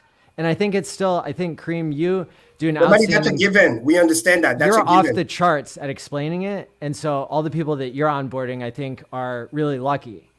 Yeah. All my onboard and someone else probably watching, they can tell you, I'm literally one of the most patient person. I will spend hours with you. All I ask is that you show that you commit, that you want to learn, that you're asking the question. You see, the fact that the person buys or not is irrelevant. The relevance was he wanted to learn, the one that you just talked about. He came in, he wanted to learn, watch the video, did the stream, whatever. And that makes people want to help you. But if you just come there and you feel entitled, feed me, we give you information, you don't even take the time to watch the goddamn video, then we feel disrespected. Our time is valuable too. We're trying to help you out. You can lead the horse to water, but you can't make them drink it. No. It is an honor. It is an honor, isn't it, Karim? It is an honor to be in a position of knowledge and to be able to share and teach. Because And guess what? frankly, there's nothing more insulting than someone that comes to you for a free ride under the guise that they want knowledge, but they don't. You know, they just want to take. Yeah, it's So extremely that disrespectful. That's right. it feels like an honor to me to be able to give the knowledge, and I worked hard to get it. So Exactly. yeah. Keyword. don't shit on that. You know, just don't. You're not going to get any respect. What did I always This is say? good Everywhere on stuff. Telegram, I say, hey, as long as you appreciate the value of the knowledge. That's why we spend many, many hours preparing, getting the information, double checking everything. So, and we know those who respect the information because it shows. They come back, they ask questions, they involve tough question at time, but you know it's coming from a good place because they seek to understand, not just feed me, and it sounds like, because I'm in sales, it sounds like, go ahead, trying to convince me. No, I'm not trying to convince you. I'm giving you the information. I'm answering direct questions. But clearly, I can tell you're not paying attention, because if you were, you're going to be asking the same question many, many times when we clearly answered your question. That's where the problem is. And I like this comment here, which is great, from Vanity Zen. It says, yep, we can learn from that coach. He has to coach himself. It's funny. Again, your name is called Coach. Like, come on. And he was a coach. You got to go and watch the actual thing that's being provided. Yeah. And then if you come back to me and say, hey, I watched the video when he said this, I did not understand. What did he mean by this? What did he mean by that? Now we can have a conversation. Okay, quick math. We can go into the detail. What part? Is it the T-Share? Is it this? Is it? Now I know that you actually took the time. Yeah. But clearly, I can tell you $40 and then talk to me. Stake $40 and then talk to me. Right? Or that too. You know what I mean? But I pride myself with the knowledge. I don't mind people not buying until they understand. All I ask is that they actually genuinely seek to understand. Because if not, don't waste my time, because I could be spending time with somebody else. And I don't care if you're an influencer, if you're a regular guy, everybody knows. You reach out to me on Telegram, I'll help you. Period. You need an onboard, I'll help you. You need a sticker wallet, hit me up. We turn it up. Let's go. Period. Exactly. Everybody, people DM me all the time. This is how we got here. Yep. We didn't get here because it was a handout. And we need to continue to double down what works. Not be sidetracked and be like, oh, and not let the fame get to the people's head. No, we're just in the beginning. This is grassroots. We have so much work to do. And because it is so important, because our time is valuable, because Richard's time is valuable, we cannot allow for people that don't even want to take 5 minutes to, like, come on now. So Coach K, we're going to have to demote you to assistant coach or to towel boy or something like that. Exactly. Read the thing, watch the video, ask direct question based on the video that you show that you actually watched it, and then we can have a conversation. But if you don't even watch the thing when it's being stood, no. Like, you know what I mean? Let me tell you guys something, man. Now I'm going to tell you guys something. Now I'm going to keep it 100 like I always do. This man claims to be 8 fucking professions. So he's supposedly not a dumb guy. I had to teach myself how to learn fucking math as an adult. I had to teach myself how to learn as an adult because I was not capable until I was an adult. If this person professes to be a professional, you're going to sit here and tell me he can't grasp some basic shit? Because here's the thing. Once you learn Hex, you realize how really simple it is. Now, if this guy claims to be a crypto professional, a fucking lawyer, and all this extra shit, and he doesn't even know how Bitcoin works, what's really going on? He doesn't even say, I see a problem. He says, it never added up to me. Carry on. Like, what? And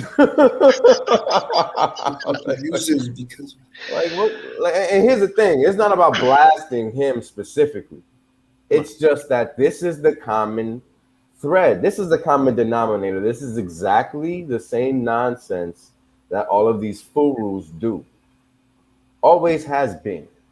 It's what they always do. Oh, yeah, it looks good, but I don't understand it. What exactly is this? What exactly is that? Puts in zero effort to actually understand. What? Yeah, I might take a look at it if you can convince me it's worth my time. Jesus. Right. Exactly. I love that one. Yeah, let me convince you it's worth your time to look into this fucking chart that's up and to the fucking right and nothing else while you're holding some bullshit that's down 60%. Okay. I reloaded. And now I'm fucking out of here. I thought that these were all wash trades, and I thought that somebody's manipulating the price of Hex up. Yeah, apparently. Well, they're pretty damn clever if that's what they're doing. And this Everybody that's coming in what's to funny? buy. You know what's funny? You know what's funny? This is the same guy that I caught on stream said to Nordgert toward the end that, oh yeah, he pumped so much. I'm waiting for the retrace back to 4.5 cents. I'm just listening and watching. I'm just laughing. I'm like, dude, you have no fucking clue. You don't know anything about T-shares, T-share acceleration, let alone what's the liquidity, what's going on.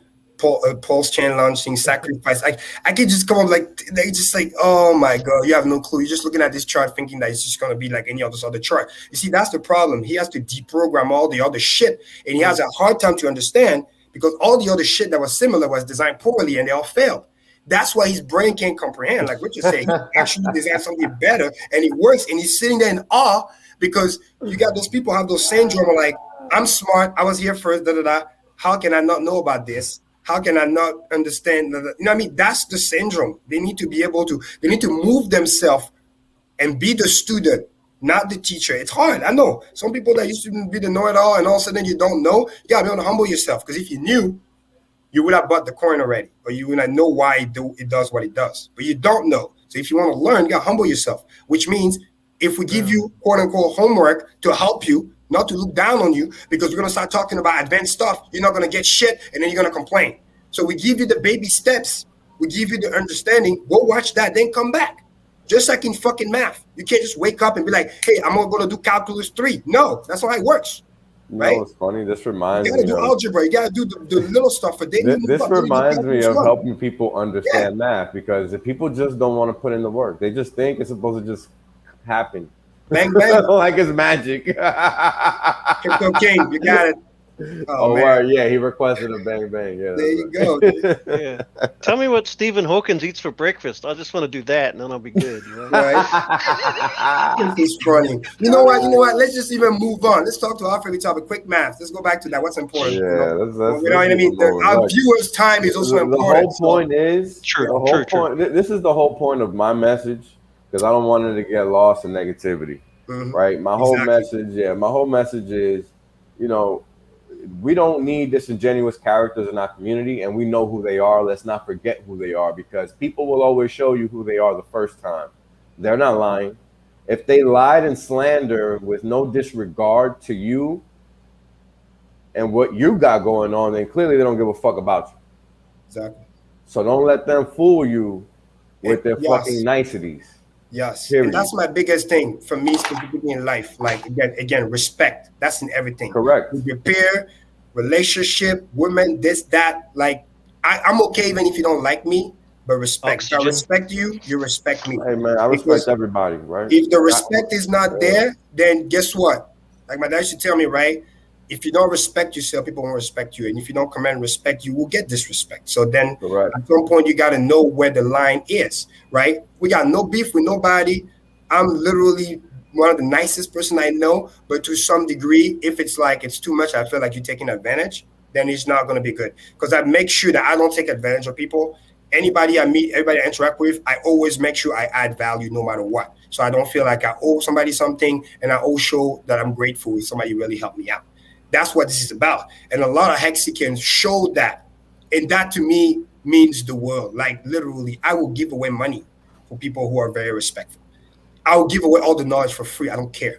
Because I also know, like I've said many times, the power is in the action, is in the doing. But I'll give the knowledge for free if you show that you actually What do you mean? We already do. What do you mean? Exactly. So, but that's my point. Because our audience, guess what? They show respect. How they show respect? By attending on the street. They're here for 4 hours. They spend their time. They want to learn. They're asking questions. They're participating, right?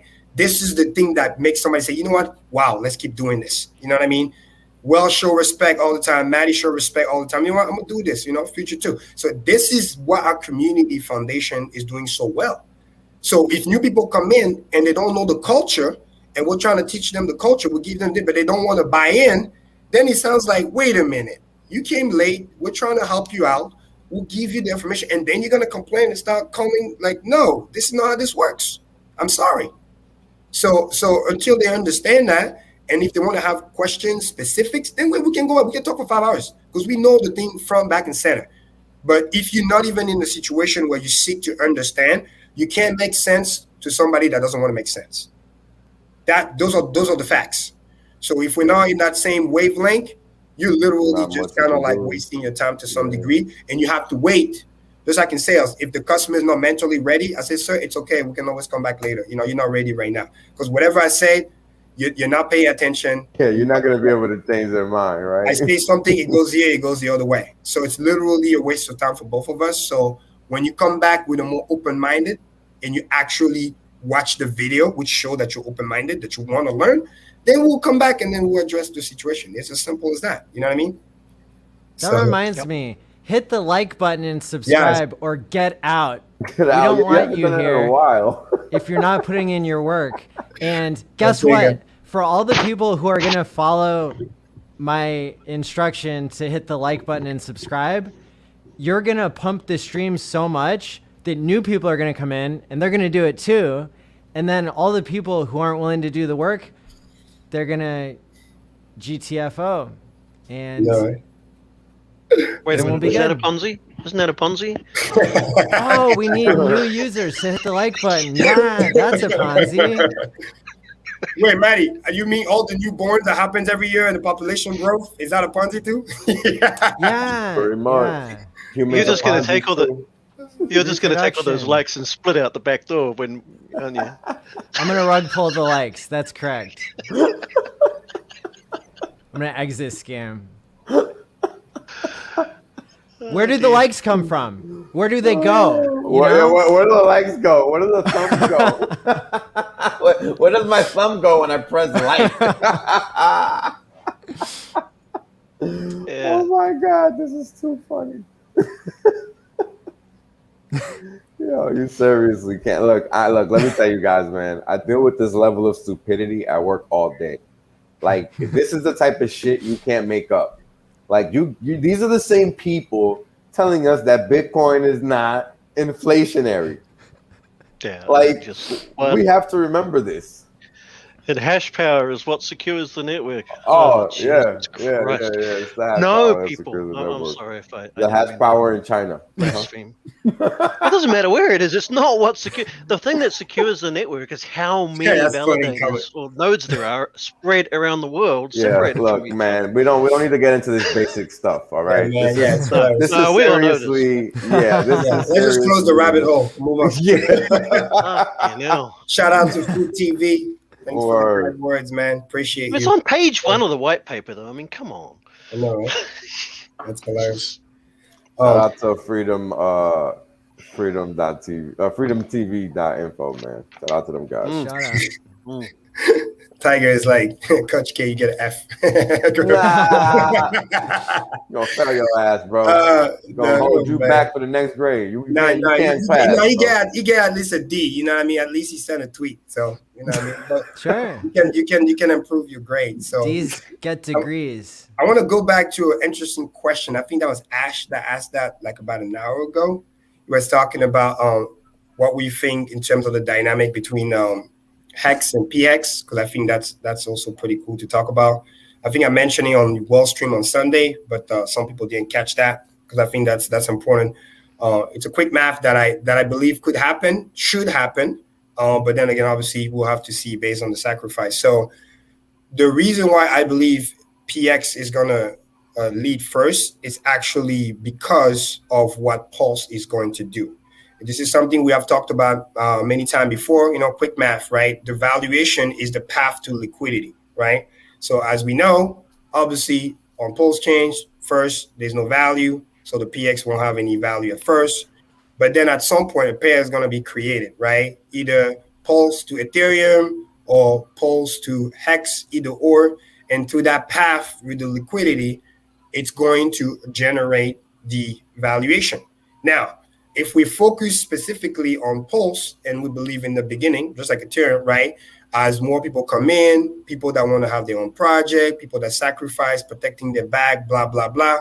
After the initial, maybe a couple of days of shenanigan, and then when the price start to go up, ideally the scenario should be as Pulse goes up in value compared to Ethereum, that ratio will go up.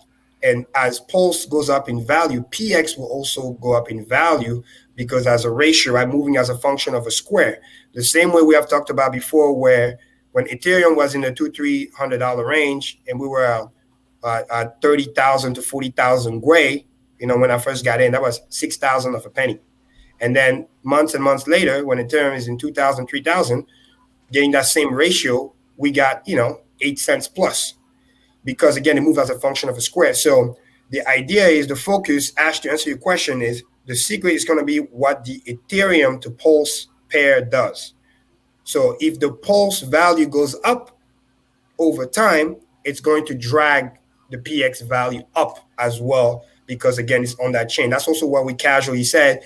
Every PERC token, as Pulse goes up in value, is going to create a bull market in that area. The same way where Ethereum was pumping, all the shitcoins were pumping too, right?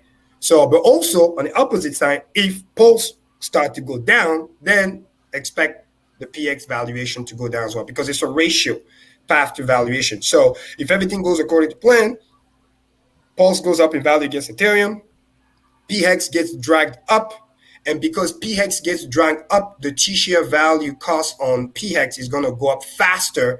Therefore, it's going to create an opportunity on EHEX to then follow, because people will be like, well, it's cheaper over there, so I could go buy that T-Share over there and get the yield over there too. So it's everything kind of drag everything. The same way Wells has it on the chart, where you got the T-Share charts, which drag from the accumulating interest, which then drags the price up.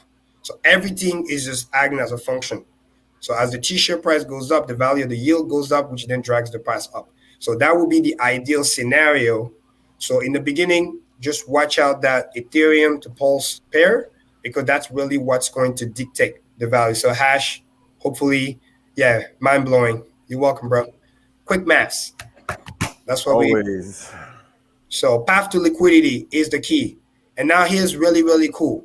We can turn the reflexivity that's negative on Ethereum, we can turn that into something positive on Pulse. Meaning, if most of the holders, the new whales, if you will, are going to be Hexagon, and if they don't dump their Pulse, rightfully so, if they're smart, and I know they are smart, then the price won't go down. We won't have I call it a Vitalik event.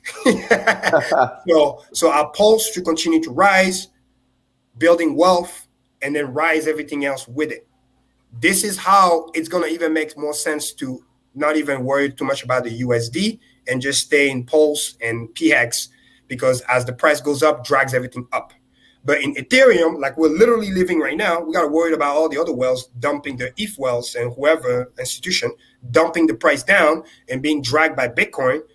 We have to shift to the USD to protect ourselves. On PulseChain, we might not need to, as long as, this is the key, the long-term holders and the whales holding the Pulse are the rock bottom foundation. Because if they start to dump the thing, then yes, it's going to create a cascade event. So this is why it's important to understand the mechanics. So hopefully that answers your question, because that was a smart question you asked earlier. I want to make sure I don't glass over that. So much good stuff goes by in the chat, and I try to remember it, but it's hard. We love you guys. We really do. I mean, it's just awesome. The chat's amazing.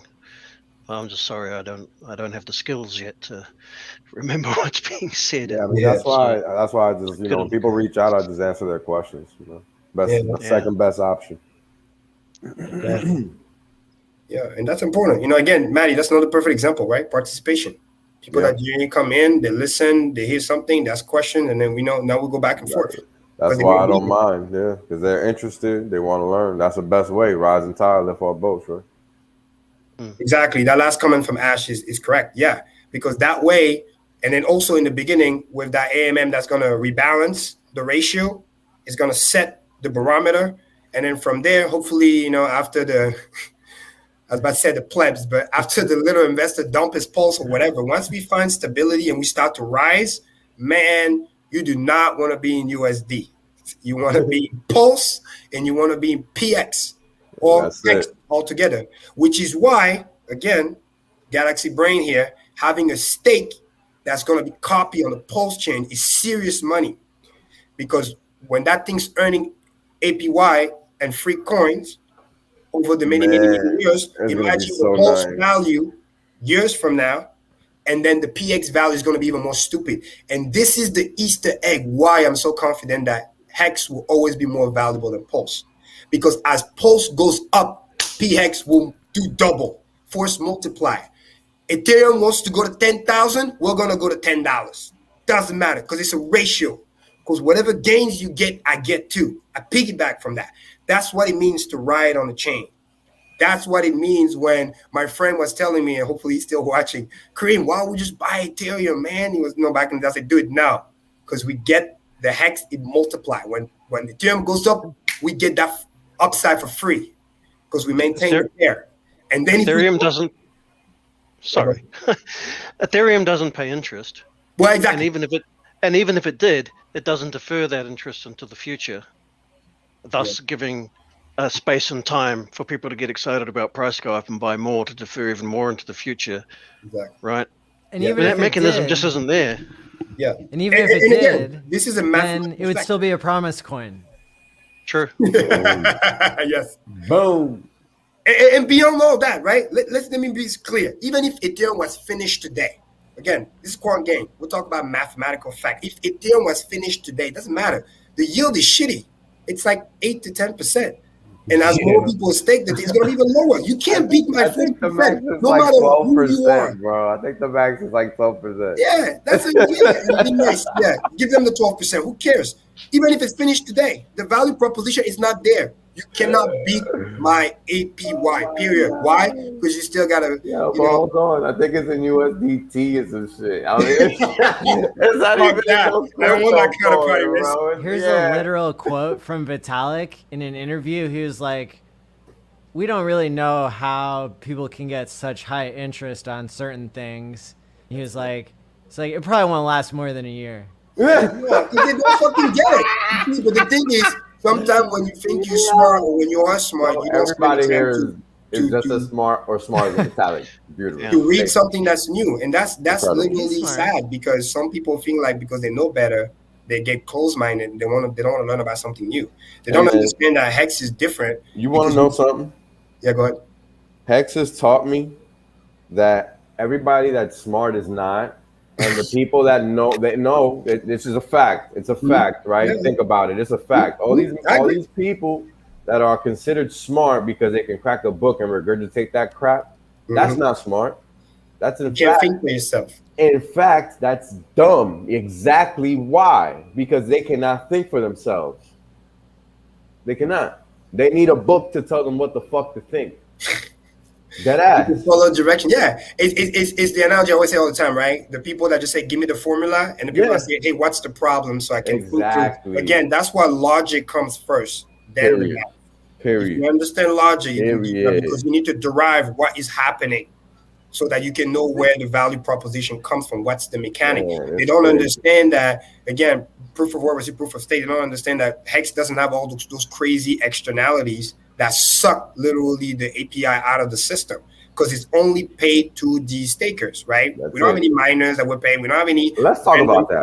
Because I got that question the other day. How does Hex pay out interest every day? Okay, so this is how. The system annually produces 3.69% inflation annually. This is why the 3.69% number is so important. So every day it pays a little piece of that inflation to the stakers. But it accrues. And it accrues over time, of course. But the thing about it is that it doesn't actually hit the market until that respective stake ends. See, so that inflation is actually spread out across time. Yep, it's deferred. It's deferred across time, but the interesting thing is that you don't know when it's deferred to. Exactly. So every day you got little bits of inflation that are scattered across 15 years from that point in time. So this is forever designed to perpetually go up because of that, because this inflation is scattered across time. Exactly. Like, that's very important. Future supply. You see? And the average person that takes 5 minutes to read the fucking thing and watch the video and know what a T-Share is and how it's done and how it burns the coin and when they come out would know that. But somebody that doesn't do that only hear the superficial stuff, hear 3.69, he thinks it's just like the other shitcoin that don't have real locking, fake locking, that the money just comes in every day and then they can just take it and sell it. That's why they don't understand why the price is going up. They don't understand that Hex is no joke. When you stake, you stake. You can't just exit, or you're gonna get wrecked, or you're gonna pay penalties. And then you have to do your time, and then it mints the coin back, which means during that time frame, it's out of circulation, which is added to a pumpamental by virtually burning the coin. That's also why they couldn't figure out a market cap, because they didn't understand how dynamic Hex is. Market cap of Hex could change by 50% overnight and just move, because it's so dynamic. Of course, the trader comes along and just looks at the chart because just another crypto, just another chart, right? Exactly. And they don't see any of that deferred inflation out in the future because it isn't on the chart. Because they do fucking superficial review too. They just look at it and then they review something for 5 minutes and then they think they're going to do the same thing with Hex. No, I'm sorry. Hex is not a 5-minute review. You got to go deep. They cannot make the right decisions because, well, really, it's the first crypto, the only crypto, Whales said, that actually truly has fundamentals, solid fundamentals. Value proposition. And therefore, it's the first crypto that if you want to trade it successfully, traders get wrecked, don't do it, but you better know the fundamentals, like in the real world. Right? That's it. Exactly. I'll be right back, guys. No worries. Yeah, and I think that the people who are going to be most incentivized to teach others about it are the people who are all in, right? Because if you're still accumulating, why would you share this knowledge? But then, of course, like, because our profits are locked accumulating in. because we're all going to be saving now that we know how, now that we have a mechanism, right, that isn't getting devalued and robbed by economic policy that keeps changing based on politics instead of staying the same. The staker's profits and that value proposition are already locked in. There's nothing anybody can do or say that's going to take that away in Hex terms, I guess, to be clear. So why wouldn't we be giving? We're not losing anything. We can only gain by getting more people interested, right? It's not like if it were just a speculative asset, it's like, I don't want to give away my secrets. It's hard enough to trade this shit profitably now. I don't want someone else knowing my strategies. But in Hex, it's like, man, I got the best strategy in the world and it's yours for free. Buy Hex and stake it, man. You'll thank me. Woo-hoo. It's just so simple. And it's so true. I think it depends which frame you're in. If you're thinking in Hex terms and you're an OG who staked a ladder instead of doing more Quattro Cinco, then people can come in behind you and do better in Hex terms than you did. Yeah. If they stake longer. If they stake longer, yeah. Which they will, because we're educating them to do that. And so that's what I'm talking about. And your point is like finally well understood by me after trying to separate all that, right? Yeah, no, the percentage gain that you get from the inflation, so your portion of the thing, has a lot less to do with how much the T-shares cost on the day you went in, as it does to do with the ratio of Hex that is staked across the entire pool. Now, the people that got in before you are going to be gaining more faster in time terms, so they will get the higher profits sooner than you because they got in sooner than you, and it is a compounding system. But from the day you start, you are not necessarily disadvantaged at all. And in fact, the total pool of T-shares should decrease over time because they're getting so expensive to buy. And when the old stakes end and all those T-shares go away, they can't be replaced again because T-shares are so much more expensive now. So it's built in that you don't have to worry too much about, that's where I have a little bit, Hex per T-share payout is an excellent metric, and Hex is complex and we need good metrics, and so I'm all for it. But it is a little bit more complicated than that in terms of whether it goes up or whether it goes down is not the right question, because really all that really matters at the end of the day is how much of the total supply of Hex is staked and what is the size of the T-share pool. Those are the keys, and that's what sets the payout per T-share. It gives us a metric, gives us a number we can look at, and that's great. And the T-share price, of course, because of the bonding of the price and all that. But for people that start looking into it, if you're worried that, there's just going to be more and more and more and more T-shares, and they're just getting more and more and more expensive, and I only get a payout based on my portion of T-shares, well, that sucks. No. Richard thought of that. The expensive T-shares cannot replace the T-shares from the old stakes that were cheap that expires. So over time, once the tail catches up with the head, as time moves forward in terms of the average stake length, the old T-shares dropping off, the total number of shares, even if the market's growing and a lot of people are coming on board, should actually decrease over time. Yes. Right? Yeah. So you still get a lot more out of it from getting in earlier, but you're not missing out anything. Once we've been like, if the average stake length is 5.8 years now, so once we've been going 5.8 years, if everything else stays the same, which of course it won't, then the tail's caught up with the head, as it were. So then all the old shares start to fall off, and so you're not becoming a smaller and smaller and smaller part of the pool share anymore, because the pool share is rapidly depleting, probably slightly faster than people can rebuy it. Yes. And the payout per T-share will tell us, where that's all balanced out, and it's great. But my point is that don't be concerned about, and it favors people that stake long, of course. If you stake short, then you don't get those benefits as they start to fall off as much. Like one of my understandings, trying to conceptualize in a world where I value my wealth in Hex and I value my wealth in T-shares, is that I want to be greater than an average length staker for the next 15 years into the future. And so one of the ways that I can do that is by doing max length stakes. And then I'm ensuring, right, that I want to double max length.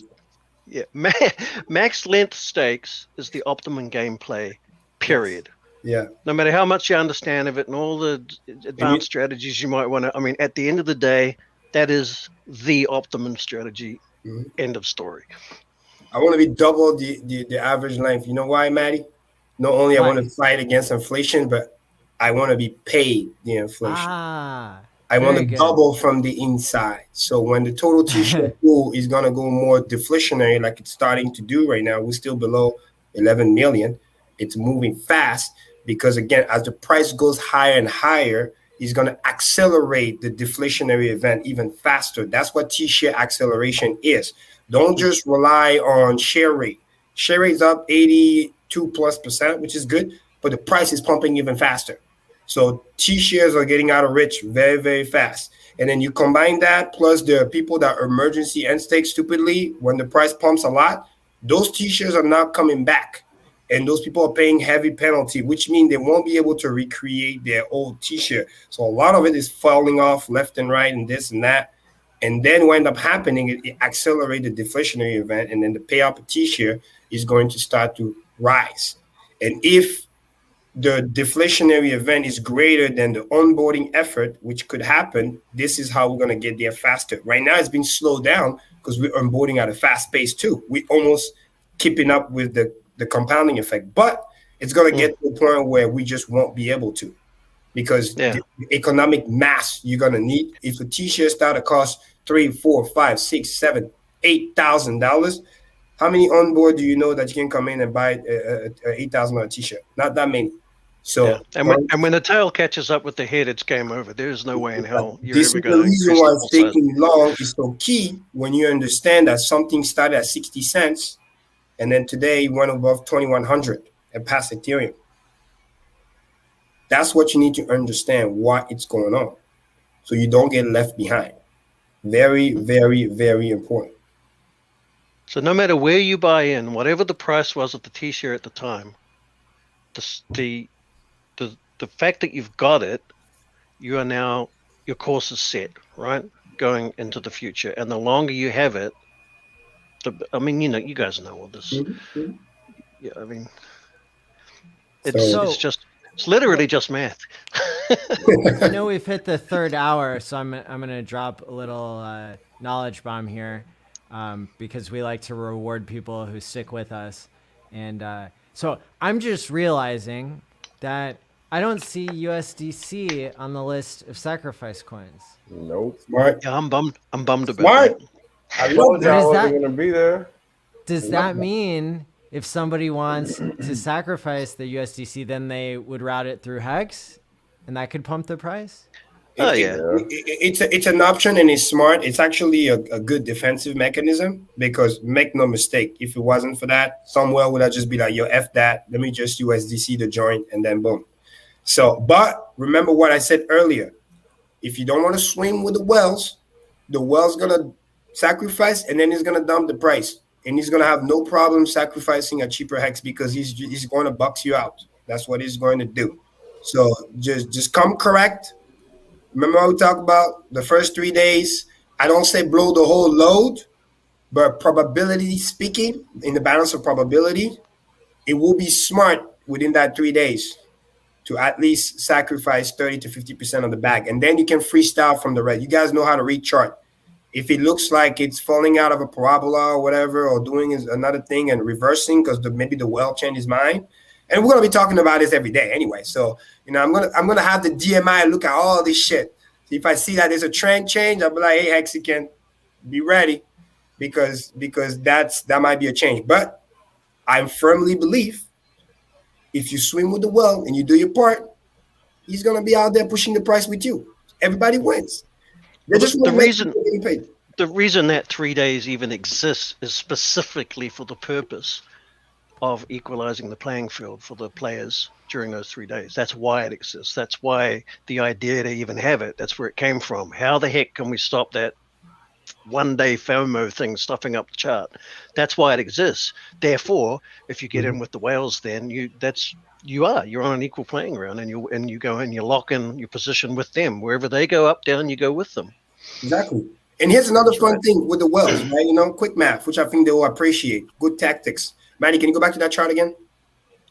Which one? The hockey stick one, sorry. If everybody participates and everybody swim with the whale and, sacrifice a little bit as they go, because here's the key, because the whale's going to be analyzing the data every fucking day. Make no mistake.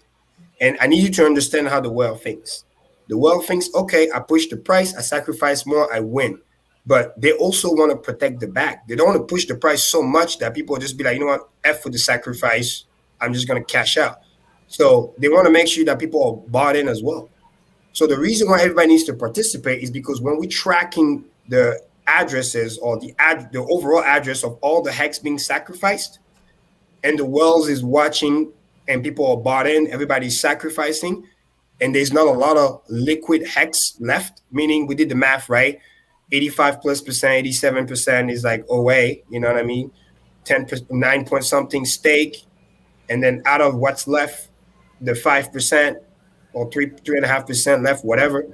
If we're tracking 1.5% sacrifice, then the whales is going to be incentivized, keyword, incentivized to keep pushing the price because his downside risk is limited. There's no hidden hex out there that can show up out of nowhere and dump on his head. That's what the whale is worried about. I need you guys to understand that. So you can play your role so the whales can play his role and pump the bag for everybody. You want a high value sacrifice, the whale just want to win and be the number one guy. And then there's going to be a couple of them, maybe 5, 6, 7, 10, whatever. They're going to do their little fight back and forth, and that's cool. But they got to make sure people are bought in. Because if people are not bought in and they sacrifice, nobody else sacrificed, then they're going to be like, wait a minute. Why am I doing all this and then get dumped on? No, they're not going to do it. So you got to participate. You gotta get your feet in to show that you're part of the play. And then what the whales can start doing one another, which is cool, is trying to win the podium. You know what I mean? If guy's on 3rd place or 4th place and wants to move up, he's gonna look at, okay, what's the liquidity, right? And then right around the TWAP zone, guess what? He can make a move, come and pump the price like crazy just to get a certain valuation, hold it for the 30 minutes. Why is that? Because he wants to win the podium or the 2nd place or the 1st place. So he's out there trying to compete and win. And he doesn't have to worry about there's some random group of people that's going to come and dump the hex at the last minute when he's trying to achieve a certain TWAP. That's what community effort is. That's what I want you guys to understand both sides, right? This is what sales professionals do. You got to create a win-win-win. It's not just about you. You want to win, you got to create a scenario where the whale win too. So he wants to buy in because the system is that good. It's designed perfectly. That's why in Hex, we don't need to do that because the T-Share already does that automatically. You come in with your energy, boom, boom, boom, You stake your length, you get your share. Hallelujah. We can make this be perfect, like a hockey stick, but we got to have participation. If people don't participate, the world's going to start having second thoughts and be like, why am I pushing the price up to be dumped on? Why? You got to ask yourself that. But if the community participate, HEX are being sacrificed, things moving along, liquidity keeps decreasing, the world is happy. He's going to keep pushing the price because he doesn't have to worry about people, dumping on his head. So now he's just going to be doing his fight with the other whales, and then they're going to do the fighting, and then we're just going to be watching, and everything's going to be great. And then we just watch the price going up. Everybody wins. And we're out there on Twitter doing our thing, whatever. And then more FOMO comes in, new people comes in, and then the 5% daily is going to be negligible. We can do 5% in an hour. You guys know this. That's easy. We need participation. In a minute. I don't say blow the whole bag in the first 3 days, but at least participate.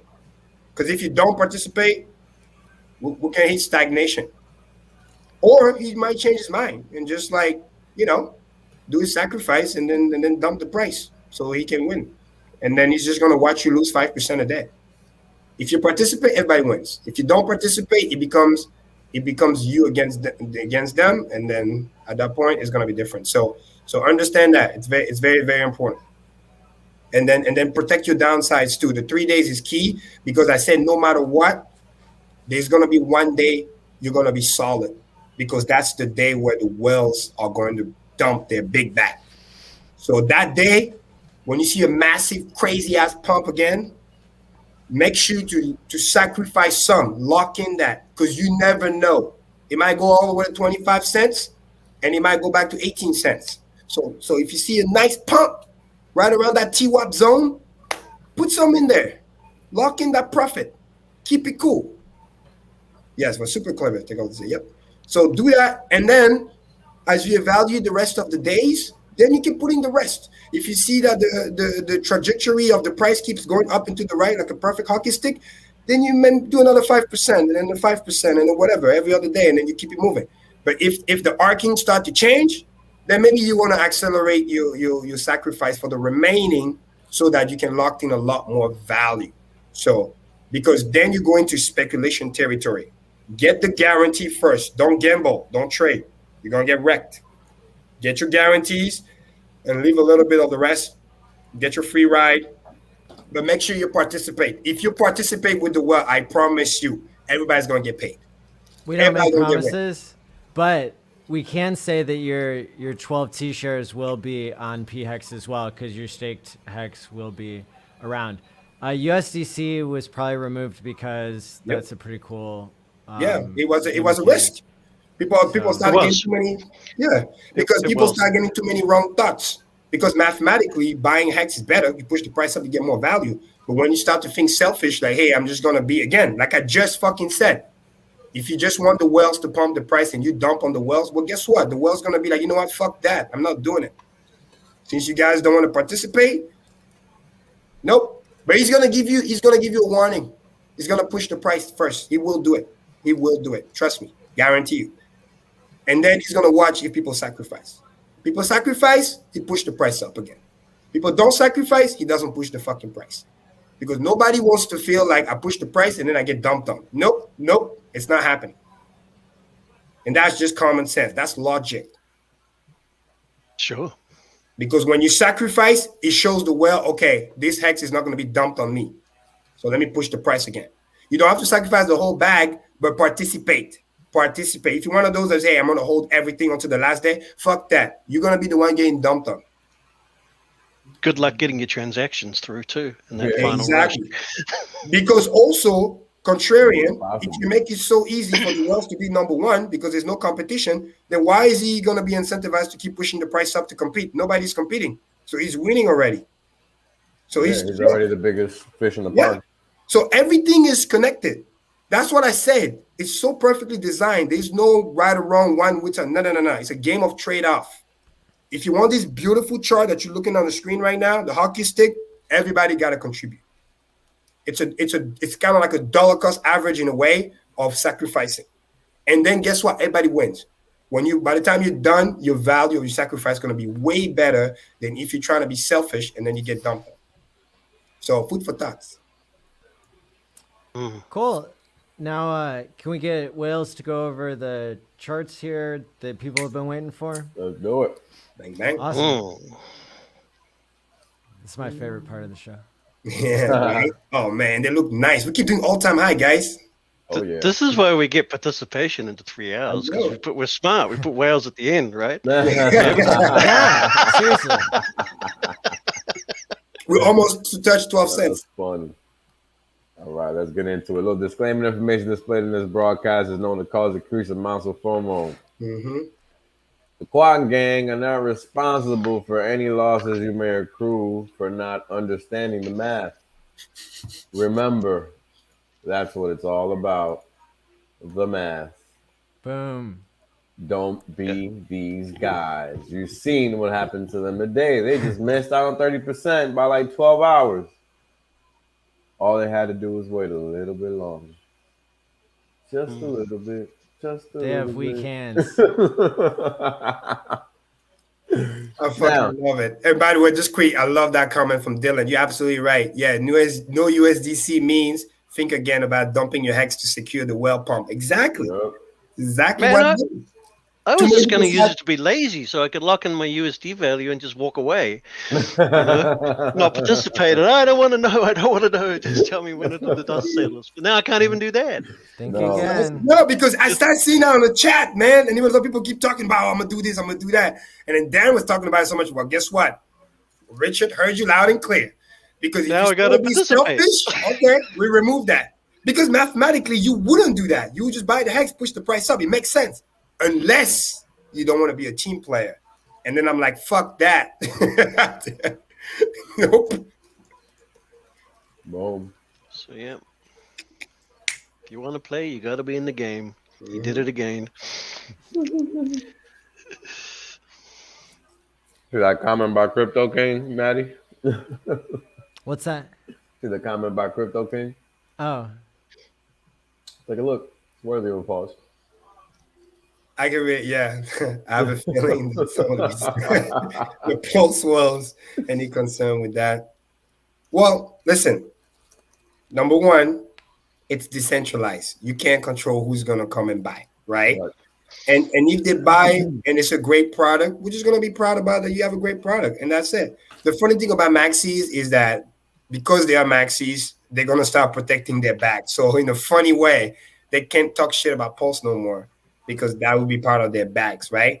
But again, that doesn't mean we got to be best friend. You know, again, we keep it real because it's Pulse and there's Hex. Hexicans or Hexican. That's the family. That's the brotherhood. Pulsian, most of them are going to be Hexican. But when the new people shows up and they're going to be on Pulse, that's great. We'll give you a chance. But if you're going to try to sell me Promise Coin on Pulse, don't even waste your time. Don't contact me. I'm going to tell you no. Finish product only. That's it. Pretty much. It's very, very simple. It's not hard at all, folks. Bang, bang. It's clear, concise, to the point. Yeah. I mean, And oh my God, it's good to have something so clear in crypto. Yes. After 11 years. Yes. Right? Exactly. We're moving forward. We're not going backwards. Correct. Yep. I mean, y'all think about it. Who wants to wear a half-made product? Who wants to touch? Who wants to use a half-made product? No, we don't have time for that. Nobody. Nobody. All right, excuse me, guys. Let's get this thing cracking. So, what's an economy? Like always, an economy is basically a pie, right? We all create one economy. So, what happens? We want to live in a civilized society, quote unquote, so that involves some type of government according to some people, which involves some taxation because somebody designed it to be that way.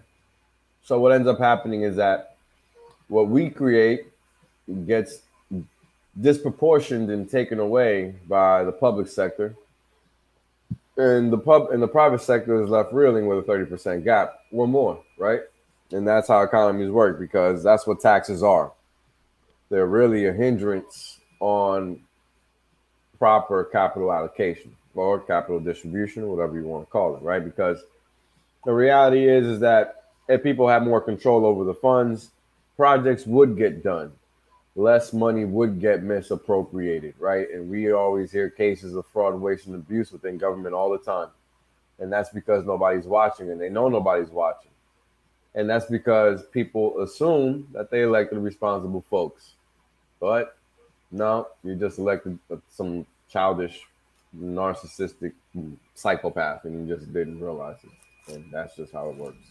So economies suffer when governments grow, and this is what we're currently seeing in the U.S. economy. Go outside, look at how many small businesses no longer exist in your local community. All right, now we'll get into market cap dominance. Top 100. We're going to go back. What is it? 8 days here. About 2130. We were at 3.3% back then. Ethereum was 18.24, Bitcoin 43%, the rest at 35.36. Yeah, Hex goes up a little bit to 10, a little bit more to 11. And when I recorded this about 4 hours ago, 2.4 again. So, I forgot that's all out. Anyway, everything's looking good, right? Market cap is just staying in beast mode. It's not losing any, strength, right? We're still maintaining here the highs, right? 3.3, 3.4. That's what you want to see. You want to see consistency, right? And this is just another sign of decorrelation. Everything else is falling apart while Hex continues to do what it does. And that's what we're seeing there. Here we're seeing the first 570 days of Bitcoin, Ethereum, and Hex, along with the T-shares, respectively, in index form.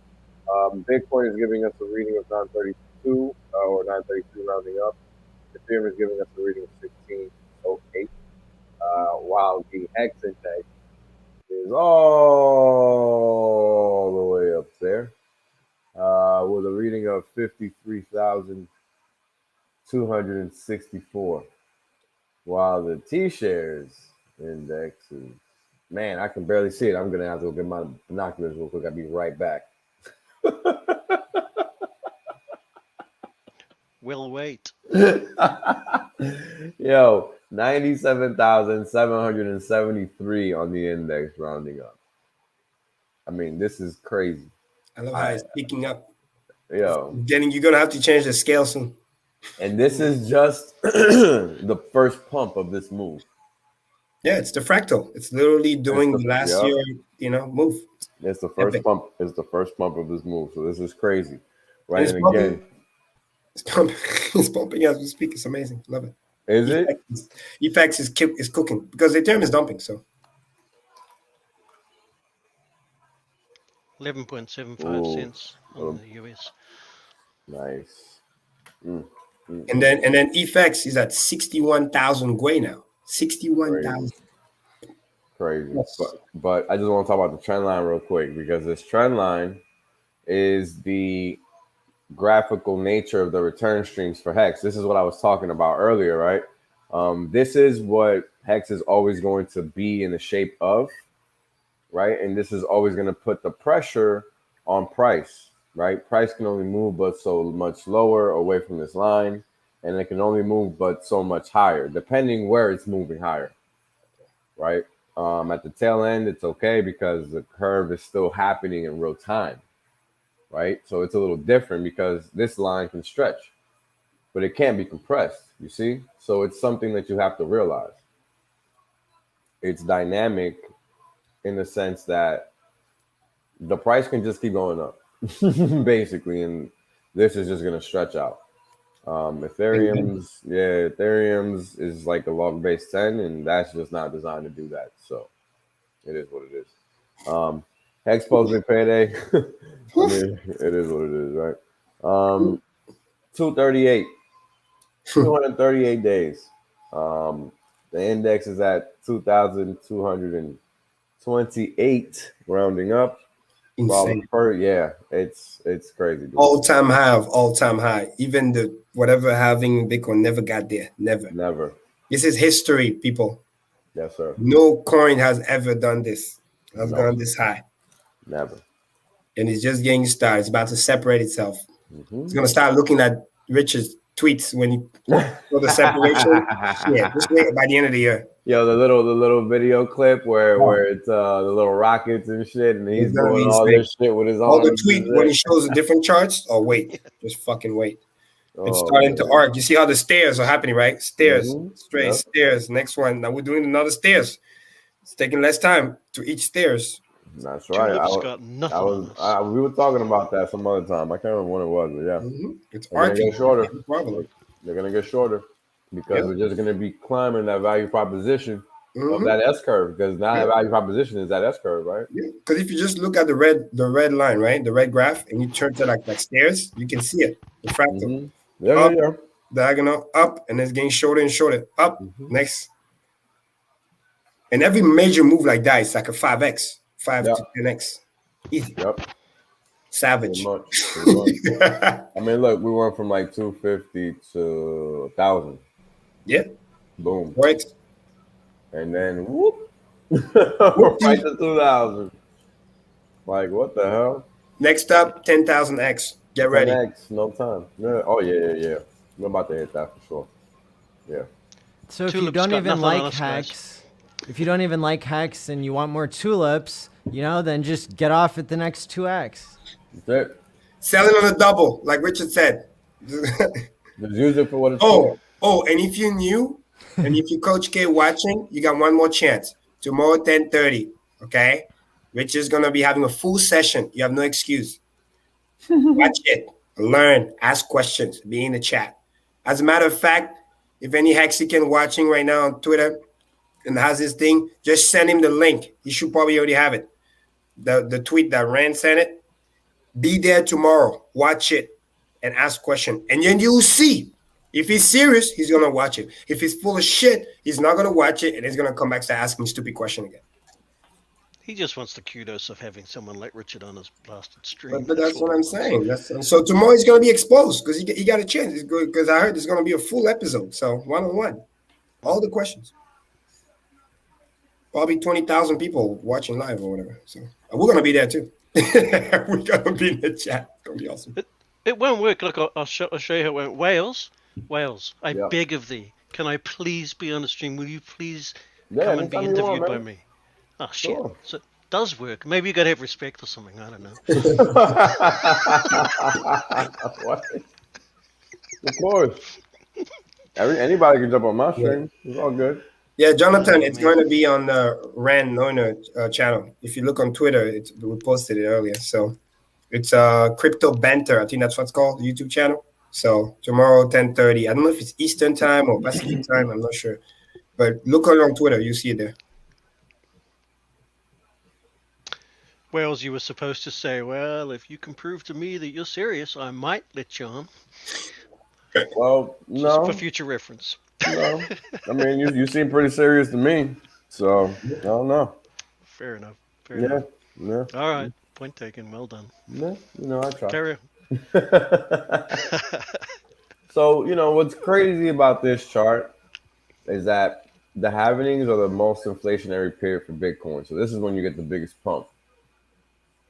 And Hex is just one long pump. Right? Like that's the whole point of the inflation being dispersed throughout time. That's why I was really harping on that earlier. This is why Hex is always going to be shaped like this. I mean, it's crazy. And here we are. T-Shares to Ethereum, 109.63 at the crossover. Quick math. When it's above 100%, that means we're higher than an Ethereum. Boom. Bye-bye. Boom. Beat by 9%. Chart don't lie. Fuck. It's amazing. I've never been so excited to see a bear market. It's a beautiful thing. Yeah. Insane. I mean, this is just T-Shares doing what they're designed to do, man. We're 6.5% against Bitcoin, right? And this is just T-Shares doing what they're designed to do. There's not much more to it. Goddamn. Much more to it, man. Amazing. I mean, maintaining value. Bang, bang, purple. You know what time it is. Maintaining if this value, continue well, I'm going to be a T-shirt maximalist. I'm technically already am, but, this is amazing. Love it. So, The dollar cost of a T-share at crossover today was $2,126.46, while the cost of 10,000 hex was $1,157.96. The T-share rate, which is a quotient of the two, yielded a number of 18,372 hex per T-share, while the system is yielding a staking APY of 39.1%, which is a function of how much of the liquid supply is actually staked. As you guys can see, the T-share rate is constantly up and to the right. And this is what the value proposition for Hex is, right? It's constantly making it more expensive to accrue interest, which if you're in earlier, you're already accruing at a lower rate. So this is always pumping your bags by default. All right. Now, this is the magical chart that shows us how Hex is tracking the value proposition. And the value proposition here is the payout per T-share sum line, which is this orange line. And this line denotes how many hex you've received if you've been staked with one T-share since inception. So this is 2,345 hex that you've received for one T-share since inception. And this is why the hex index is at 50. Is that number right? I feel like that number is wrong.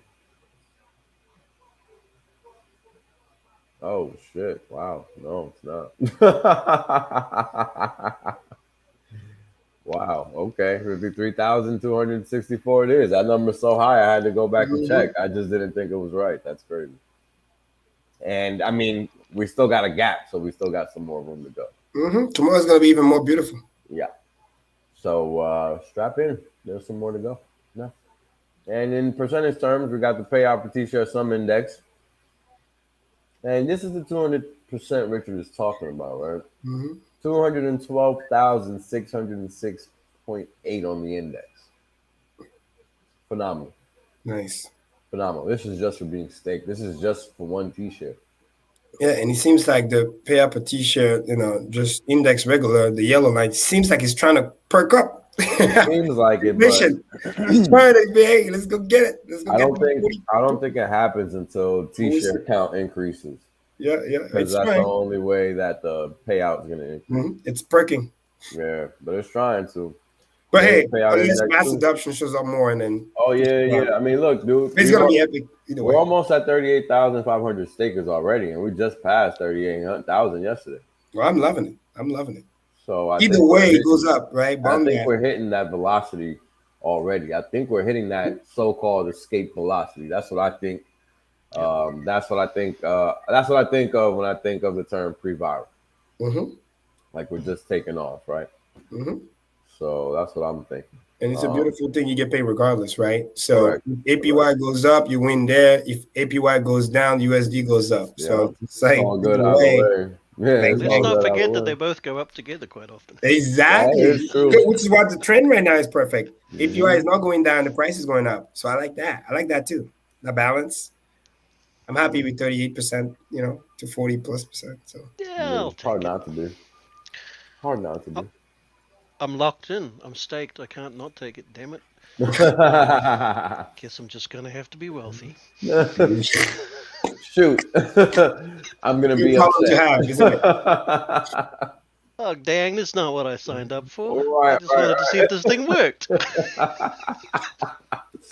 Now I'm gonna be filthy at the end of these 10 to 15 years. It did something. You came for the tech and you got tricked into being wealthy. I get it. Exactly. I get it. That is absolutely true. I get it. Love the tech. Crazy, man. It's crazy. Yeah. It's crazy. So here we got total T-shares, 10.968 million trillion shares, with a daily payout of 65.692 million hex on daily payout, giving us a payout per T-share of 5.989 hex per T-share. So clearly we had some early in stakes. I didn't see them, but clearly we had them. And yeah, this is just great, man, because it's just the game theory working. You can't be mad. Appreciate those taking profits and all of that. Kudos to you, man. Thank you for pumping my bags a little bit more. Appreciate you. Yep, I appreciate the emergency end stakes too. Yeah. They serve their purpose just fine. That's right. I'm not mad. I'm not mad at all. So now we're looking at the expiring shares, and we're just gonna note what day is today? It's the middle of July, so we really don't need to care about August like that. So it's really just looking at what the T-Share rate is doing for the month right now. Heavy, the expiring shares, but yeah, we're pretty much around the same. 48, 47%, 45 for the 11th. The 13th was like 46, 47 again. And yeah, that's what it was. It's the 14th now because midnight is past and I'm confusing myself. But yeah, not much of a change. We're just waiting for time to pass because these stakes, I mean, they're just going to keep dropping the T-share rate up. It's 18,229 right now. I just checked.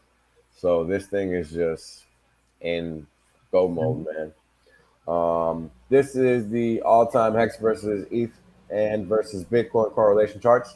As you guys can see, the R squared is 0, which means the correlation is 0. Correlation is 0 because that's the correlation coefficient is what the proper term is. On the 0 axis is where you see, the 0 axis. The X axis is where you see Hex returns for both the versus Ethereum Bitcoin charts. And Ethereum Bitcoin are on the y-axis on both charts. Now, what's important to note is that this is an XY plot of the returns for both. And with that, we'll note that Hex's returns are on the positive side primarily of the x-axis, denoting the positive skew in the return set and the return streams for Hex. Same deal versus Bitcoin as it is against Ethereum. And what you want to note is that when you're looking at Ethereum and Bitcoin, their returns are very spread out. But you don't that by looking at the pattern across the y-axis for Ethereum and for Bitcoin versus the pattern across the x-axis for Hex on both charts. And that's really how you see that. Hope that makes sense because I know when a professional sees this, they're going to know what to do right away in 2.5 seconds. Not much more to it. Now we're looking at the rolling correlations for the dollar cost of the T-share versus the price of Hex. And again, at the recording of this time series data update for the day, it was 11.58 cents, giving us a 55-day correlation of 99.937%, which is strictly a positive correlation, which is just letting us know where the value of Hex is going. In that amazing.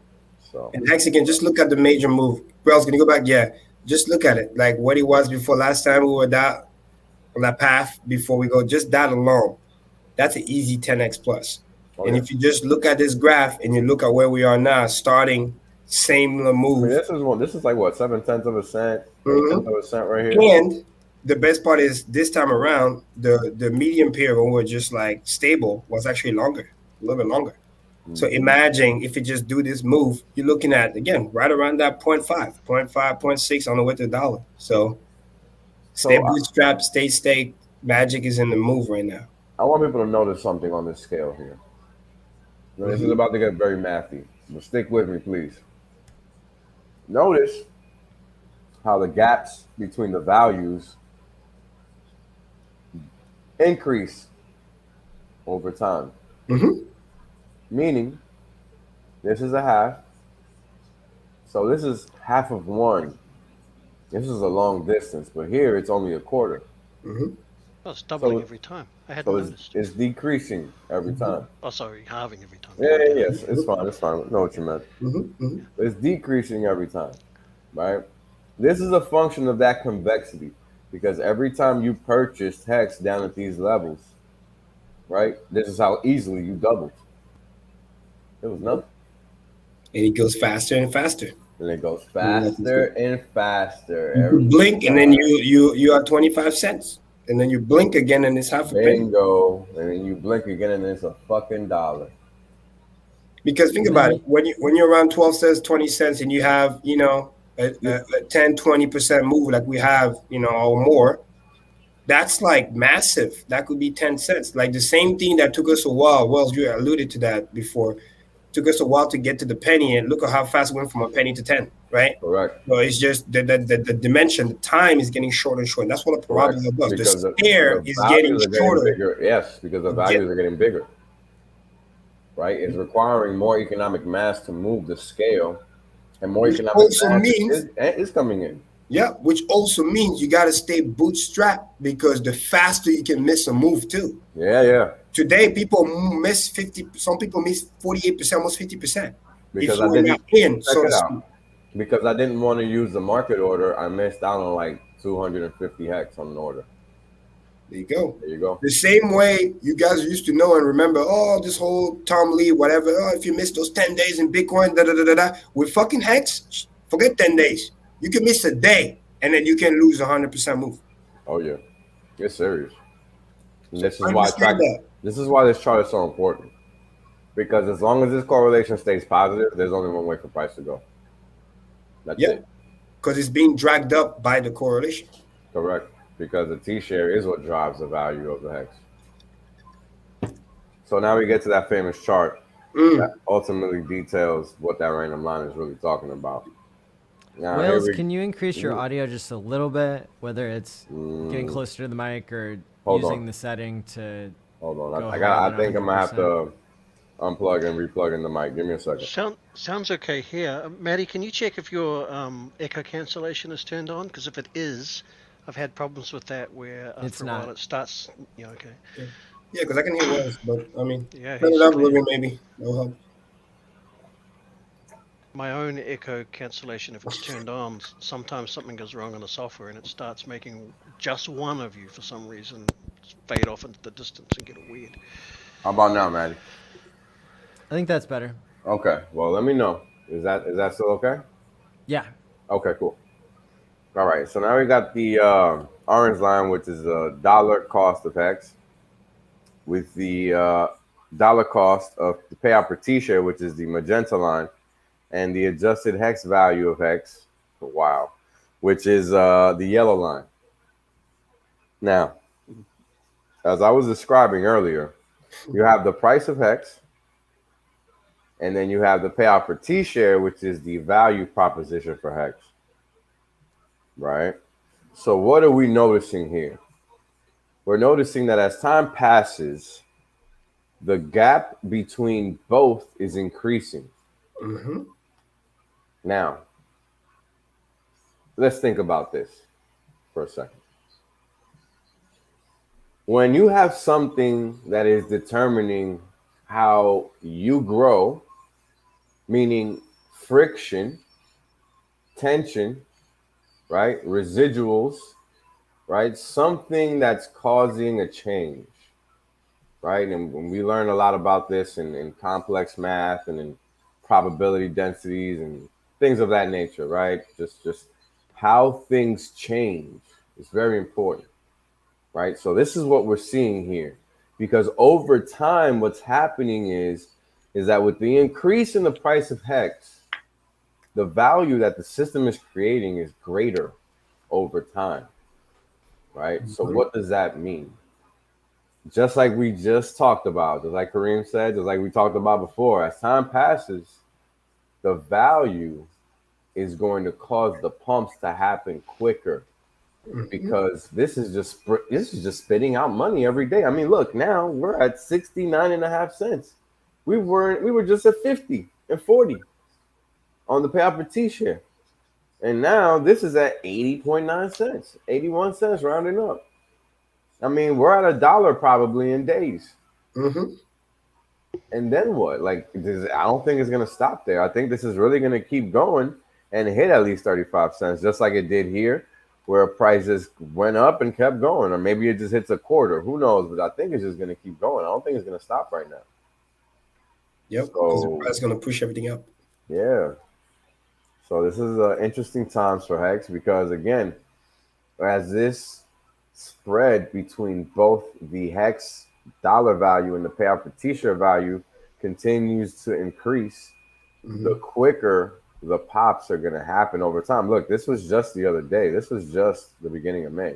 2.5 months, basically, versus the previous pop, which happened all the way back in November.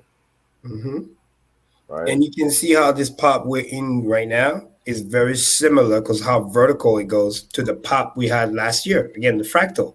You see, it's breaking the green line and then see you later, right? Right around here, exactly. This is what we're printing right now.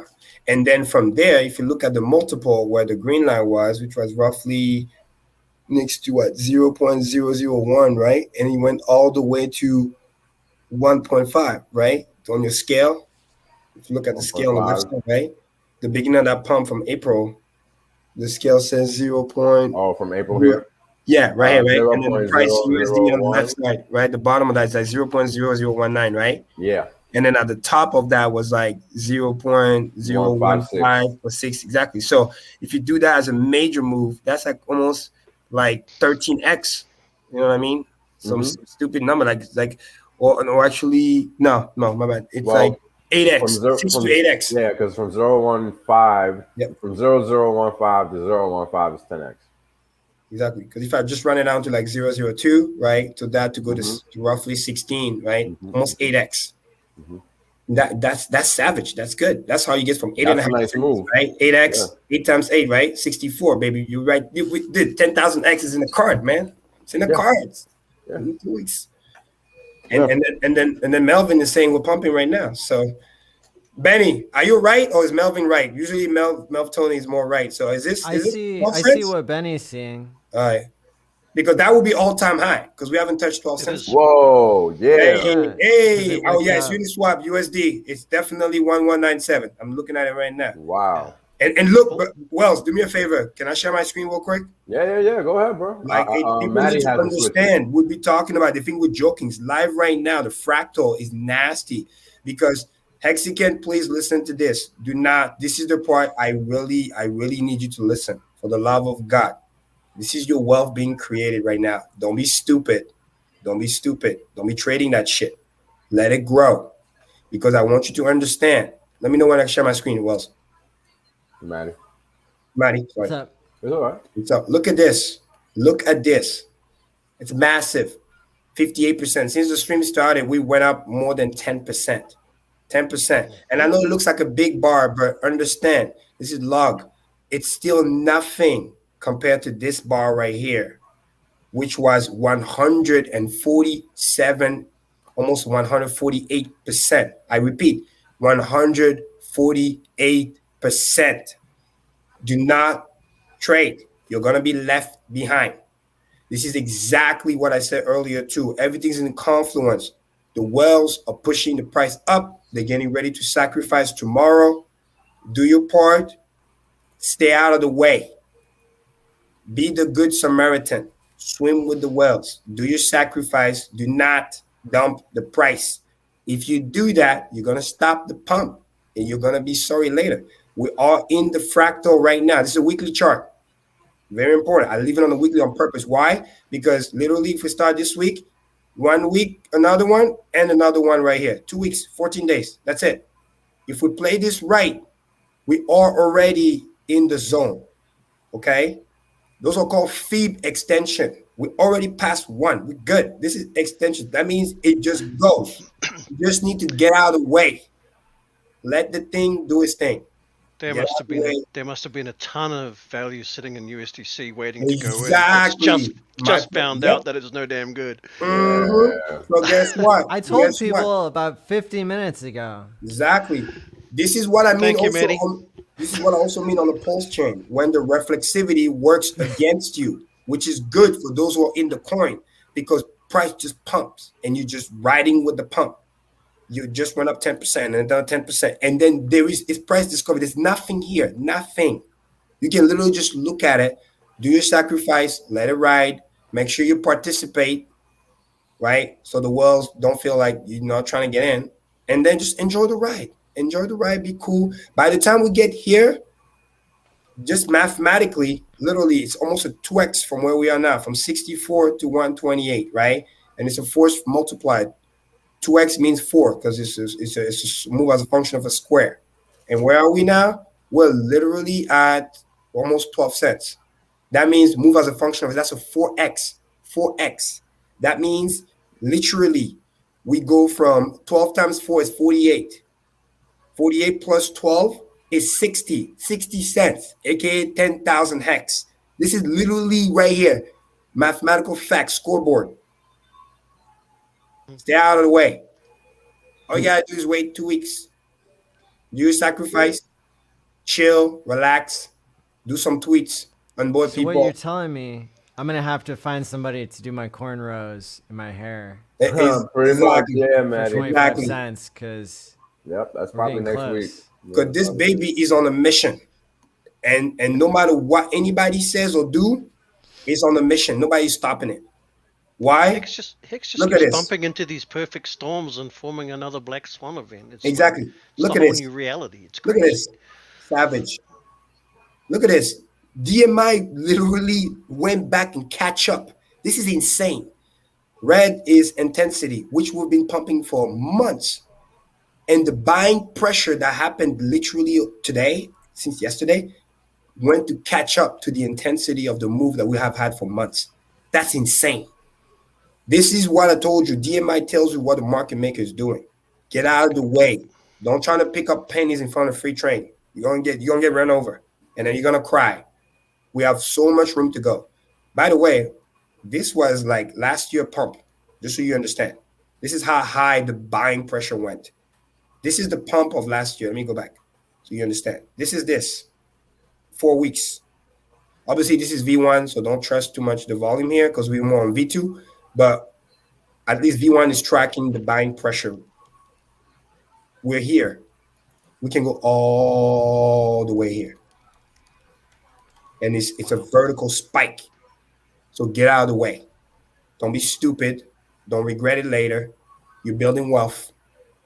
I repeat, don't be stupid because I'm going to say it again. Don't be stupid. Get ready. Sacrifice tomorrow. You know what you can do, which is even more fun? Every time the price change the color, sacrifice. Sacrifice some here, right? Well, easy, stupid. Sacrifice some here. Price goes here. Every time the color change. We're going to need more colors. Right? Yeah, right? Let's make it so simple, right? Let's go back to kindergarten. Kindergarten. Colors, okay?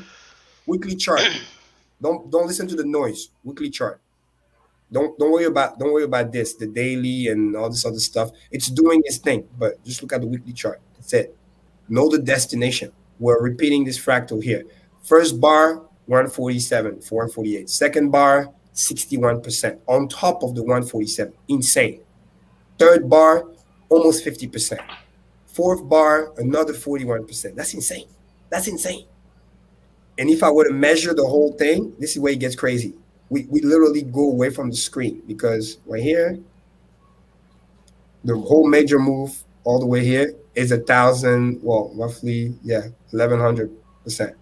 If I were to do 1,100%, I want you to understand, we're literally off the screen because it's log form. Like it doesn't, like I will have to do this just to make people FOMO a little bit in a good way. Watch this. It gets really stupid. It gets really stupid. So let's do this. This is the power of cryptocurrency. It can do things that you didn't know thought were possible. And this is why we're on the HEX ETH chart. I don't want you to look at the dollar. You're going to go crazy. The number's going to be so stupid. You're going to be like, what the fuck's going on? Look at this. Look at this. This is where 1,100% is, roughly. 1110. 492,000 Gwei. That's insane. If I were to do the math on that, roughly, right? 6 times 8, right? 48. So right, that's 8x from where we are now, roughly. And remember, it's a force multiplier. Move a function of a square. If we do an 8x from here, that's 64x. That's stupid. That's what's oh my goodness. Yeah. What's 64x times 8.5 cents? I'm beginning to see how Hex doesn't quite add up. Wait, hold on. Let's do this math just for fun, just to be stupid. It only multiplies. 64 times 8.5. That's where we started. Yeah. It's. I mean, that's 8. Wow. Yeah. That's a big ass number, bro. That is, and then actually it was 8 cents, so that might do 0.085. Yeah, it's a $5 a current From current levels, yeah. current Ethereum price. If you but it's $5.44. $5.44. The If we crazy thing do, is, we're not let's even move. dreaming. Like we've seen this before, Yeah. over and Yep. over. Again. Look at this. Look It's at just this. quantifying what we've already seen. This is in math. today's terms. 1110. Right. Let me do it again. Let me draw it again. Bottom here. Actually, let me just zoom back in. This really demonstrates to me how the human mind, or my human mind, really It's doesn't insane. understand exponential stuff. That's what functions can do, right? So not let me go back intuitive. here, measure move. It's hard when you're not used to working with them every day. That's Boom. why it's easy for me. Like All the way. you spend a lot of time looking at curves and Yep. thinking about different Almost ways 1,000. in Look at which that. continuity and discontinuity works. Like it becomes easy to see this shit, but it's not easy at first. It's not easy at first. Yep. This is why you got to think about how things move more Yeah. so than what Yeah. they're doing to move. And that's the insanity of what we're dealing with right now. Mhm. $5 plus. That's insane. But again, I need Imagine to that. understand it's possible.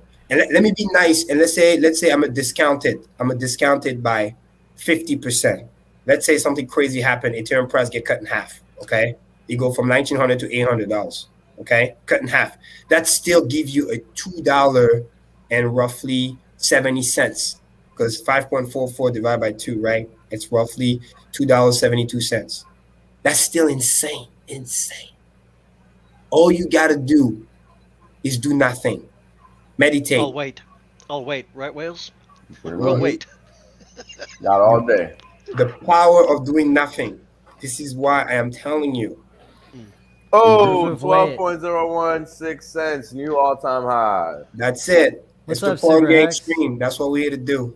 Yeah, you're right. 12 cents. And it's running. It's Oh, fucking no, running. I'm lying. 12.02 is all-time high. We're only at 12.016. Okay. Excuse me, Mom. No big deal. Liquidity keeps going lower.